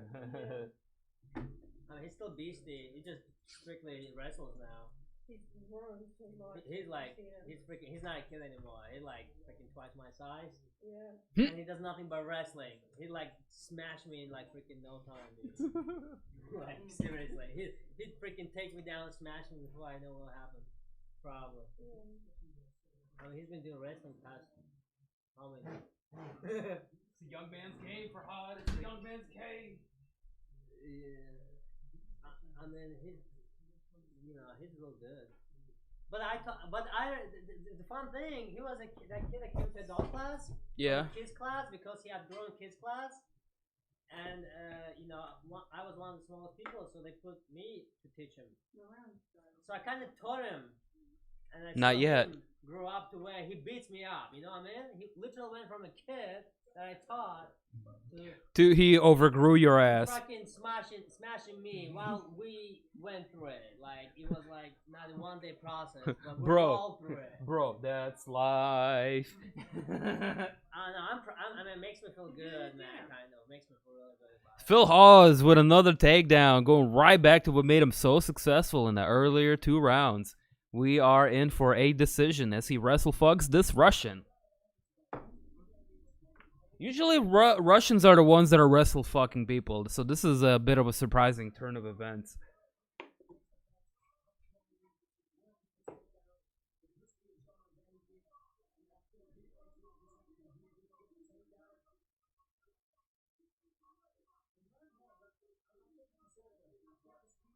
Yeah, the guy's grappling's not that great. I'm gonna get you high as fuck, dog. I did bring some. I have some good shit too. We can like you know, medley. Oh, a little medley. Cause my shit is real good too. Speaking of the medley, Fuck you up too. a medley that is deadly. It's time to bring out the A-weed. Hey, don't make fun of me. I'm a baby lung sometimes. I think it was just a shotgun. I took a 2-hour nap. Oh yeah, because it was this weed. 2 hours now? It was That sounds like crystal. devil's Wait, lettuce. Check it, we smoke, and next thing I'm like, Crystal? Out. Where's Crystal? Out. She's gone. Out. She didn't tell me nothing. Just went. She just pissed out. She's like a cat. She's just kind of slinked off somewhere and passed away. There was no see ya. Literally just walked Passed away. out and away. Not passed away, but R.I.P. fucking after a Bongaruski. That's how it be sometimes. 3 minutes left here, third round. I'm hardly paying attention to this fight at this point. But yeah, Hawes out here doing his goddamn thing.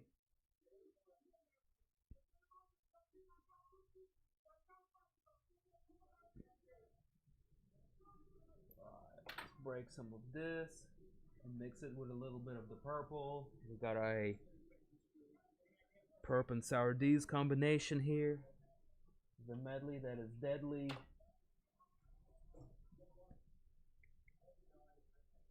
Let's smoke this shit. Yeah, he just like resonate with it, not like resonate.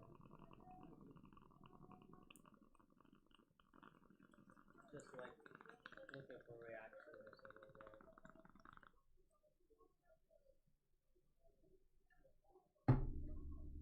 He seems confused.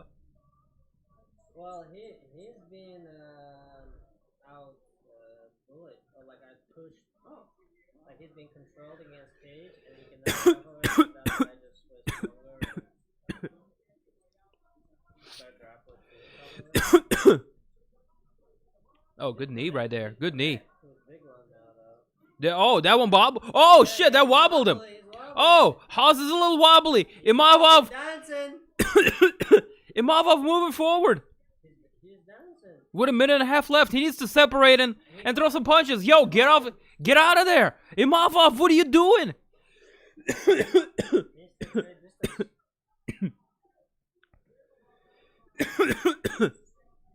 Yeah, he clubbed him twice.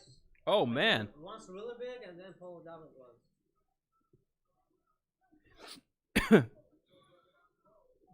So his counter and his account takedown by lifting against his neck, kind of like choking him, lifting up against his neck, because you don't want to be like choking himself, like trying to go.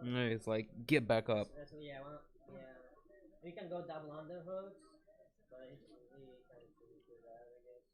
Yo, Imavov making a crucial mistake here, not disengaging from his opponent, because Up the cage like this. He like yeah, with with space and he threw like a little club threw like a little knee there.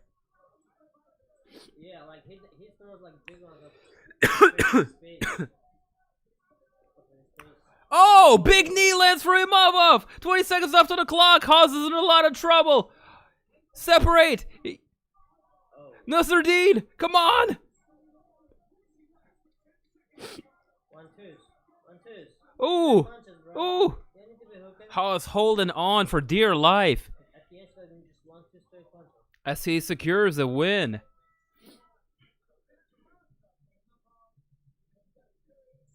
Imavov took a little bit too long to get started there. Yeah, but once he did, man, shit, he just needed a little bit more time. There's a big club. Before that, he got pushed a lot. The other guy was stronger. Very grappler. Turtle.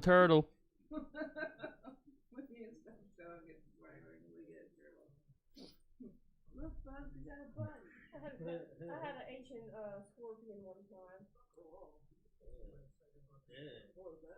What's your problem? And it had like I put like one of those black lights on it, and it would glow at night. Oh, that's badass. Yeah. She also had snakes. She had to feed like Live animals to rat, it. live mice. That's fucking so wrong, man. That's just wrong. Yeah, why don't you feed live mice to a cat? And then also had a big dragon. Wineland was nice. Yeah. I Do like y'all it. still have it? No, Rick passed away. Aw. Yeah. Rick was a sweetheart. I have a video when I give her bath, and Behemoth is really watching. liked her too. I give her bath, and she like with that, like I'm dancing with the Rick in the bath. Yeah, I give her bath sometimes to make her poop. She liked me too. She was sweet. So that was your lizard, bearded Yeah. dragon. First time I saw that shit, I was like, what the fuck? I woke up, like I literally woke up, and she's standing over my bed with the biggest fucking lizard. As big as her arm. And I lost it. I never seen anything like that. Like, what? I was It's like, a, what the fuck is that? it's a dragon! I didn't know what to think at first. But she was a sweetheart. Rick was a sweetheart.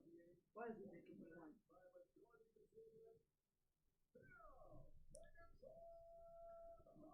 Not the most exciting performance, but he did what he needed to do. I think 2-1 rounds, he won. Yeah, he won them all but the last one, right? I would give the last one to Nassourdine.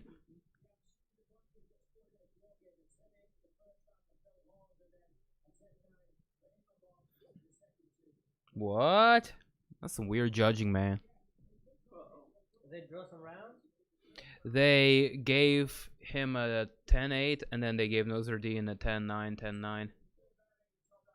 And made the fight a draw. One of the judges did. But Really? yeah, but you know, thank God they didn't look at his. The other two gave him a unanimous decision, so judges, bro. What the fuck? Judges, man. How would you give Nassourdine the second round? I mean, he landed more strikes, but he got dominated Bro, pretty how much. corrupt are these judges, dude? Corrupt? Like they're utterly corrupt, right? I mean, they have to be, right? You can't just make mistakes. Some of the spies that they. I would say the judges are pretty corrupt because they come from the same boxing fucking system that And they cannot, and UFC cannot do shit about it. They don't want to do shit about it. it's the Nevada State Athletic Commission.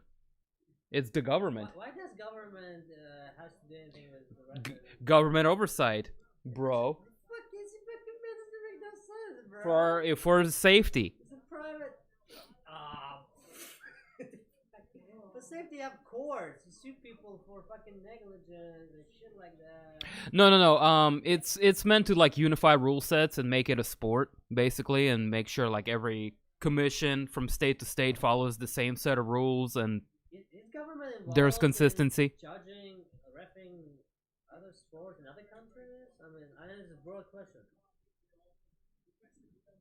I don't think so. I don't think so, right? It's like soccer is like a FIFA, UEFA, and government. Oh no, they're definitely involved. They involved. There's so much money in it. No, I know that. I know all that part. But like the jury on the paper, like fucking was. I mean, because this is already the jury, the government is like, I am. That's a good question. Makes fucking decisions between private guys and private company, because it's private company, right? I'm gonna need to. Yeah, but they need to adhere to rules, including letting like government officials officiate the fights. I think it's just a power grab. I think it's like some historical, like going back to Roman type of a law, like a power grab. Type of deal. Well, no, it's a boxing thing from 1800s and 1900s when they established. There was like a lot of fucking crazy fighting and then MMA and strongman and boxing happening. England. Well, England, America, everywhere. In America too. Asia, and they decided to like, I guess, make some order of the chaos, and that's when boxing became boxing, professional wrestling became professional wrestling, and etc. Before that, it was all just like a muddied mess of you don't know what is what. of corruption and fixed fights and real fights, and it was like the wild west of fighting. And I think it was promoters and shit fixing these fights that got the government involved in the first place to come and like set up these state athletic commissions to reign over the fights. Yeah, I'm just guessing over here. Yeah, there's several moving wheels here. You're right. There's to counter it, and then to have a piece of a pie, and then there's a lot, there's a lot of things going, a lot of moving parts. Both are right. Yeah, both are right. Yeah. Yo, what up, Jason? In the building. What's going on, man? We're just talking about how the government got involved in officiating fighting. I think that's going to be a very fascinating topic of my very first documentary if I ever get my head wrapped around video editing. Yeah, I mean, and we started with how bad these refs are, and why are they so bad? Hey, that's some good ass weed, man. Look at where this conversation took us. It's just we're just accustomed to just accept that don't live it to refs kind of narrative, and I just never been comfortable with that bullshit. You know what I mean? Because it's not a good narrative. Like, leave it to the refs if the refs are good. Right. Yeah, but that's not what they. But the refs are terrible, so that's why that saying is there. Exactly. And they want you to accept suffer brain damage and put on exciting fights for us. Which, I mean, look, I'm just as at fault for, because I want to see some sweet violence. I want to see exciting fights. Yes. But yeah, pay them better money and get some better officiating in there, please.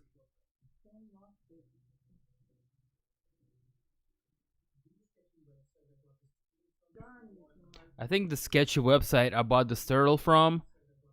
Rip.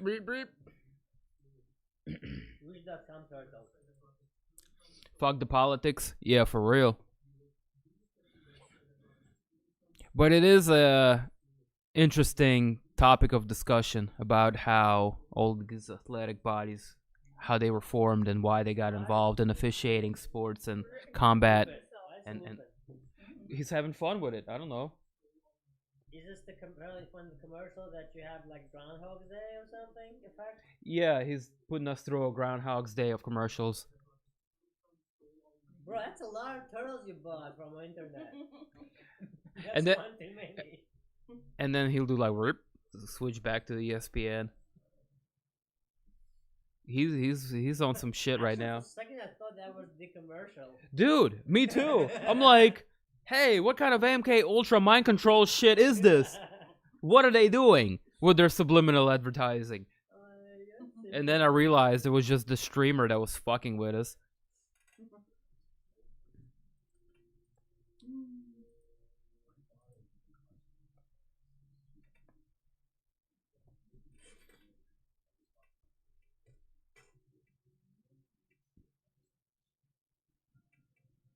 Grew the chip that was on his shoulder. And now he's got a better jab even. Knocking fools out with it. He jabbed him to death. And what was funny is he didn't know what to do after he dropped Burns. So he was like, I guess I'll just continue to jab. Jab. Uh-oh, I got him hurt. Jab. It was a dope performance, though. I mean, jab. Who's next? Who's next for Kamaru Usman? That's what I'd like to know. Them jabs. Them jabs. He jabbed like freaking with his, I guess he put his whole body behind the thing. Jabbed like a hook. Jab.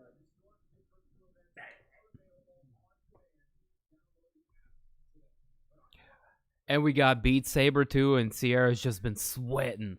Yeah? Yep. Tell him how sore you are. I was super sore last night because I wasn't watching how long I was doing it. Dude, you're super sore today.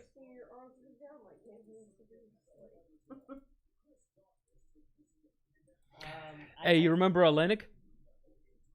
The old ass Russian that it just pulls out like Ezekiel chokes and front chokes and like the weirdest things. Yeah, he's still fighting. He's like 56. What? 56? Well, I mean, I'm joking, but I'm like couple more guys like Beat Saber. not too far off from his actual age. He has 59 wins, 14 losses, and 1 draw on his record. The boa constrictor, Alexander Oleinik. He's 43. Which, I mean, in fighting years, it's old as hell. Like Beat Saber, I think it's on a Chinese one. say what? I think that sounds like a Chinese. More like 500. Yeah. We were playing the bomb game too.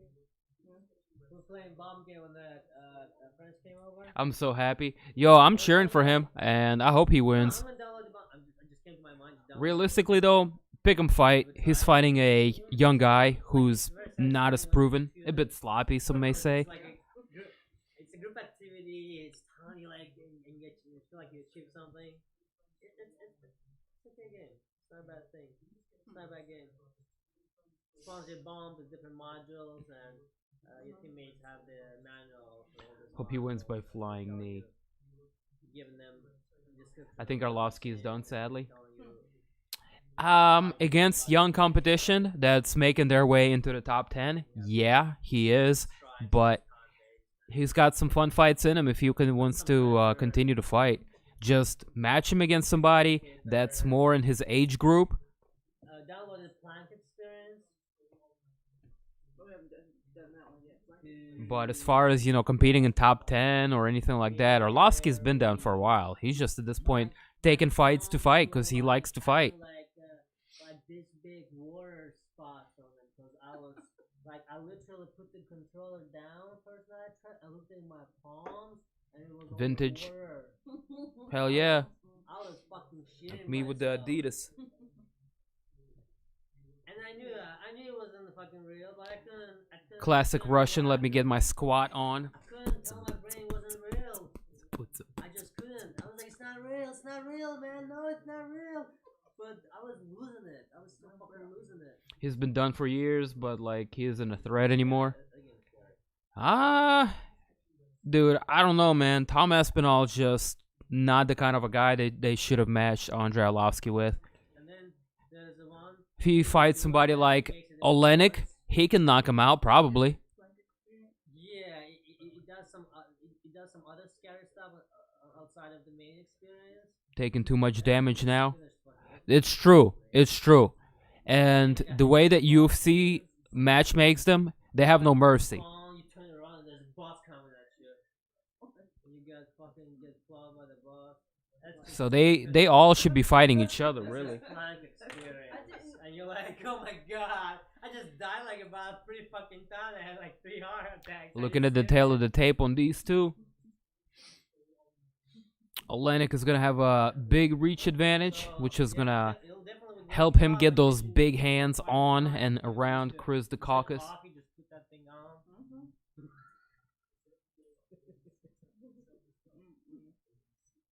Crystal was like, it's gonna be easy. It's just pretty out here. Until she got I wish to the Dana top stopped of Anderson the after the Brunson. She's like, she had to sit. Yeah. She had to sit. But at the same time, She had to the She's like sitting on the thing. at the same time the I'm like scooting up all She's scooting up fucking slowly. Israel Adesanya fight. And now falling, and as I was falling, I looked down as I was going down to the side of the building. I think it was something that kind of needed to happen. It was the passing of the torch in a way, Yeah. So, and he didn't look too bad in it, even though Izzy probably took it easy on him. she's been playing this game. You might have one right now. It's true. I think you've been having a nightmare of that shit too, bro. Yeah, 6. Art in the motherfucking dark. What's up, pimp?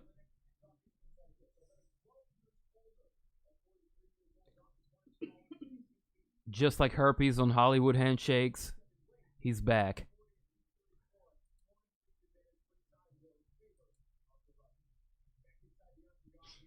Oh shit. Dude, Oleinik is ranked? That's crazy.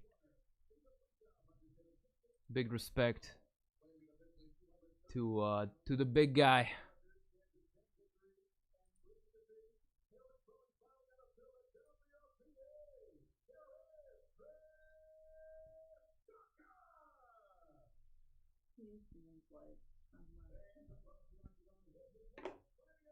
Like when you start to put a marshmallow on the flame or something, it starts to melt just a little bit. Damn.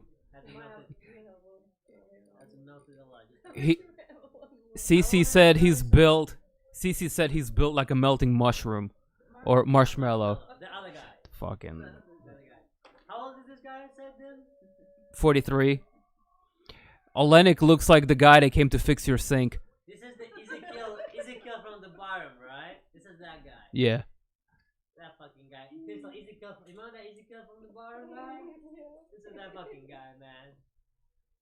The one and only person in the history of Ezekiel who pulled it up from the bottom of the map. That was badass. Oh my goodness. There we go. Swinging right away.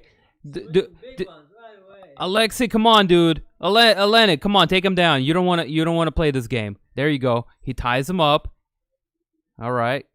The Caucus is pressing Oleinik up against the fence, but this is okay. This is where Oleinik wants the fight to be. He's controlling the arms. He has that outside arm grab thing. The wrestlers like to do.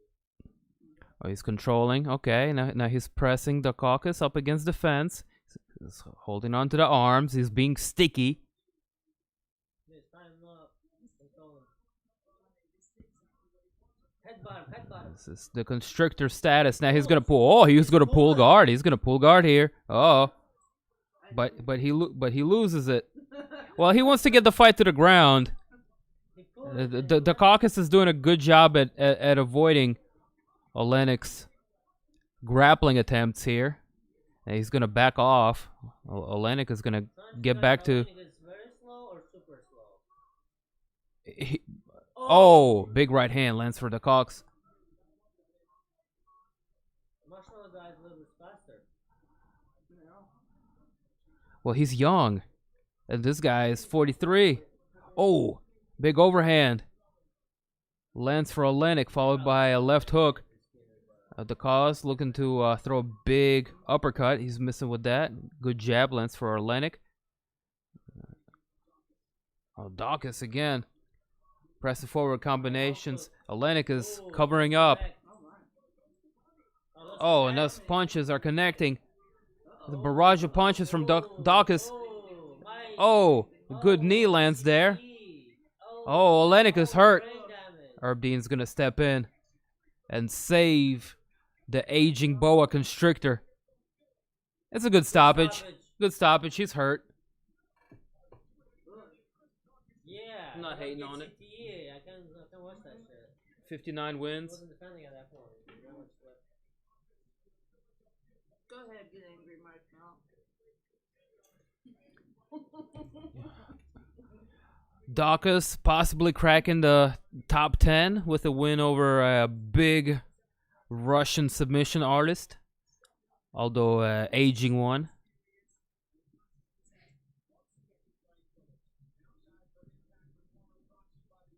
Kind of went down after he tried to pull that fucking deep half guard to the back kind of fucking thing. Yeah. And then he was just quicker on the feet too. Oh, he jiggly. He's a jiggly. That's a big boy. Daukaus is showing some promise with his hands. Yeah, Oleinik is stumbling all over the place. This is a good stoppage. We ain't hating on that one. There were some early ones on the prelims, but that one was okay. Alright, TV, come over here. Hey, we about to do a little parlay. So parlay. Check out the next fight. Let me update the there's like 10 more. The pound. Bum, bum, bum, bum, bum, bum. Well, there's so many different options. You can just kind of do whatever. What are you looking for? My checking? You're checking? I'm laying on it. Oh. Can you get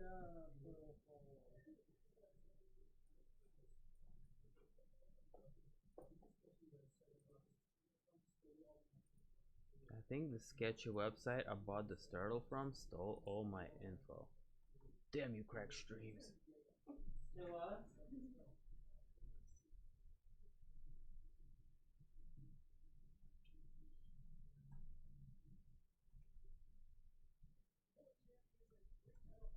Oh, mine's just. Here you go. Daukaus TKO, first round. Update the results there real quick. Alright, we'll be right back after these short messages. Yeah. Short messages. What are you talking about? No, I'm just gonna step aside. Ain't talking about nothing. Ain't talking about nothing. What you got? What you got? Let's see. Chavez going.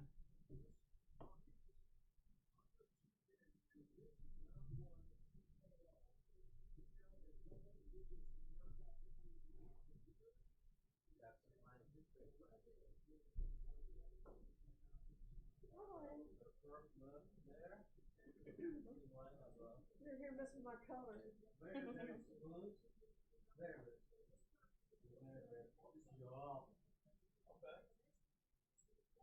You wanna just throw a whole bunch of it together in a grinder? Yeah. The entire thing?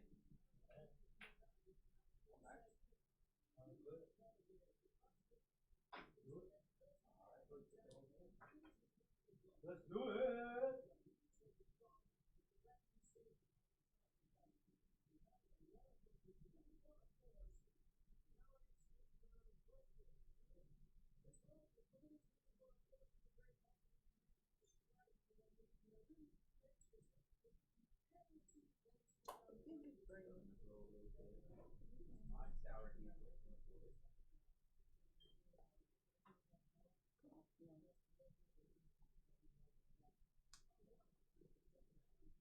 Pass me that orange jar, please. On the desk. The orange jar is about to come out. Bro, I had this one battle. I had 2001 battle. I defeated 201. Bro, I defeated one army and got my shit together and defeated another army. Yeah. When has that happened in history? I'm sure that happens.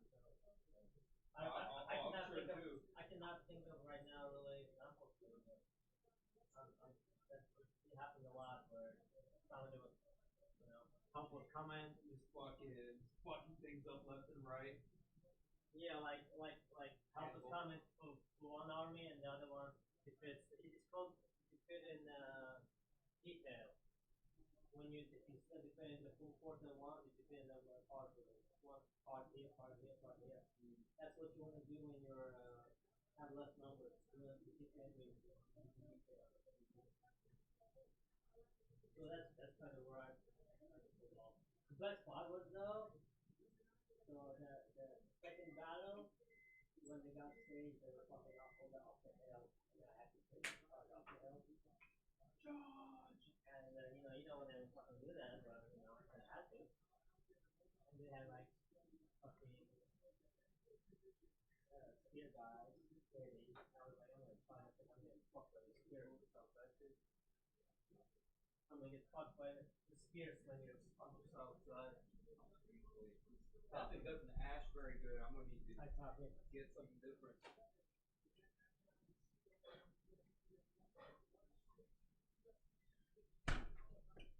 So I actually I lined up my like four cohort and put it like in this meter so they can charge up there with their shield up. While they got pelted, but they didn't take any damage.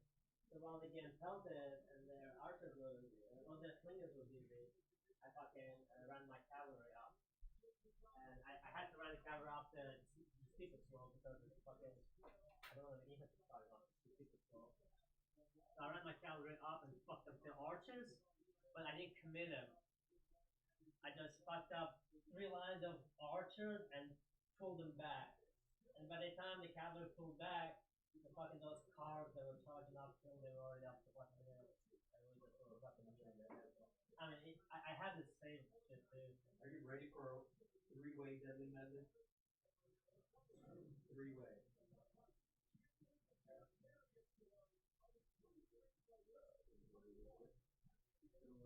The layers, dude. The layers. It's the 3-layer. It's like cake. 7-layer. It's not a dip. It's like sink.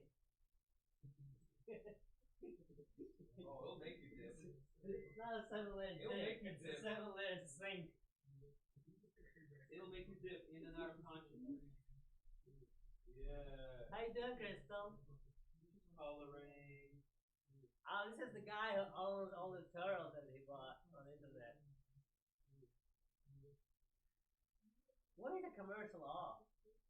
Is he early enough for the turtle club?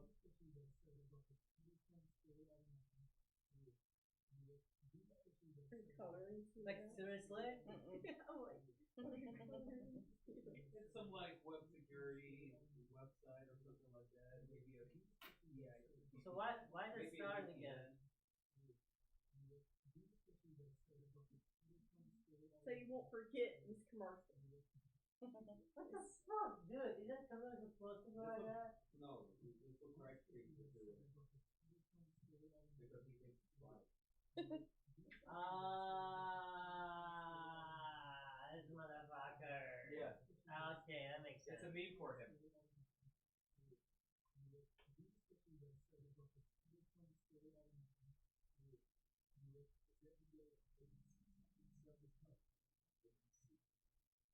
I think I'm it's about, getting I'm about to make a meme of Dana White with the wig on, and underneath it says, I think this website I bought this turtle from is info.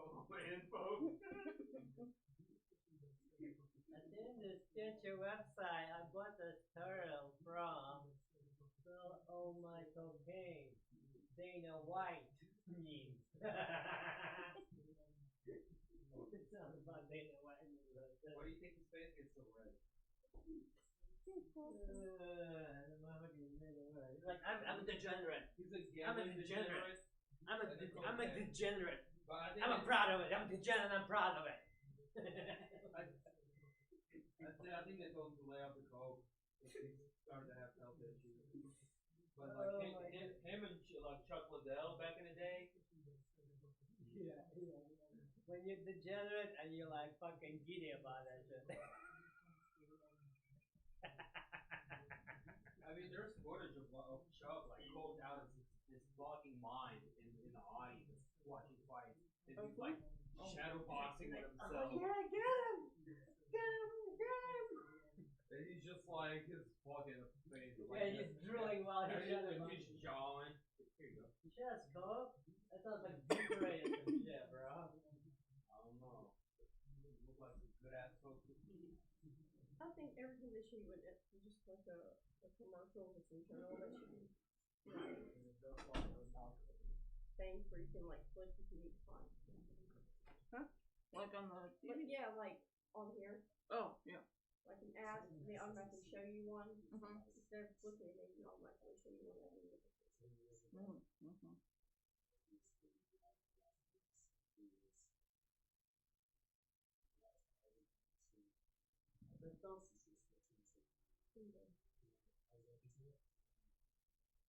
I think this sketchy website about this turtle from.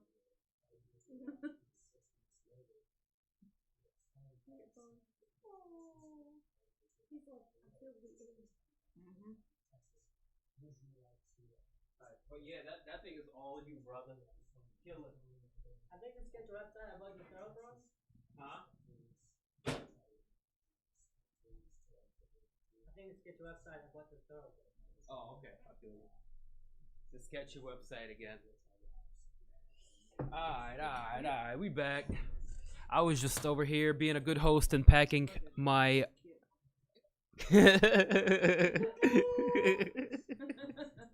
Chandler's a goof. I was just being a good host and packing my my guest of honor here a bowl. Choo choo. My PC crashed. That sketchy website. Oh, okay, I feel you. That sketchy website. Would anyone amongst us be interested in betting on UFC 259, or have like a little in-house bet? It depends. What are you thinking about? What you? I'm a bitch of my turtle. What you thinking about? I'm a bitch of my turtle that I bought from the sketchy website. Let's see. Let's look at the title shots. Izzy and Jan Blachowicz. Izzy has a good chance of winning that fight. I don't know, man. I don't know. I don't want to doubt Jan. I think Jan will be a good challenge. It'll be big, but we'll see how Izzy goes about putting on that weight. I don't know. I don't know on that one. I don't know if I want to bet that. Now, Nunes and Anderson, I think it's going to be a one-sided fight. We all know how good Amanda Nunes is. One of the best pound-for-pound fighters.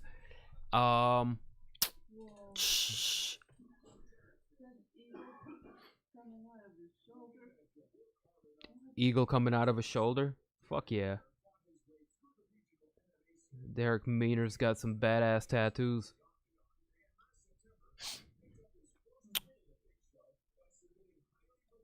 So Nunes, I think, retains, and we have another title shot. Petr Yan and Aljamain Sterling. I might could bet some money on that one. A lot of people are kind of underestimating Petr Yan, and they're thinking Aljo might get the better of him. I think it's gonna be a pick'em fight. Yeah, that's the one right there. Oh my goodness, the sketchy website. I'm so high, man. Yeah, boy. Oh my goodness, I'm gonna have a PTSD or nightmares or something. About a sketchy website you bought a turtle from? This is like that fucking The Groundhog's Day.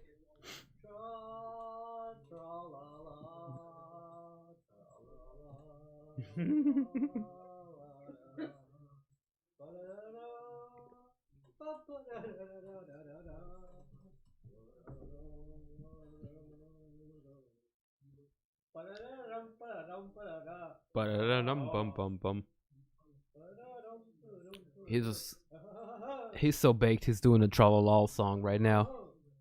Yeah. The full-on rendition. Now you're different than the sketchy turtle from the website. Just don't pay attention to it. Just ignore it. Oh shit.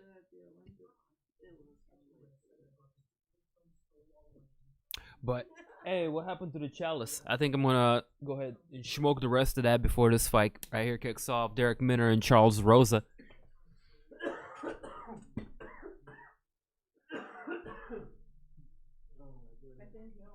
Bro, are you okay?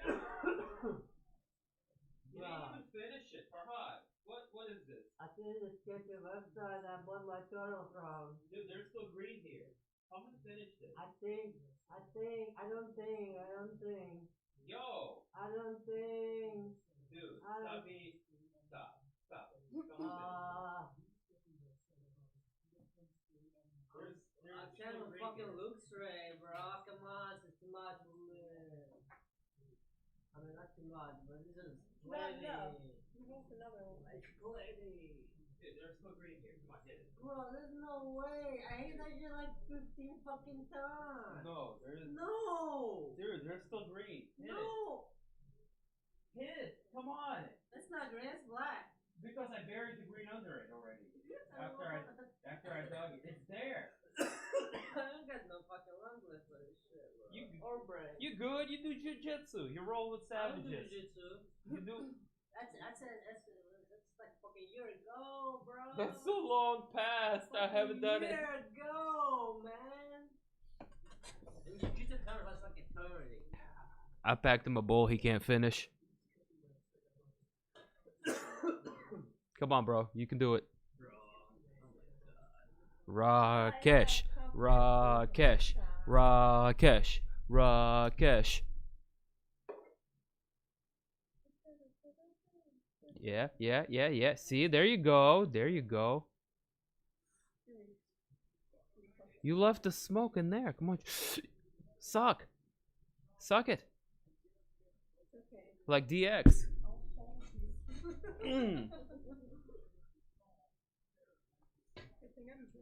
Smiz the Wiz, come on. You see the eagle and it's going through the shoulder blade with his wing.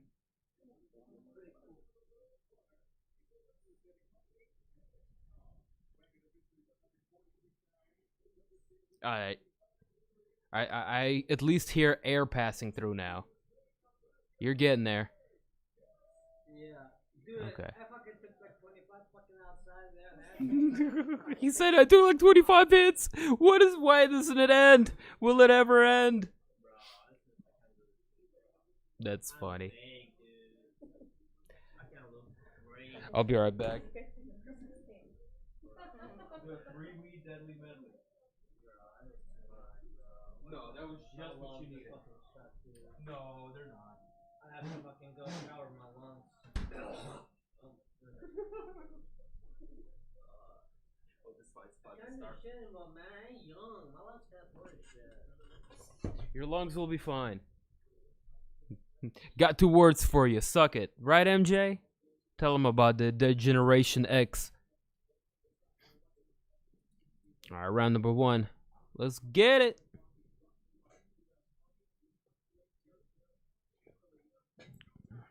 Derrick Minner, Charles Rosa. White trunks for Minner, black trunks for Rosa.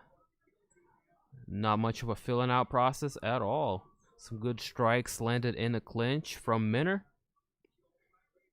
Rosa's fighting tall with a bladed karate stance. Minner is more of a squared stance, kind of a boxing approach. With an orthodox stance.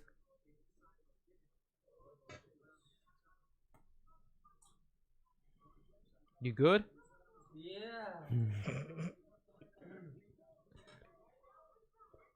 Minner charging forward with an onslaught of punches, landing a lot of good shots in close range proximity.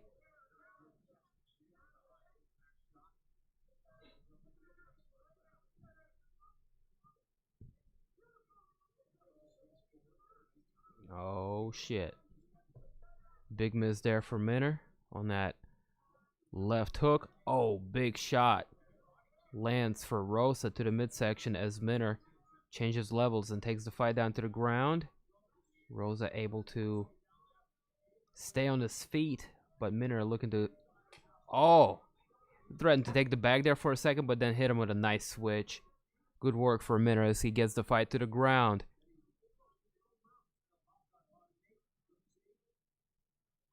Have guard, top position for Minner.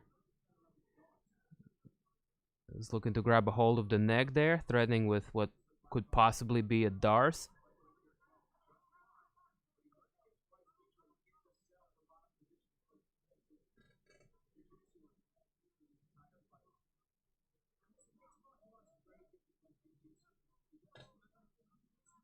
Now Rosa is trying to retain his guard, and he does just that. He came really, really close to losing position.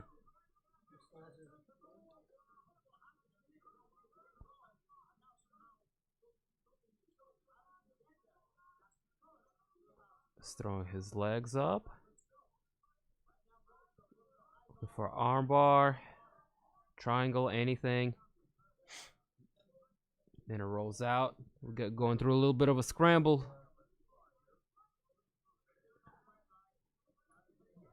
Rosa threatening with a knee bar, ends up eating some hammer fists. as a result.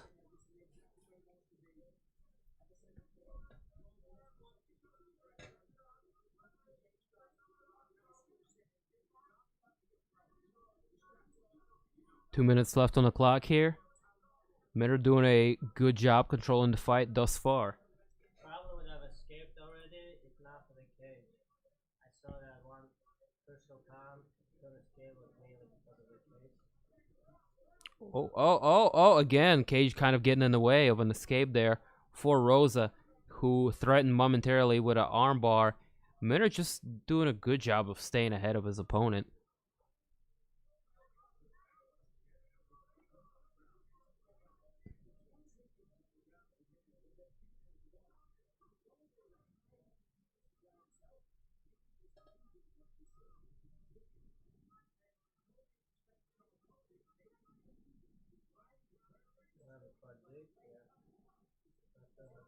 The head's not connected. The head might something out.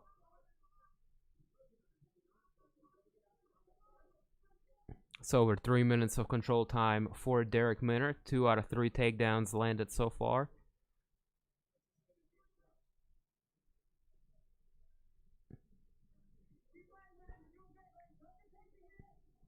Uh-oh.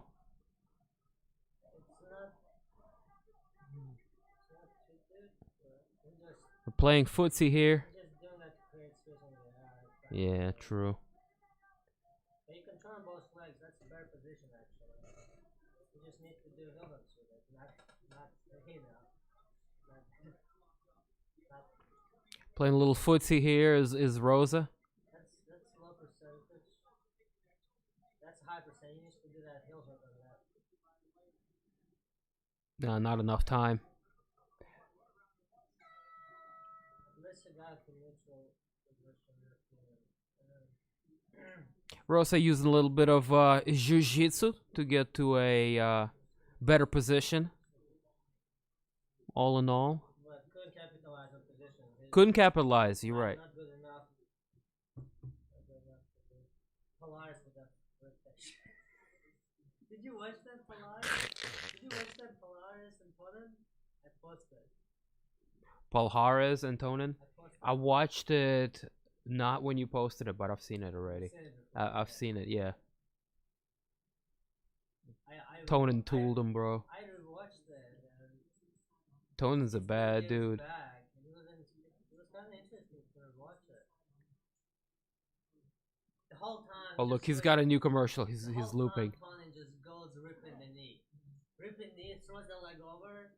Polaris tries to escape out of it, and then counter it with the toe hold, and then from there it would be like interesting part. Like it was that part was like always the same.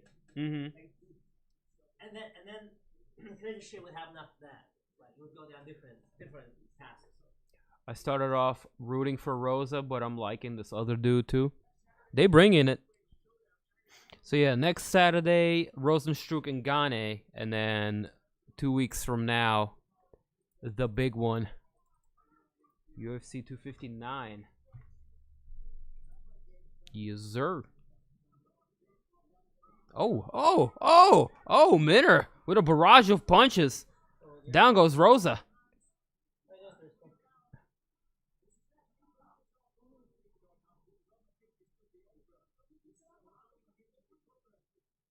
Rosa's holding on to his dear life, controlling those cinder block hands of Derrick Minner. Yeah, hold on with the left hand and get you out the tough spot. Now Minner's got the mount. Perhaps looking to set up a head and arm choke. Be a difficult thing to do from this position as Rosa lines him up against the fence here. He's gonna let go of it and yeah, classic. Posture up, give him the good old 1-2 upside the head.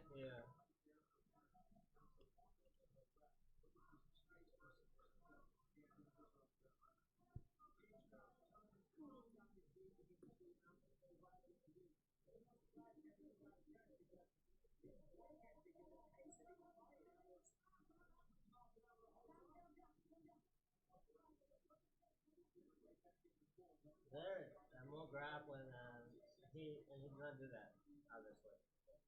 Because they're way more grappling here. They're more focused on jiu-jitsu than doing. I call this the teabag position, which is what Derrick Minner has Charles Rosa in.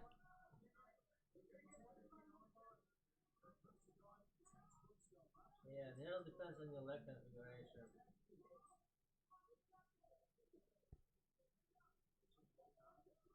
Might be like with the shin in front of the face. I'm surprised Minner is going down and engaging in this guy's jiu-jitsu when he has a clear advantage on the feet. Maybe he thinks he doesn't have. Maybe he thinks he doesn't. Maybe he thinks Rosa that much, lazily working towards what could be triangle.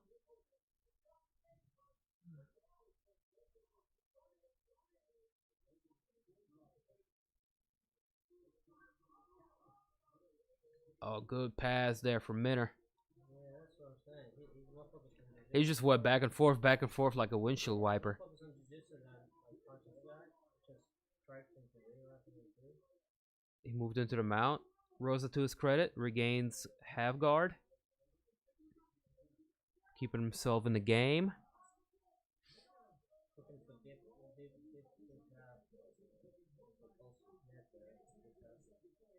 You come comment on this. I'm gonna pack me a number. Yeah, sure.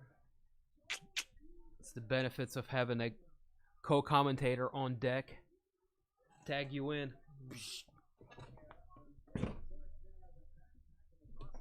Alright. So Minner got his back, and Rosa just dives for defense. Flops, to be exact. Not a good defense. So Minner just remounts and threatens head and arm, like he has been doing it. It's been a jiu-jitsu focused match. Minner been more focused on improving his position over striking. And he has head and arm, and he goes to the correct position to finish it. He drops his hip and he starts applying it. This is about time where you apply. Rosa tries to hip out and trim back in, and successful with that, and catches arm to create space, loses the arm, turtles, pulls half guard. There's a lot going on here very quickly. Minner is on his back, kind of, was the hooking. It's a very technical jiu-jitsu match. So I've been loving this. Minner now starts lands one elbow, one punch. Rosa pulls armbar, threatens with armbar, switches to omoplata, maybe triangle. Back to guard. So this staying very active. There's a lot going on, like this switching back and forth. Like every second there's. The round is over. I enjoyed it. Tons of jiu-jitsu, so I love that. This turtle gonna give me PTSD, but jiu-jitsu was really nice because they focused on it instead of punching. I thought he was just gonna, like, when he went to the mount, I thought he was just, like I said to them, do the classic, just create space, maybe drop an elbow, a couple punches, and force the guy to turtle, maybe take his back. He didn't do that. He actually stayed very close and did the positional controlling, so stayed jiu-jitsu oriented, and that's what they did the whole match. Which correct thing to do. If you're grappling, you need to be grappling. If you're striking, you need to be striking. Hit the clock once and then once more. Hit the clock. The eye.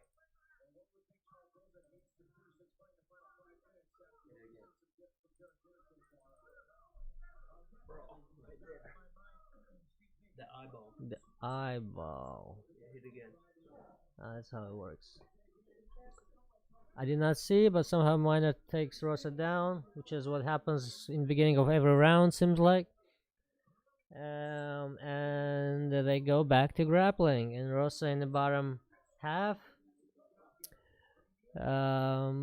Rosa is just a jiu-jitsu guard player in this case, unfortunately for him, and Minner is the guard passer.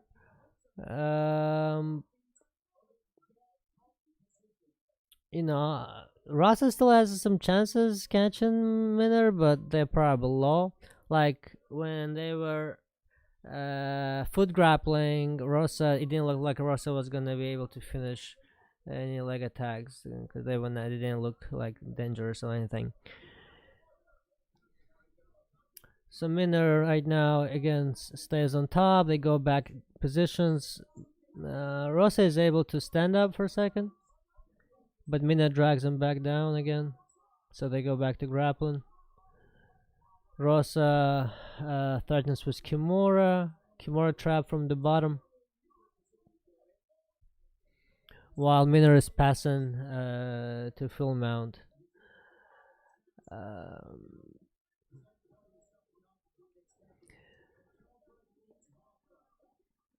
So it's strictly a jiu-jitsu match, I'd say, with few strikes, like and Minner takes Rosa down in the beginning of every round, so he takes him down willy-nilly.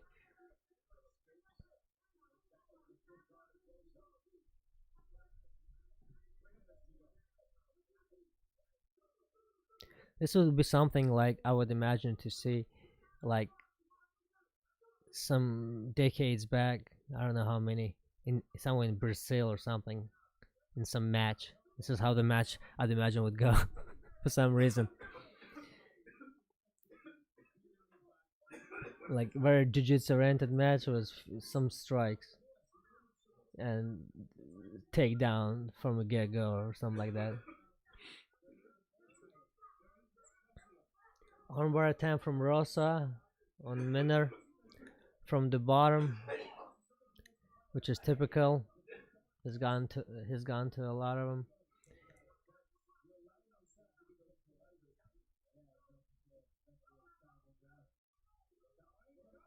Armbar switched to Maplata attempt.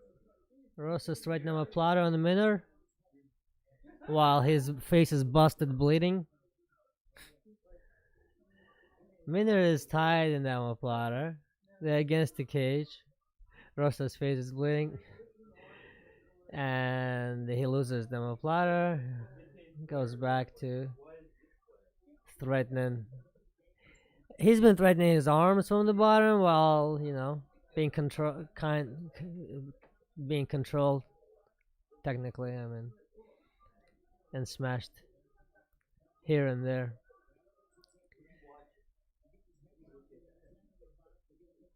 Well, it's definitely gonna go to Rosa one way. Sorry, take it back. It's definitely gonna go to Minner one way or another, because he got taken down. Got beat up, got controlled. Nevertheless, he didn't get completely controlled. He didn't get shut down or anything. It's been very technical, back and forth. He's been able to defend and threaten few submissions. So some of them were not so threatening per se, not so legit. Like those foot attacks were not scary looking. The last Maplata was attempt was okay. Usually this kind of matches also rely on who's gonna gas out first. Like if one of the guys gasses out and the other guy is still trying to submit him, he might tap out because of that, because that happens too. But looks like in this case scenario, they're both in shape to last 3 rounds without slowing down, and it goes to ref's decision. So Minner gonna win this one, obviously. Hope you enjoyed it. Good job, bro. Well, it was nice to do this match. It was fun. And that's why I tagged you in. I figured this is right up your alley, man. What up, what up, what up? Back up in this. If y'all enjoyed the expert jiu-jitsu breakdown by our in-house grappling expert, Rakesh, give us a like and a sub. We would greatly appreciate it. Feeling nice and lifted now that we have did a little 3-way deadly medley. And I think the sketchy website that we got the turtle from has been compromised. Ladies and gentlemen,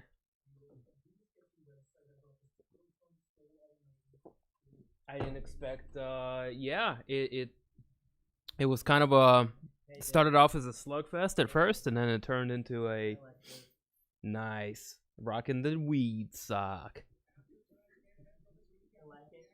What's the other pattern? The 8-point star? The other are just a star. I don't know. Some kind of star. The Star of Moses. Might as well be some kind of star. Which star is the Star of Moses? The one that isn't the Star of David. No, I just made that up. I like her dress. Star of David is the six-sided one. I didn't want to do one of these. Is there like actual association with that? No. Like Jupiter is the star of nothing like that? But for example, like with the Egyptians, it was like the Subaru, the Orion's belt. The Egyptians, yeah. The Romans, Another good question. I'm gonna have to look into that. the Romans, it was Jupiter. That was the main god. Which before them was the Baal Hadad, the Ugaritic previous god, at Baalbek. So Romans adopted Jupiter as their main god. So I don't know how many angles that, and in Turkish world, like Azerbaijan and Turkey. Well, whatnot, shit, they have, since you they have asked. 8-point star. They have their own thing.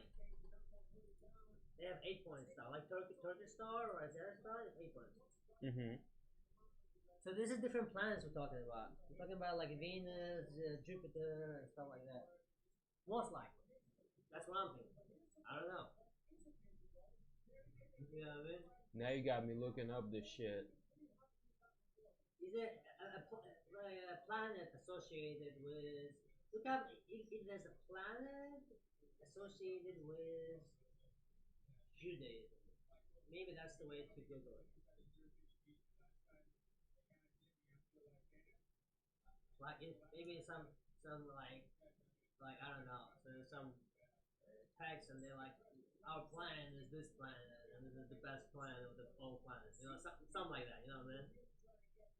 And then look up that planet from there. That's the way I would go about it. Bro, you look it up. I got it. No, bro, you look it up, bro. I already looked. It's like this is about your peoples. Bro, I've been already looking up all this Roman stuff this day. This is what I've been watching. All the Roman history. It's shit fucking crazy. This motherfucker, dude. You know what this motherfuckers did? What's that? Made a circle around their city, and they said this circle is a sacred circle, and nobody was you cannot bring weapons through it, and no military person can come through it, and they fucking believed it.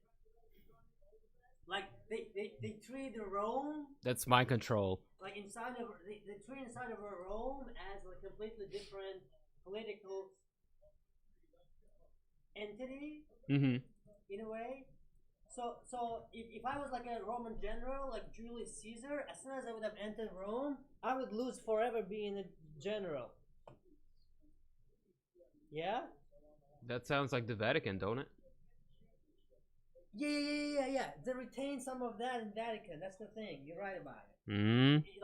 Like if you start thinking like that, but that's what happened down the road. So Yeah. Down the road, it's a very complicated story, so I'm not even gonna go there. But the roots and the very initial story, the Romulus and Remus, the two brothers who founded it. Mm-hmm. So one brother kills the other one, right? Apparently, like it's typical biblical story. Mhm. Adam kills the whatever. One of them kills the other. Yeah. One of them Cain kills and the Abel, other one yeah. because they couldn't like. One guy was like, we're gonna be military oriented. The other guy was like, no, we're gonna be trade oriented. One guy was like, we're gonna have our hill here because it's good for military. The other guy was like, no, brother, no, we're gonna have it here because it's good for trade. And then the trade guy goes to the military guy, and military guy was like, well, we have a circle around our city. He enters the circle, and he's like, oh, you entered my circle, I kill you. And he kills him, and it's good to go. And that's the story. And based on that, they built their whole fucking law. As in, they keep military separate from government with this magic circle around their city.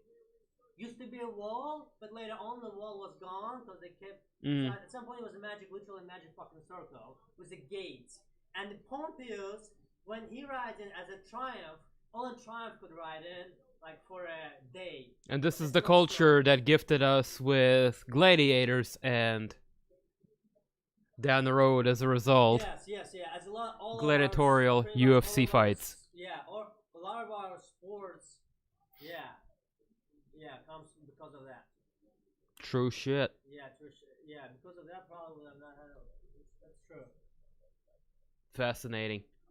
I'm a fan of history, man. So much to it. Yeah, I found this Roman playlist, so I'm just like one by one. There's some crazy shit going on. I like the Hannibal one. I'm not the huge fan of Roman shit because like they killed it for me in high school and college by making it not fun.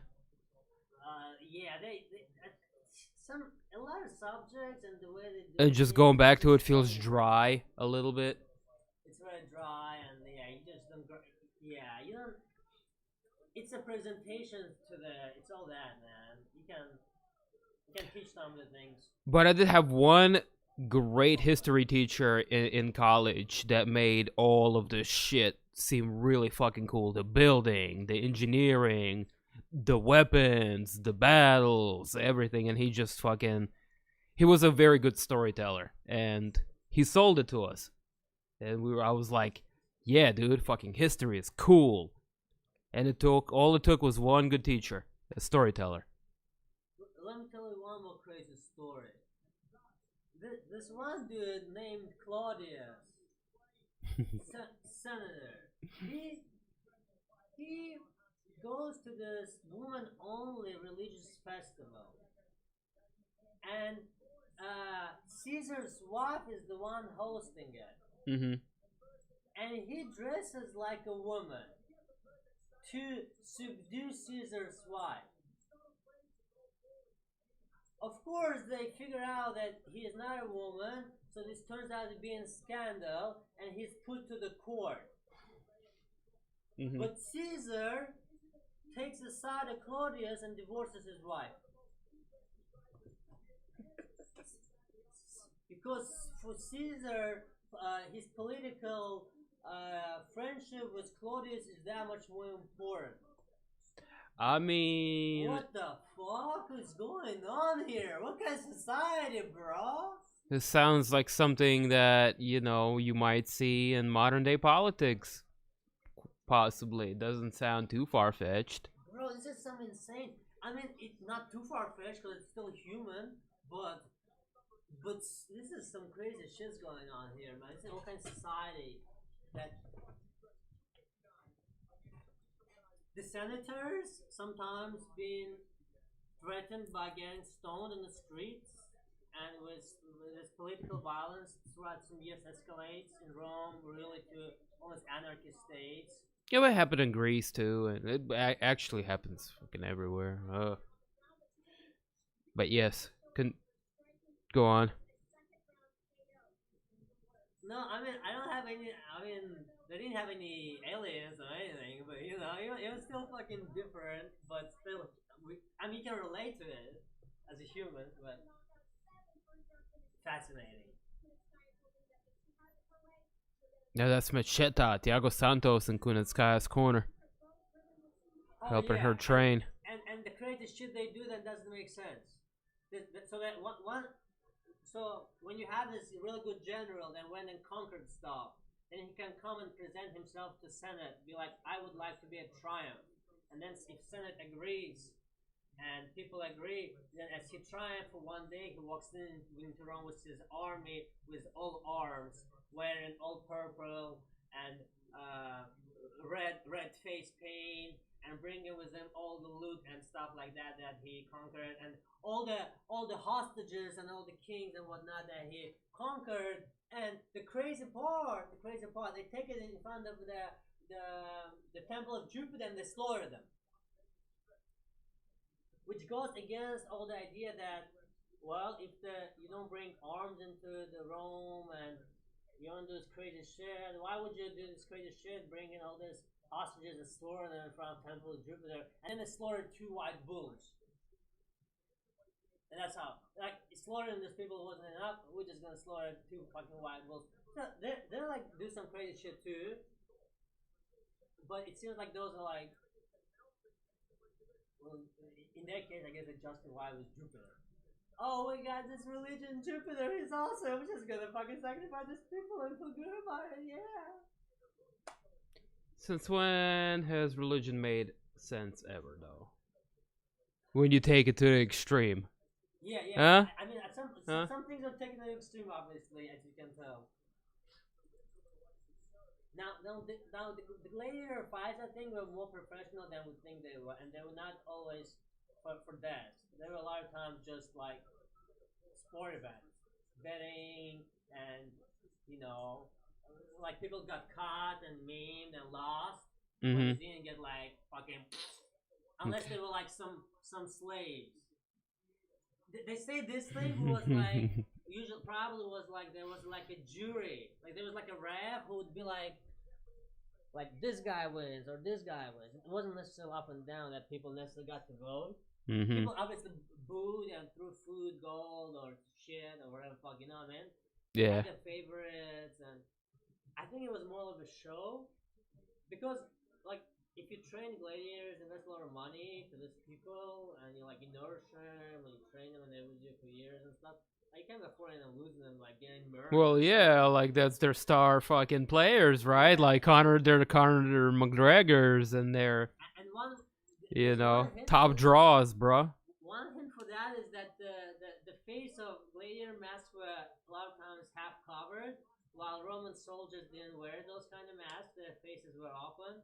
So maybe these guys were able to maybe coordinate. This is hypothesis, right? Maybe they were able to. Maybe there were other reasons for this. They obviously had the classes. I mean, this guy Triari was a trident and a net. Like, he would never use that shit in the war. It would be the most useless fucking warfare class. But they had this guy, and they had the other guy who had a special helmet. So they were doing pro wrestling. Yeah. The other guy was round helmet to avoid the fucking net.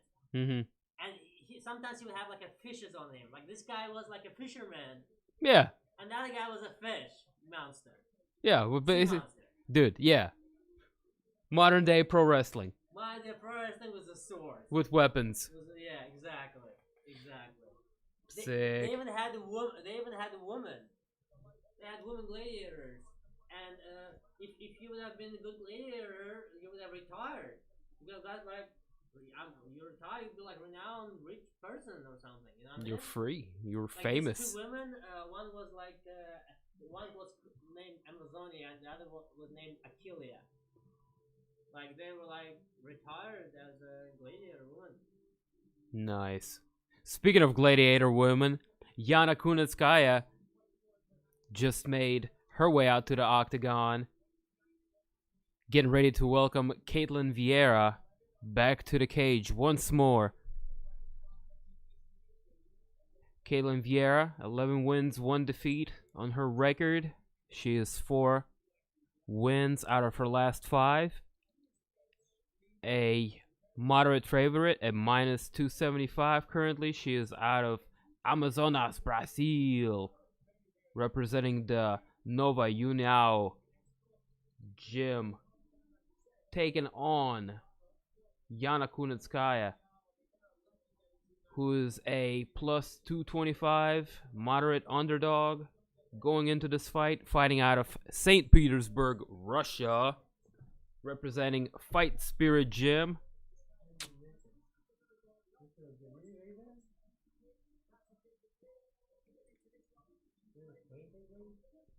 Yeah, it's called here down here. Coming out of her last fight was a win over Julia Starlianko back in UFC Fight Night something last year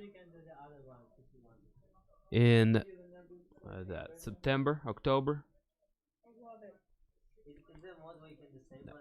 Her opponent tonight, Ketlen Vieira, also coming off of a win over a tough Sijara Eubanks. Her only loss coming to Irene Aldana, which was a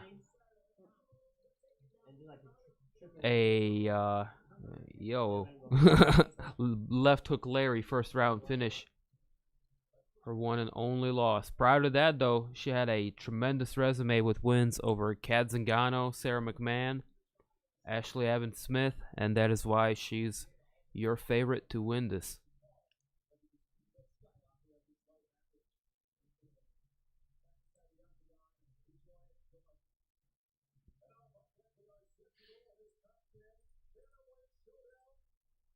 Alright, that's our co-main event.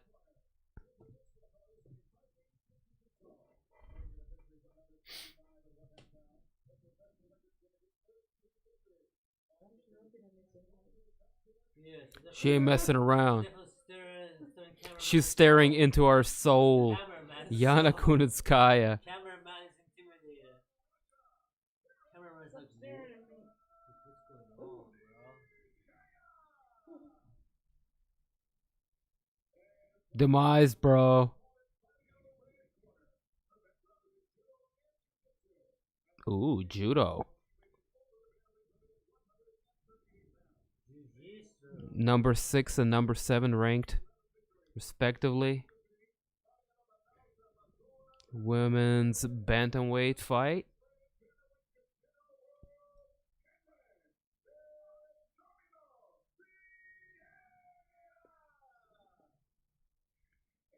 International flavor. Russia versus Brazil. Let's get it. Kickboxer versus a grappler. Man, I don't even know who cheer for Russia or Brazil. What a tough one. I'll cheer for Jiu-Jitsu, but I want to cheer for Russia too. I'm cheering for a good fight. Let it be competitive. Let us see a good scrap. Smaller. Good finish. Shorter. Oh, shit. Yellow trunks for Vieira. Red trunks for Kunitskaya. Vieira getting right to work. Backing up Yana with a nice left hook. Both ladies are engaged in clinch fighting here. Exchanging knees along the fence line.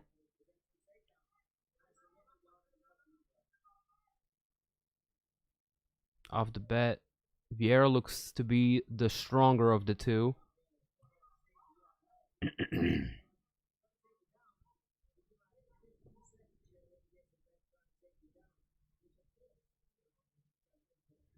Here we go, looking for a hip throw. Kunitskaya loses her balance trying to defend that. And Vieira able to get the fight down to the ground here, looking for wrist control.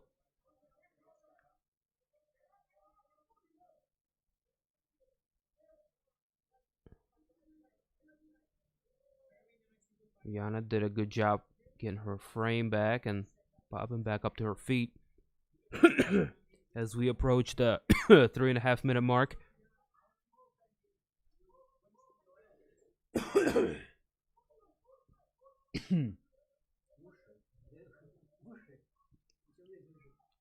Paul Shambe. Again, Vieira looking for another hip throw. Can't quite get that. Loses her position as Yana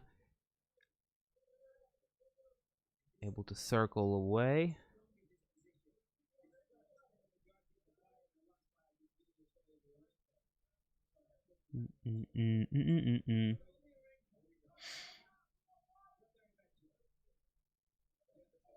Oh, good knee lands for Yana.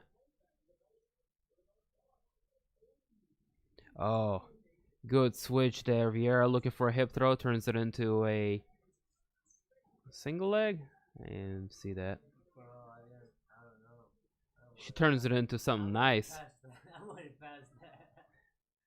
I just saw it fucking Bloop, bloop. tumbling. All right, fair enough. They went down tumbling. Vieira got the top position. That's the last though. Yana's got the half guard. Oh, Vieira passes. Yana gives up her back now in process, trying to defend the mount. Just kind of hangs out on her side there and regains half guard. Good hips, good hips. 2 minutes left on the clock.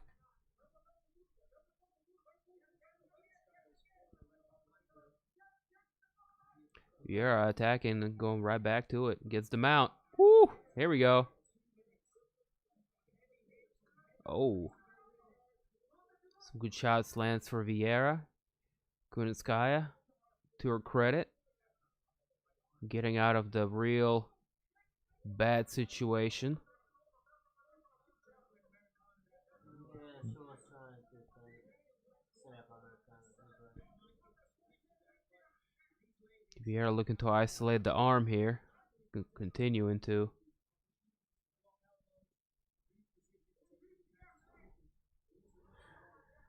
Now, can you do an Americana from half guard? Or Yeah, you can. It depends on the flexibility of a person. I mean, it depends on the angle when you're like if you're very tight in the Americana or not. It really depends. You can like you can straighten it from there and use that to pass, for example, too. You know. So you can lock it out from there. You don't necessarily have to finish it, but you can control and straighten from there, and you just set to pass and then finish it, for example. So it's not wrong to lock it out from a guard. It's completely garbage because that's how you're gonna lose your back. So lock up Americana from a guard. There's high chance that you're gonna lose your back. So that's not a good thing to do. Unless you're completely controlling the guy, like cause you're way stronger than anyone. Vieira at this point kind of gave up trying to pass and just opted to posture up and throw some strikes instead. Kunitskaya doing a good job keeping her hips, you know, active.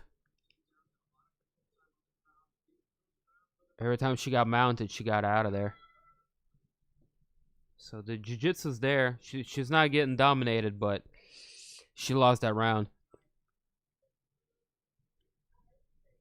I mean, you can't even finish it from the side now, man. It just depends on who. You know what I mean? Usually the bigger the guy, less flexible they are too. These girls would be, yeah, these girls would be just bending. Yeah, they're probably bending. All kinds of. Dude, I've seen some nasty arm bars, and the girls are just like double jointed almost, and I'm just like, ah, that looks fucking. Like a lot of times you see when the girls extend their arms not like straight. They're like almost like a. Yeah, they're like almost bend down backwards. Backwards, yeah. Because just when they hold it straight, and you see that a lot And so, there was a very recent like close armbar. I don't remember which lady fight that was, but it happened recently, and I was freaking out about it. I think we watched it together, bro. Yeah, quite possibly. Yeah, I remember that. I don't think she's gonna get that hip throw. She tried several times. Yana isn't giving that up. It's like, I'm Russian. I know judo. I've seen this before. Oh, oh, the Brazilian gave her the Ushe. And Yana didn't like that. She took her down.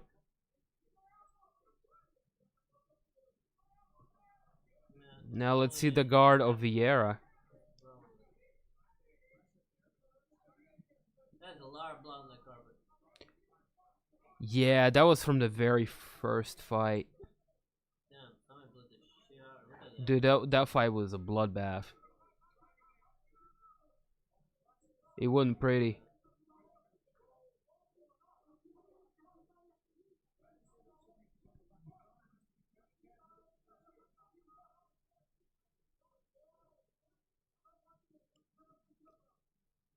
Ooh, come get in on this. This is all jiu-jitsu. Come on.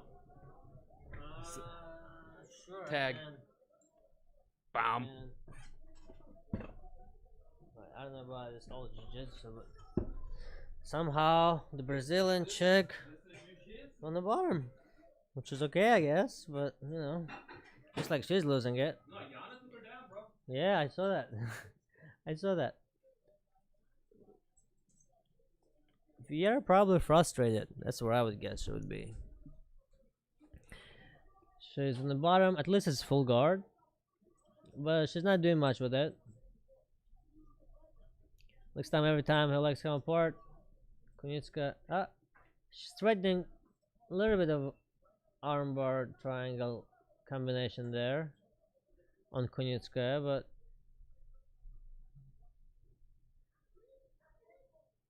that doesn't pan out as anything but close guard.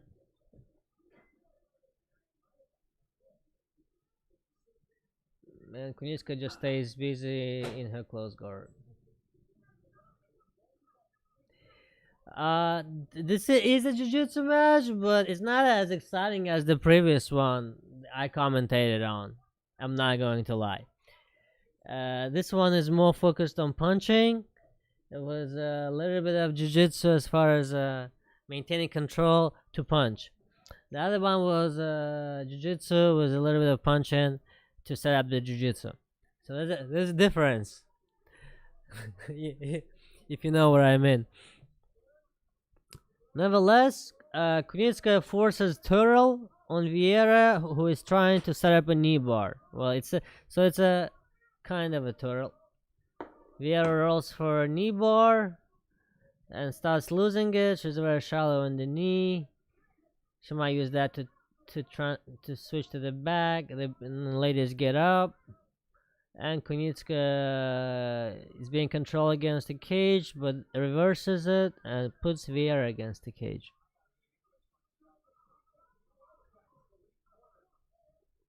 Kunitskaya been staying pretty busy, looks like. Vieira throws Kunitskaya, who reverses the position and still controls the back. They get up on the feet against the cage. Kunitskaya behind Vieira still, controlling her body and throwing knees against her thighs. Vieira Kimura traps and pulls kind of a guard, half guard, but is not able to get it. Not able to get even the half guard, and that Kimura trap she might lose. I guess Vieira figured her best bet is Kimura trap attack type on Kunitskaya. I'm not sure that's a good strategy necessarily. So it looks like last 10 seconds Vieira probably gonna eat some more elbows and punches from Kunitskaya as she tries to get up, and she does get up. They both are standing in the middle of a cage, but I am pretty sure Kunitskaya, yeah, late as hell. Alright, let me adjust the time clock real quick. Yeah, I'm pretty sure Kunitskaya won that round, probably, because she stood busier. I'll tag you back in. Should this go to the ground? Or whatever. Or not. You want to keep doing it? No, that's okay. The previous jiu-jitsu match was much more fun than this one. This lady is well, Kunitskaya shot her down pretty well, so she'd out grappled her, I'd say.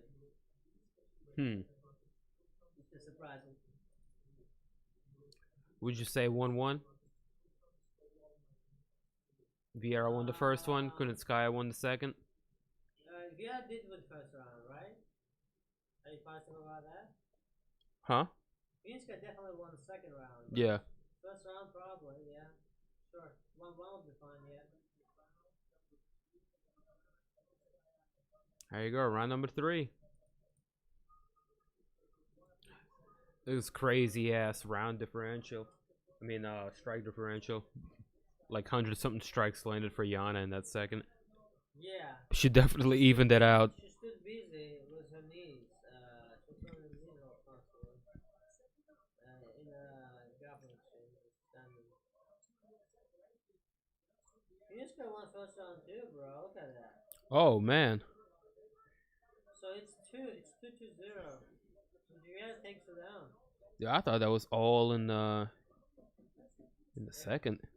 I didn't realize she landed so much in the clinch. Yeah, it's 2-0, but she got taken down.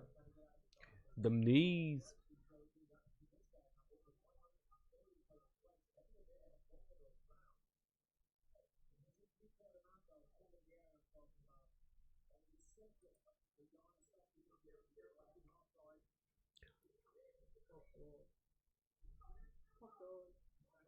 Ah, here we go again. Jiu-jitsu with 4 minutes to go.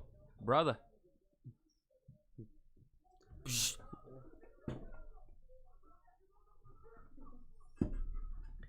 I mean, Vieira ended up taking her down.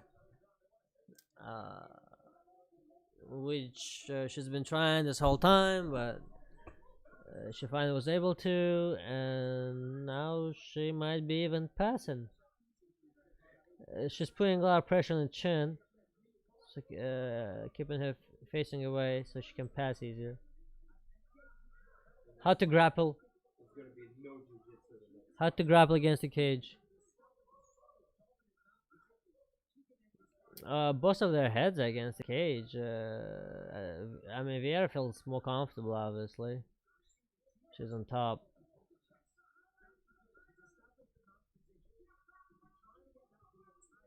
Yeah, Kunitskaya got mounted, but so far hasn't taken any damage.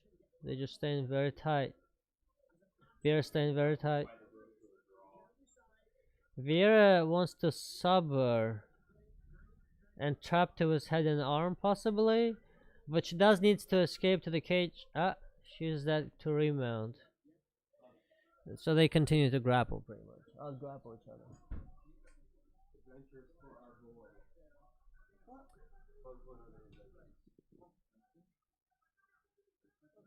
We are controlling Kunitskaya.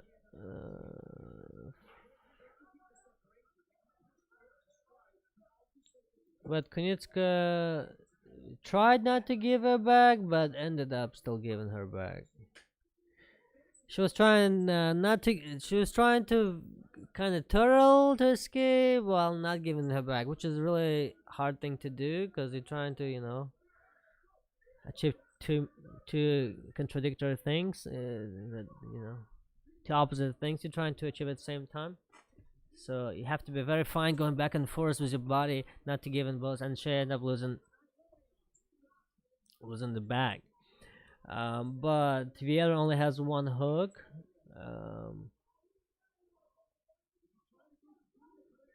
So Kunitskaya is staying safe, defending correctly. Hasn't taken really any damage.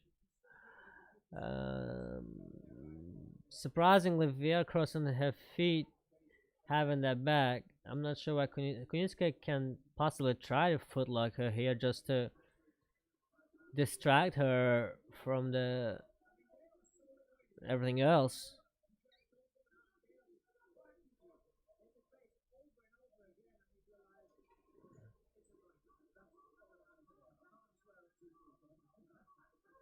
Yeah, if somebody crossing their feet like that, you can threaten the footlock on it, which Kunitskaya is not doing, and she should be doing. I would have totally threatened that footlock on there. That would have took Vieira's mind off of trying to choke me. So Kunitskaya need to capitalize on something like that. Something, and Vieira shouldn't be crossing her feet like willy-nilly. But it worked. It worked well for her. Kunitskaya spins in her guard though, ends up in her guard. I think they're just a little slippery in this third round, end of the third round. Kunitskaya now on top and she stays busy, but it's unfortunately lost like 10 seconds or so.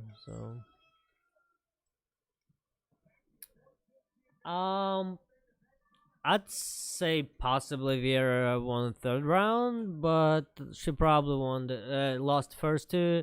So no. This can't be a draw. I think Kunitskaya must have won this fight. I mean, come on. She must have won this fight, right? What if one round was so decisive it was a 10-8? And then the other two went to the opposing fighter. I didn't see no 10-8 here, bro. I mean, a second round could have been 10-8, but that's probably the only round that could have been hypothetically 10-8. Okay, so if Yana took the 10-8 in the second, and Vieira won the first and the third, then it's a draw. I don't think Vieira won first though. Do you think Vieira won first? Why you so sure that she won the first? She took the fight to the ground and controlled it.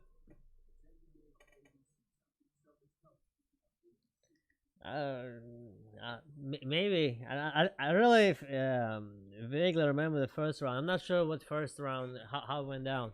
I mean, who won it? She had difficulty getting it to the ground, and it was a lot of like standing up and flinching.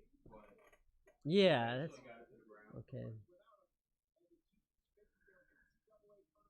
I mean, we'll see. Especially with refs that to whom the decision should never go to. That's kind of like the concept that blows your mind. This is people who are supposed to make decisions, but decisions should never go to them. Like what? Like isn't that? Did you just control? It's like catch-22. The UFC refs. The UFC refs is a catch-22 where they're the one who make decision, but the decision should never go to them. Like, what the fuck? Oh, that. That is what it is, I guess. Okay, so unanimous decision. She won. Yana won.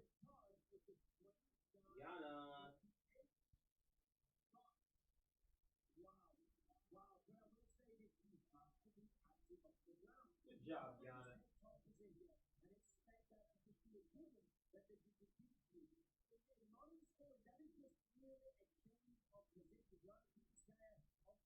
Wait, why is Bisping complaining? Bisping. He's complaining. Bisping is saying that Yana wasn't active enough from her bottom, which I don't necessarily agree with what he's saying. I think she just wasn't probably good enough. Yeah, she probably wasn't good enough to submit that a chick from her bottom. I mean, that's Or good enough to get back up on her feet in some cases. Perhaps, yeah, maybe not good enough to get back, but I don't think she was. She avoided bounce.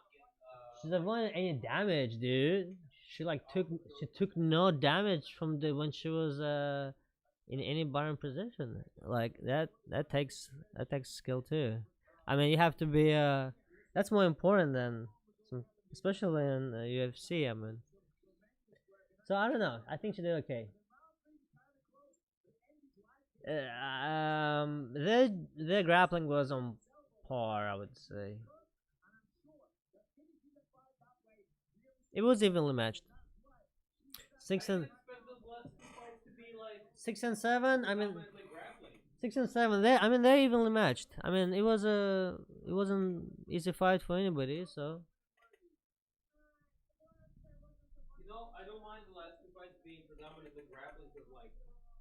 all of the prelims were just knockouts. The previous fight was more grappling than this one though. This one was more like almost like they were first to grapple, like but they didn't want to.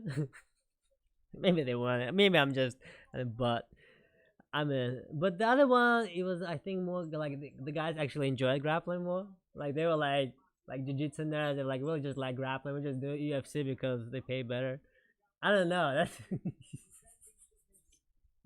Styles make fights, they say. Yeah, styles. Maybe the styles. That's what they. Those two was like going after submissions. Yeah, they're gonna have to submission. Even the guy who was on the bottom, would get and take down the Lewis, would take down right away. But he was like fun. He would be like half guard, deep half guard, like try armbar. Like he would be like armbar, triangle, guard, umpire.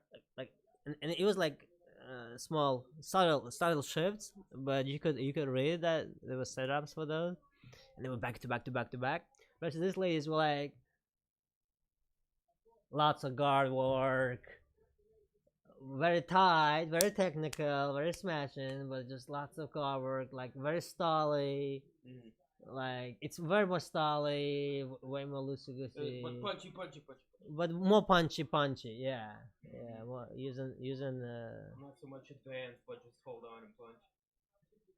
Okay. I mean, just different approach. different approach, grappling and fighting. Yeah, completely. So it's yeah, but to each his own, man. Like Good work. whatever works for who. Have you seen the new Mortal Kombat No, but trailer? like a movie or game? I think this is gonna be a movie. Oh, really? Watch the website I bought the turtle from.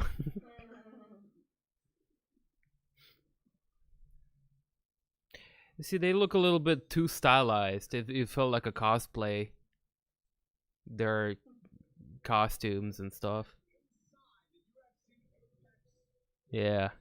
I just wasn't too impressed. Maybe it's just, me like getting old and but the new Mortal Kombat trailer, I'm a little underwhelmed. I'm still gonna watch it because we have HBO Plus or whatever the fuck is the service. Well, in Mortal Kombat, Max, HBO Max. No superpowers.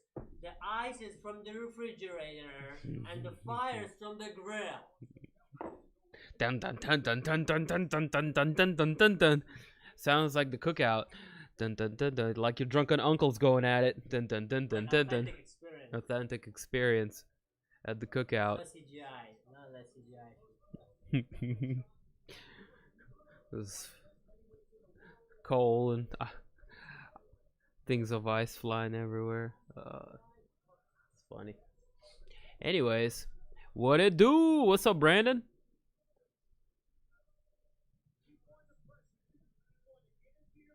What's going on, buddy?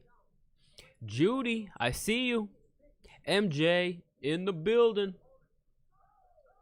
Akil, what that shit do, pimp? Shout outs to the chat. Appreciate y'all rocking with us, man. Jason Carley in the place to be. And many other. Oh, no. We can't be doing all that, man. But if you need a link, go to the Discord in the description. We got you covered on that.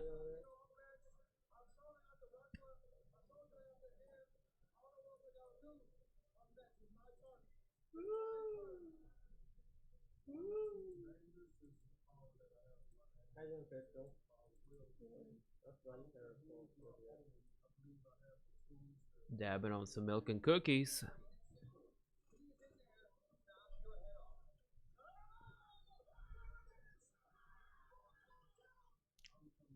I'm smoking on that good sour diesel right now.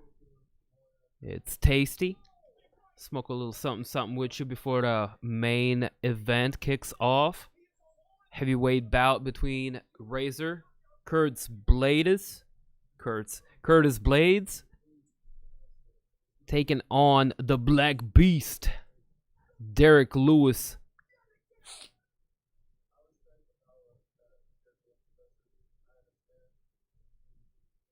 Potential to be a banger, but also potential to be a boring 5-round decision wrestle fest, courtesy of Curtis Blaydes. Okay, all right, here we go. No, psych. I'm not showing you shit. Can't be doing that.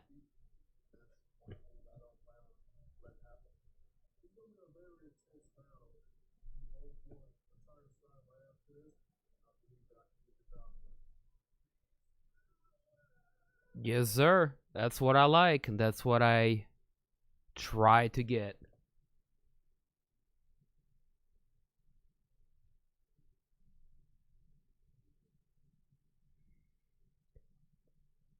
Prior to that, me and my boy had a round of 3 wee deadly medleys.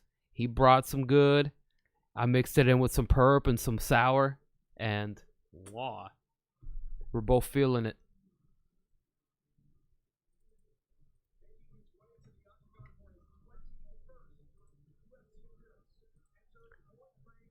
Derrick Lewis on his way out to the octagon right now. It's not gonna be too much of a reach and height disadvantage. Just a, you know, 1 inch here, 1 inch there, in favor of Curtis Blaydes. And Derrick Lewis has been in the game for almost twice as long as Curtis Blaydes. But Curtis is younger. He possesses a very good skill set. Should be an interesting fight. Let's see if the balls are hot.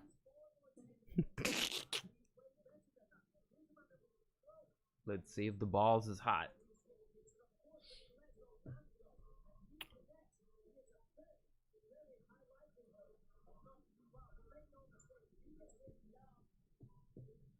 Ball's gonna be hot after this Bungaruski. If you ain't ripping, you slipping. Dim TV in your area. Causing mad hysteria. Oh shit. Beside the Nas lyrics.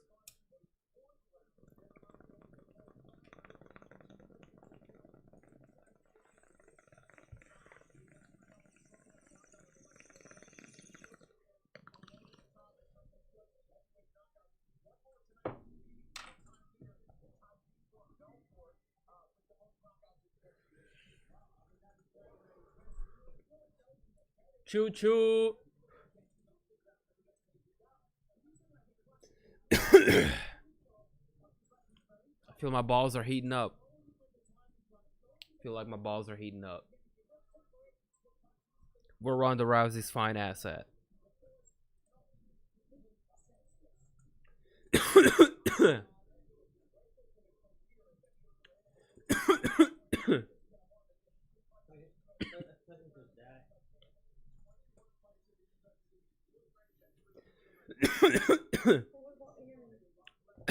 Tell him I would reply to his text, but I'm on air right now.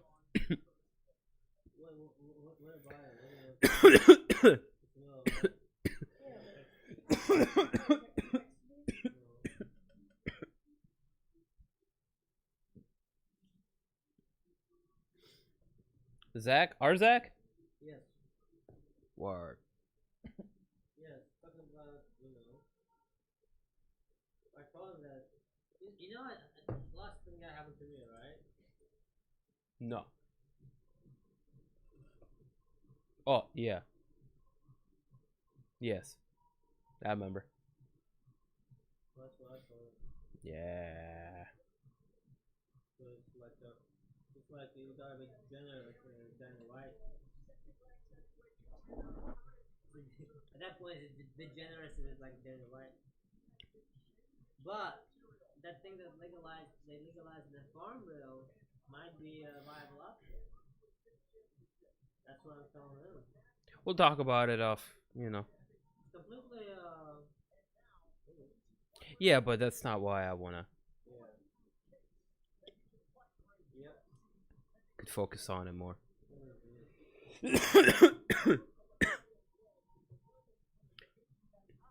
Mortal Kombat. Oh my goodness, they're shooting downstairs. It's playing throughout the arena. You know what that means. Curtis Blaydes is on his way to do some damage. Well, hopefully. Hopefully.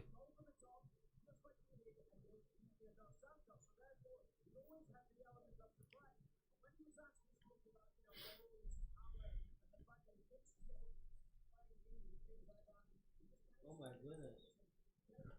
Curtis Blaydes pretty much undefeated other than getting knocked out twice against Francis Ngannou. And that was so long ago, he don't even remember that. Oh my goodness. Somebody walked in, looks like in a gun store and fucking opened the fire. And the fucking, all the people around the gun store opened the fucking fire back. Sounds like a good old shootout. Oh my goodness, there was a fucking shootout. Where at? Louisiana. Oh, Two people. what are you on Live Leak or something? Two people didn't make it. Jesus. Jesus. The interesting thing, man, to note, Shootout, like, Derrick Lewis that's the weird on 3-fight win streak right now. Curtis Blaydes on 4-fight win streak right now. I mean, you almost got like suicidal, like, or something like that. It's hard times out there for a lot of people. It could be. Or they were not fucking clear-minded. There's a lot of mental things going on too. Shit.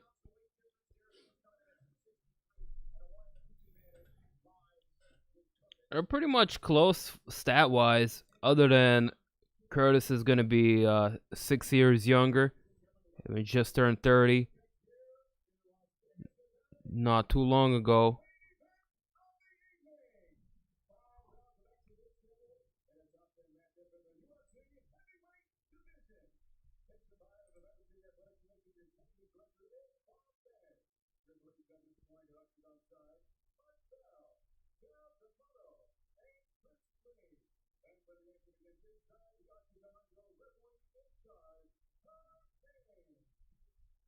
You're welcome, Judy. Glad you're here.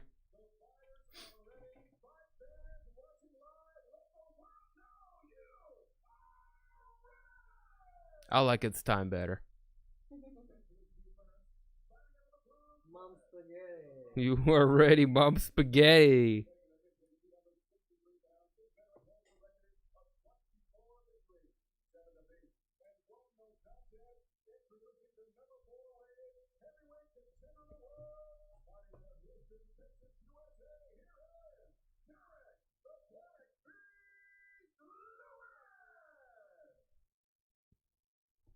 Dang it. Hey, let's get it.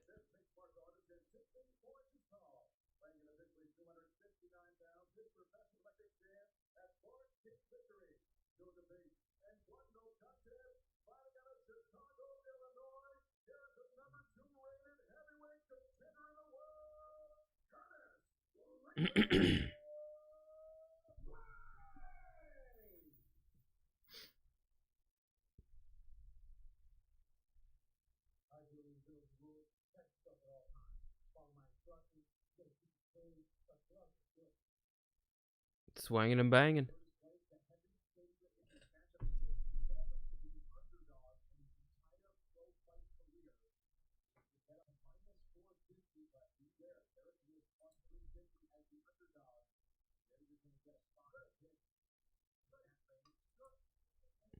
Here we go. Round one fight. Blue trunks for Lewis, black trunks for Blaydes. Number 4, number 2 respectively ranked heavyweights. Fight is underway.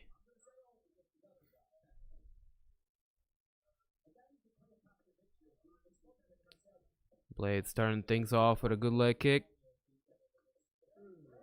Oh, good combination for Lewis.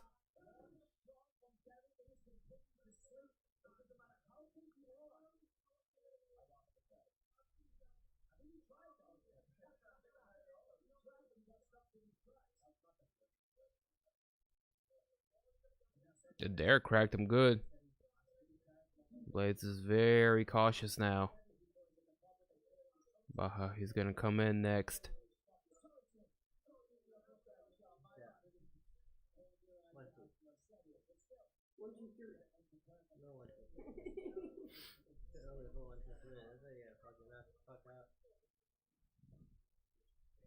One or 1, 2 at the most.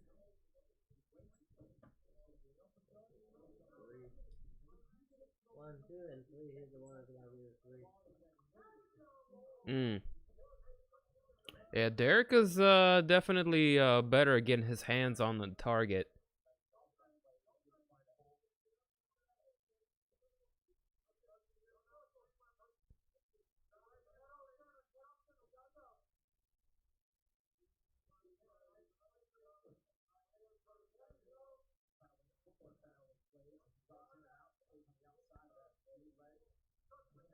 A good jab lands for Curtis. He's very hesitant. He's being very cautious now. He felt the power of Derrick Lewis, said, nah, I'm just gonna kind of hang back. 2 minutes into the fight so far.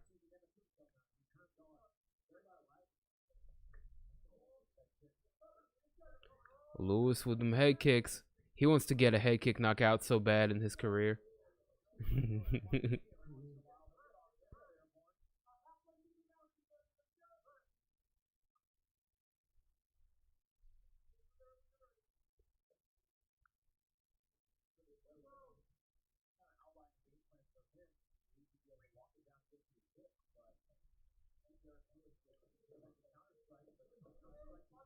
Oh, a couple heavy-handed exchanges.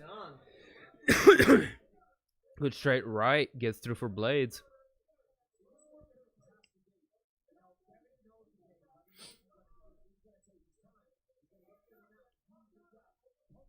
Curtis Blaydes so far looking to work on the outside predominantly. Another good leg kick lands for Blaydes. Lewis answers back with a big right hand.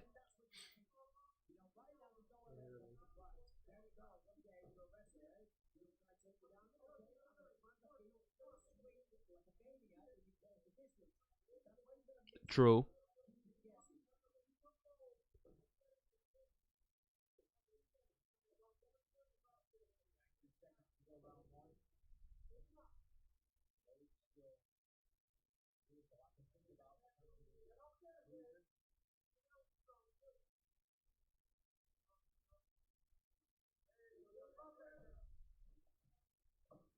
Good counters landed for Blaydes. Good combination. Finishing things off with a leg kick. That one sent Lewis off balance.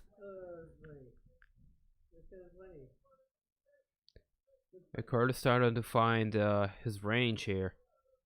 Good jab to the body lands.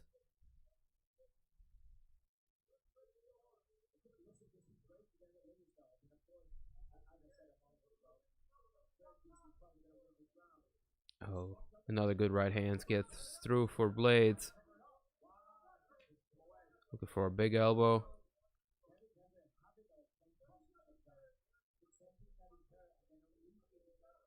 Oh, another good lands.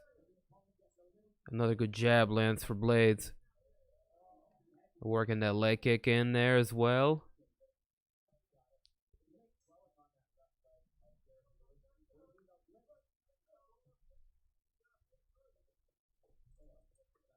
Oh, big left hand lands for Curtis Blaydes. You got an eye poke. Damn, my bad. I pulled. There's like second left in the. It's like the second left. Oh no, that's one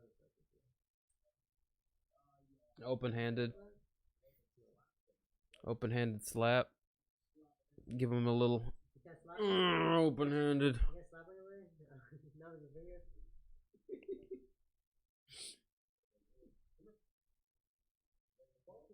I apologize. Tell me sorry. Tell me you won't do it again. Don't do it again. Yeah. There's literally 3 seconds left. That's what I thought. It's 5, but yeah. Alright, Blaydes won that round. I don't know if this is gonna go the distance. I think this gets your website on gallery. Depends been hungry. I think this gets your website. Get your website. Get your website. Get your website.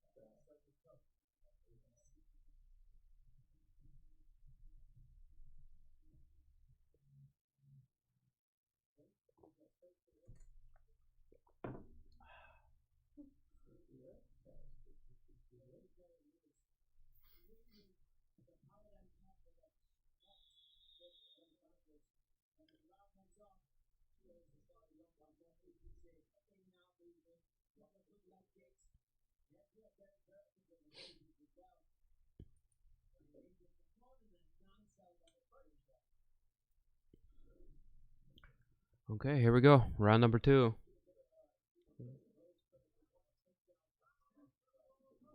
Curtis Blaydes, Derrick Lewis.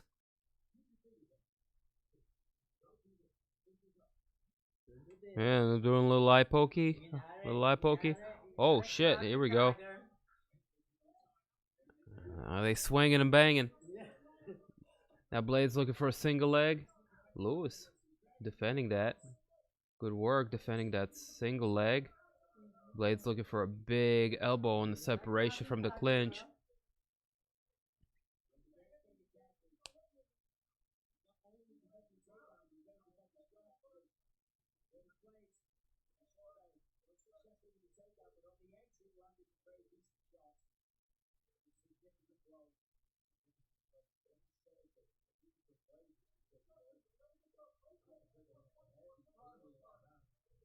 We got another eye poke, man. Poke him! Poke him! Yeah, don't. Poke him! When points start getting taken away, man, it starts to turning into fencing. The best defense. Oh no! Whoa, no! You also punched him 3 times after I that. missed that. He's out cold. Yeah, and then he got punched 3 times. Derrick Lewis knocks Curtis Blaydes the hell out. My nuts are hot. His balls are hot. They're on fire. And he says, suck it a couple of times for good measure. Are you kidding me? Whoa. He put him out. Oh, the uppercut. No. Another one. The Another one. And the another one. timing of that. Ah! Ah! Yo, that's brutal. Corpse, double corpse, triple corpse. That's 3 corpses right there. If the cat had 9 lives, 3 of them are out. Here we go. Just a little ground and pound there in the end. The guy is completely out already. Academic.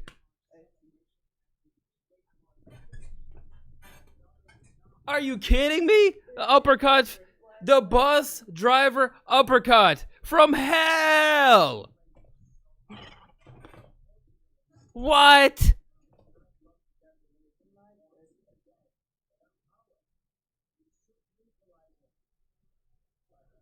R.I.P. Curtis Blaydes. Good googly moogly.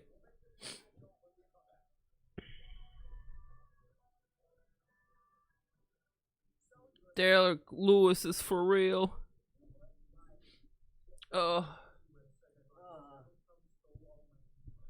Never go against the hot balls.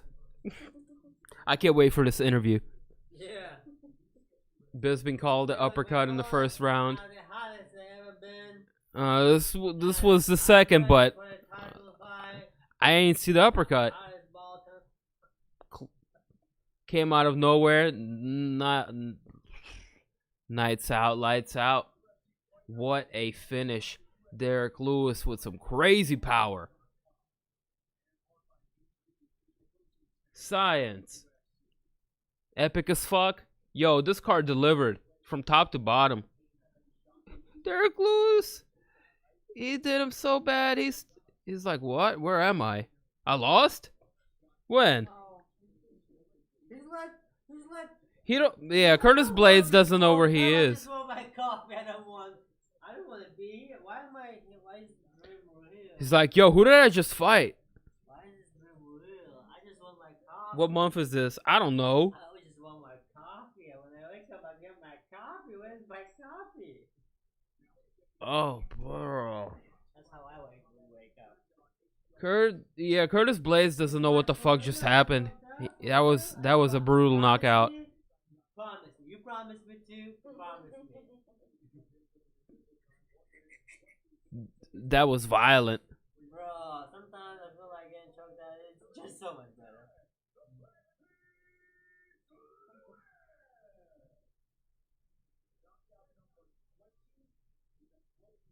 "20 knockouts in pro career of Derrick Lewis. Just knocking heads and destroying fools out here. Black Beast. Getting it done. Second round. KO finish. God damn. Uppercut. Just one uppercut, bro. Uppercut. Everything after that was unnecessary. Yeah, I know. Cause he was already a He was like totally. he was already a mannequin. Yeah. God damn. Just one fucking uppercut. Bonk.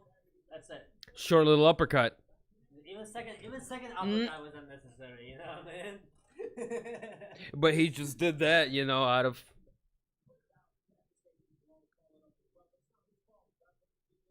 Gong.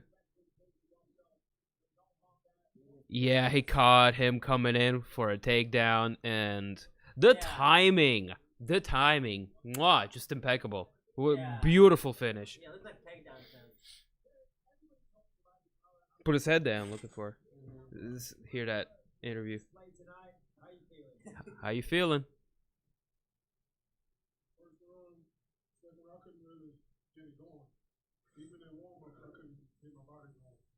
It was super necessary. It was super necessary, yes.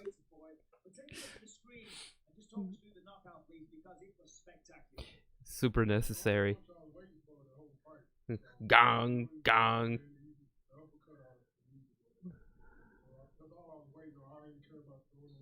Bong. He killed him. Hit him with that hando. Couple of unnecessary shots there in the end.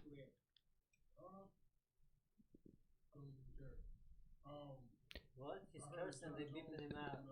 Yeah, they censoring, that's whack.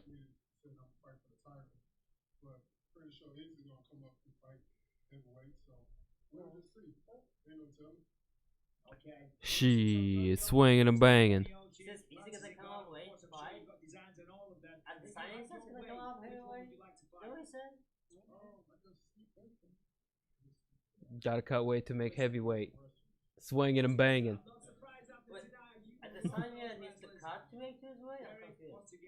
No, at the signing, you need to come up the weight to make his weight, right? No, it's just... At the signing, smaller than him, right? Yes, of course.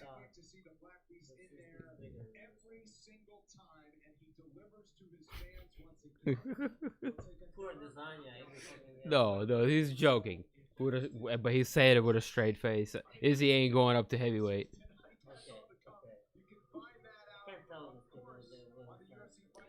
Oh, good, brother. We good, man. Just enjoy these fights. This card was pretty damn good from top to bottom. Prelims, and then we saw the main event end with a bang, literally. He going deep tonight.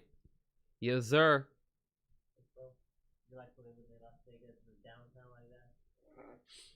So yeah, man, that was pretty nice.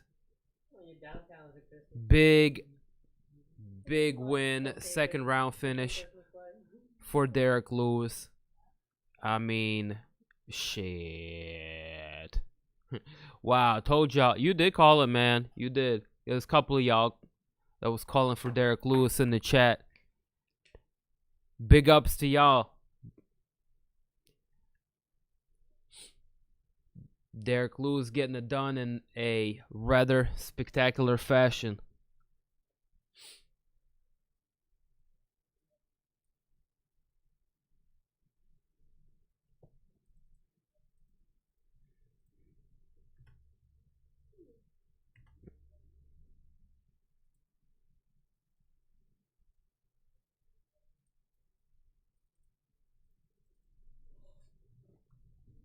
Aftermath.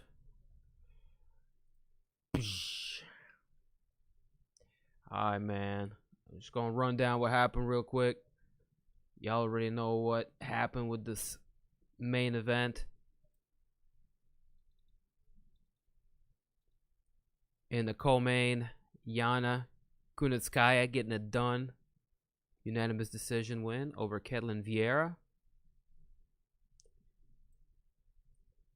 Pretty solid show of grappling from Derrick Minner. Also getting it done unanimously over Charles Rosa. Chris Daukaus finishing Aleksei Oleinik, very first round TKO. Phil Hawes getting a unanimous decision over Nassourdine Imavov, as well as Tom Aspinall picking up a rear naked choke over veteran Andrei Arlovski in second.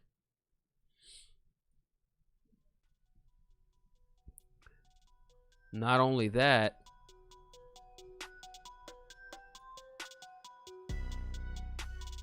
the prelims were absolutely lit, man.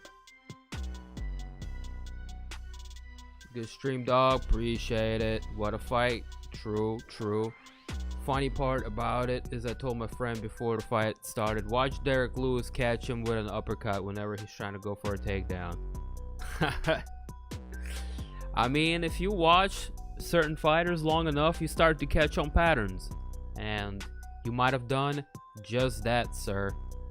So, good call. Good call. He said, I'm gonna go sue that sketchy website they was talking about. Yeah. Well, just keep your turtle safe. Peep over here, the prelims, other than the unanimous decision. At the top, Jared Gordon beating up Danny Chavez, and what was a pretty solid back and forth.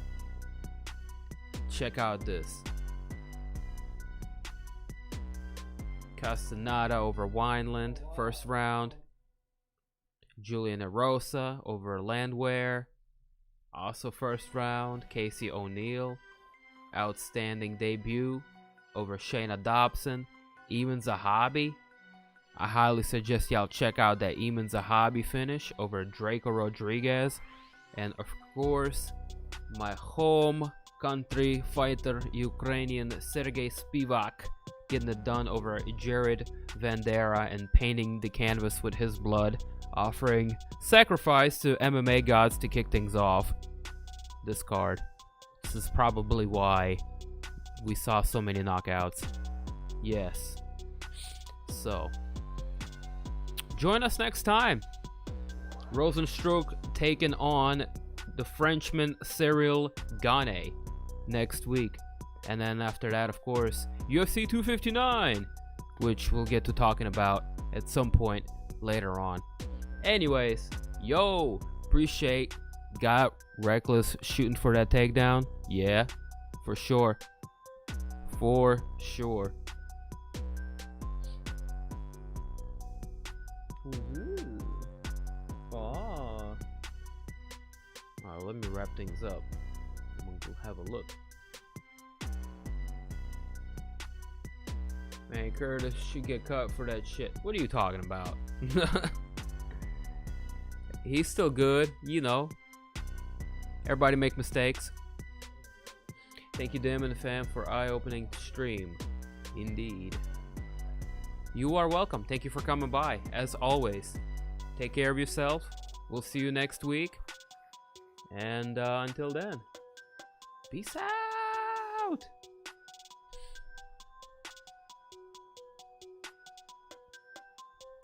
Dim TV.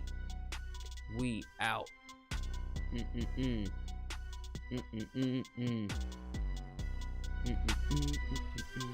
Oh yeah, like and sub on your way out if you haven't.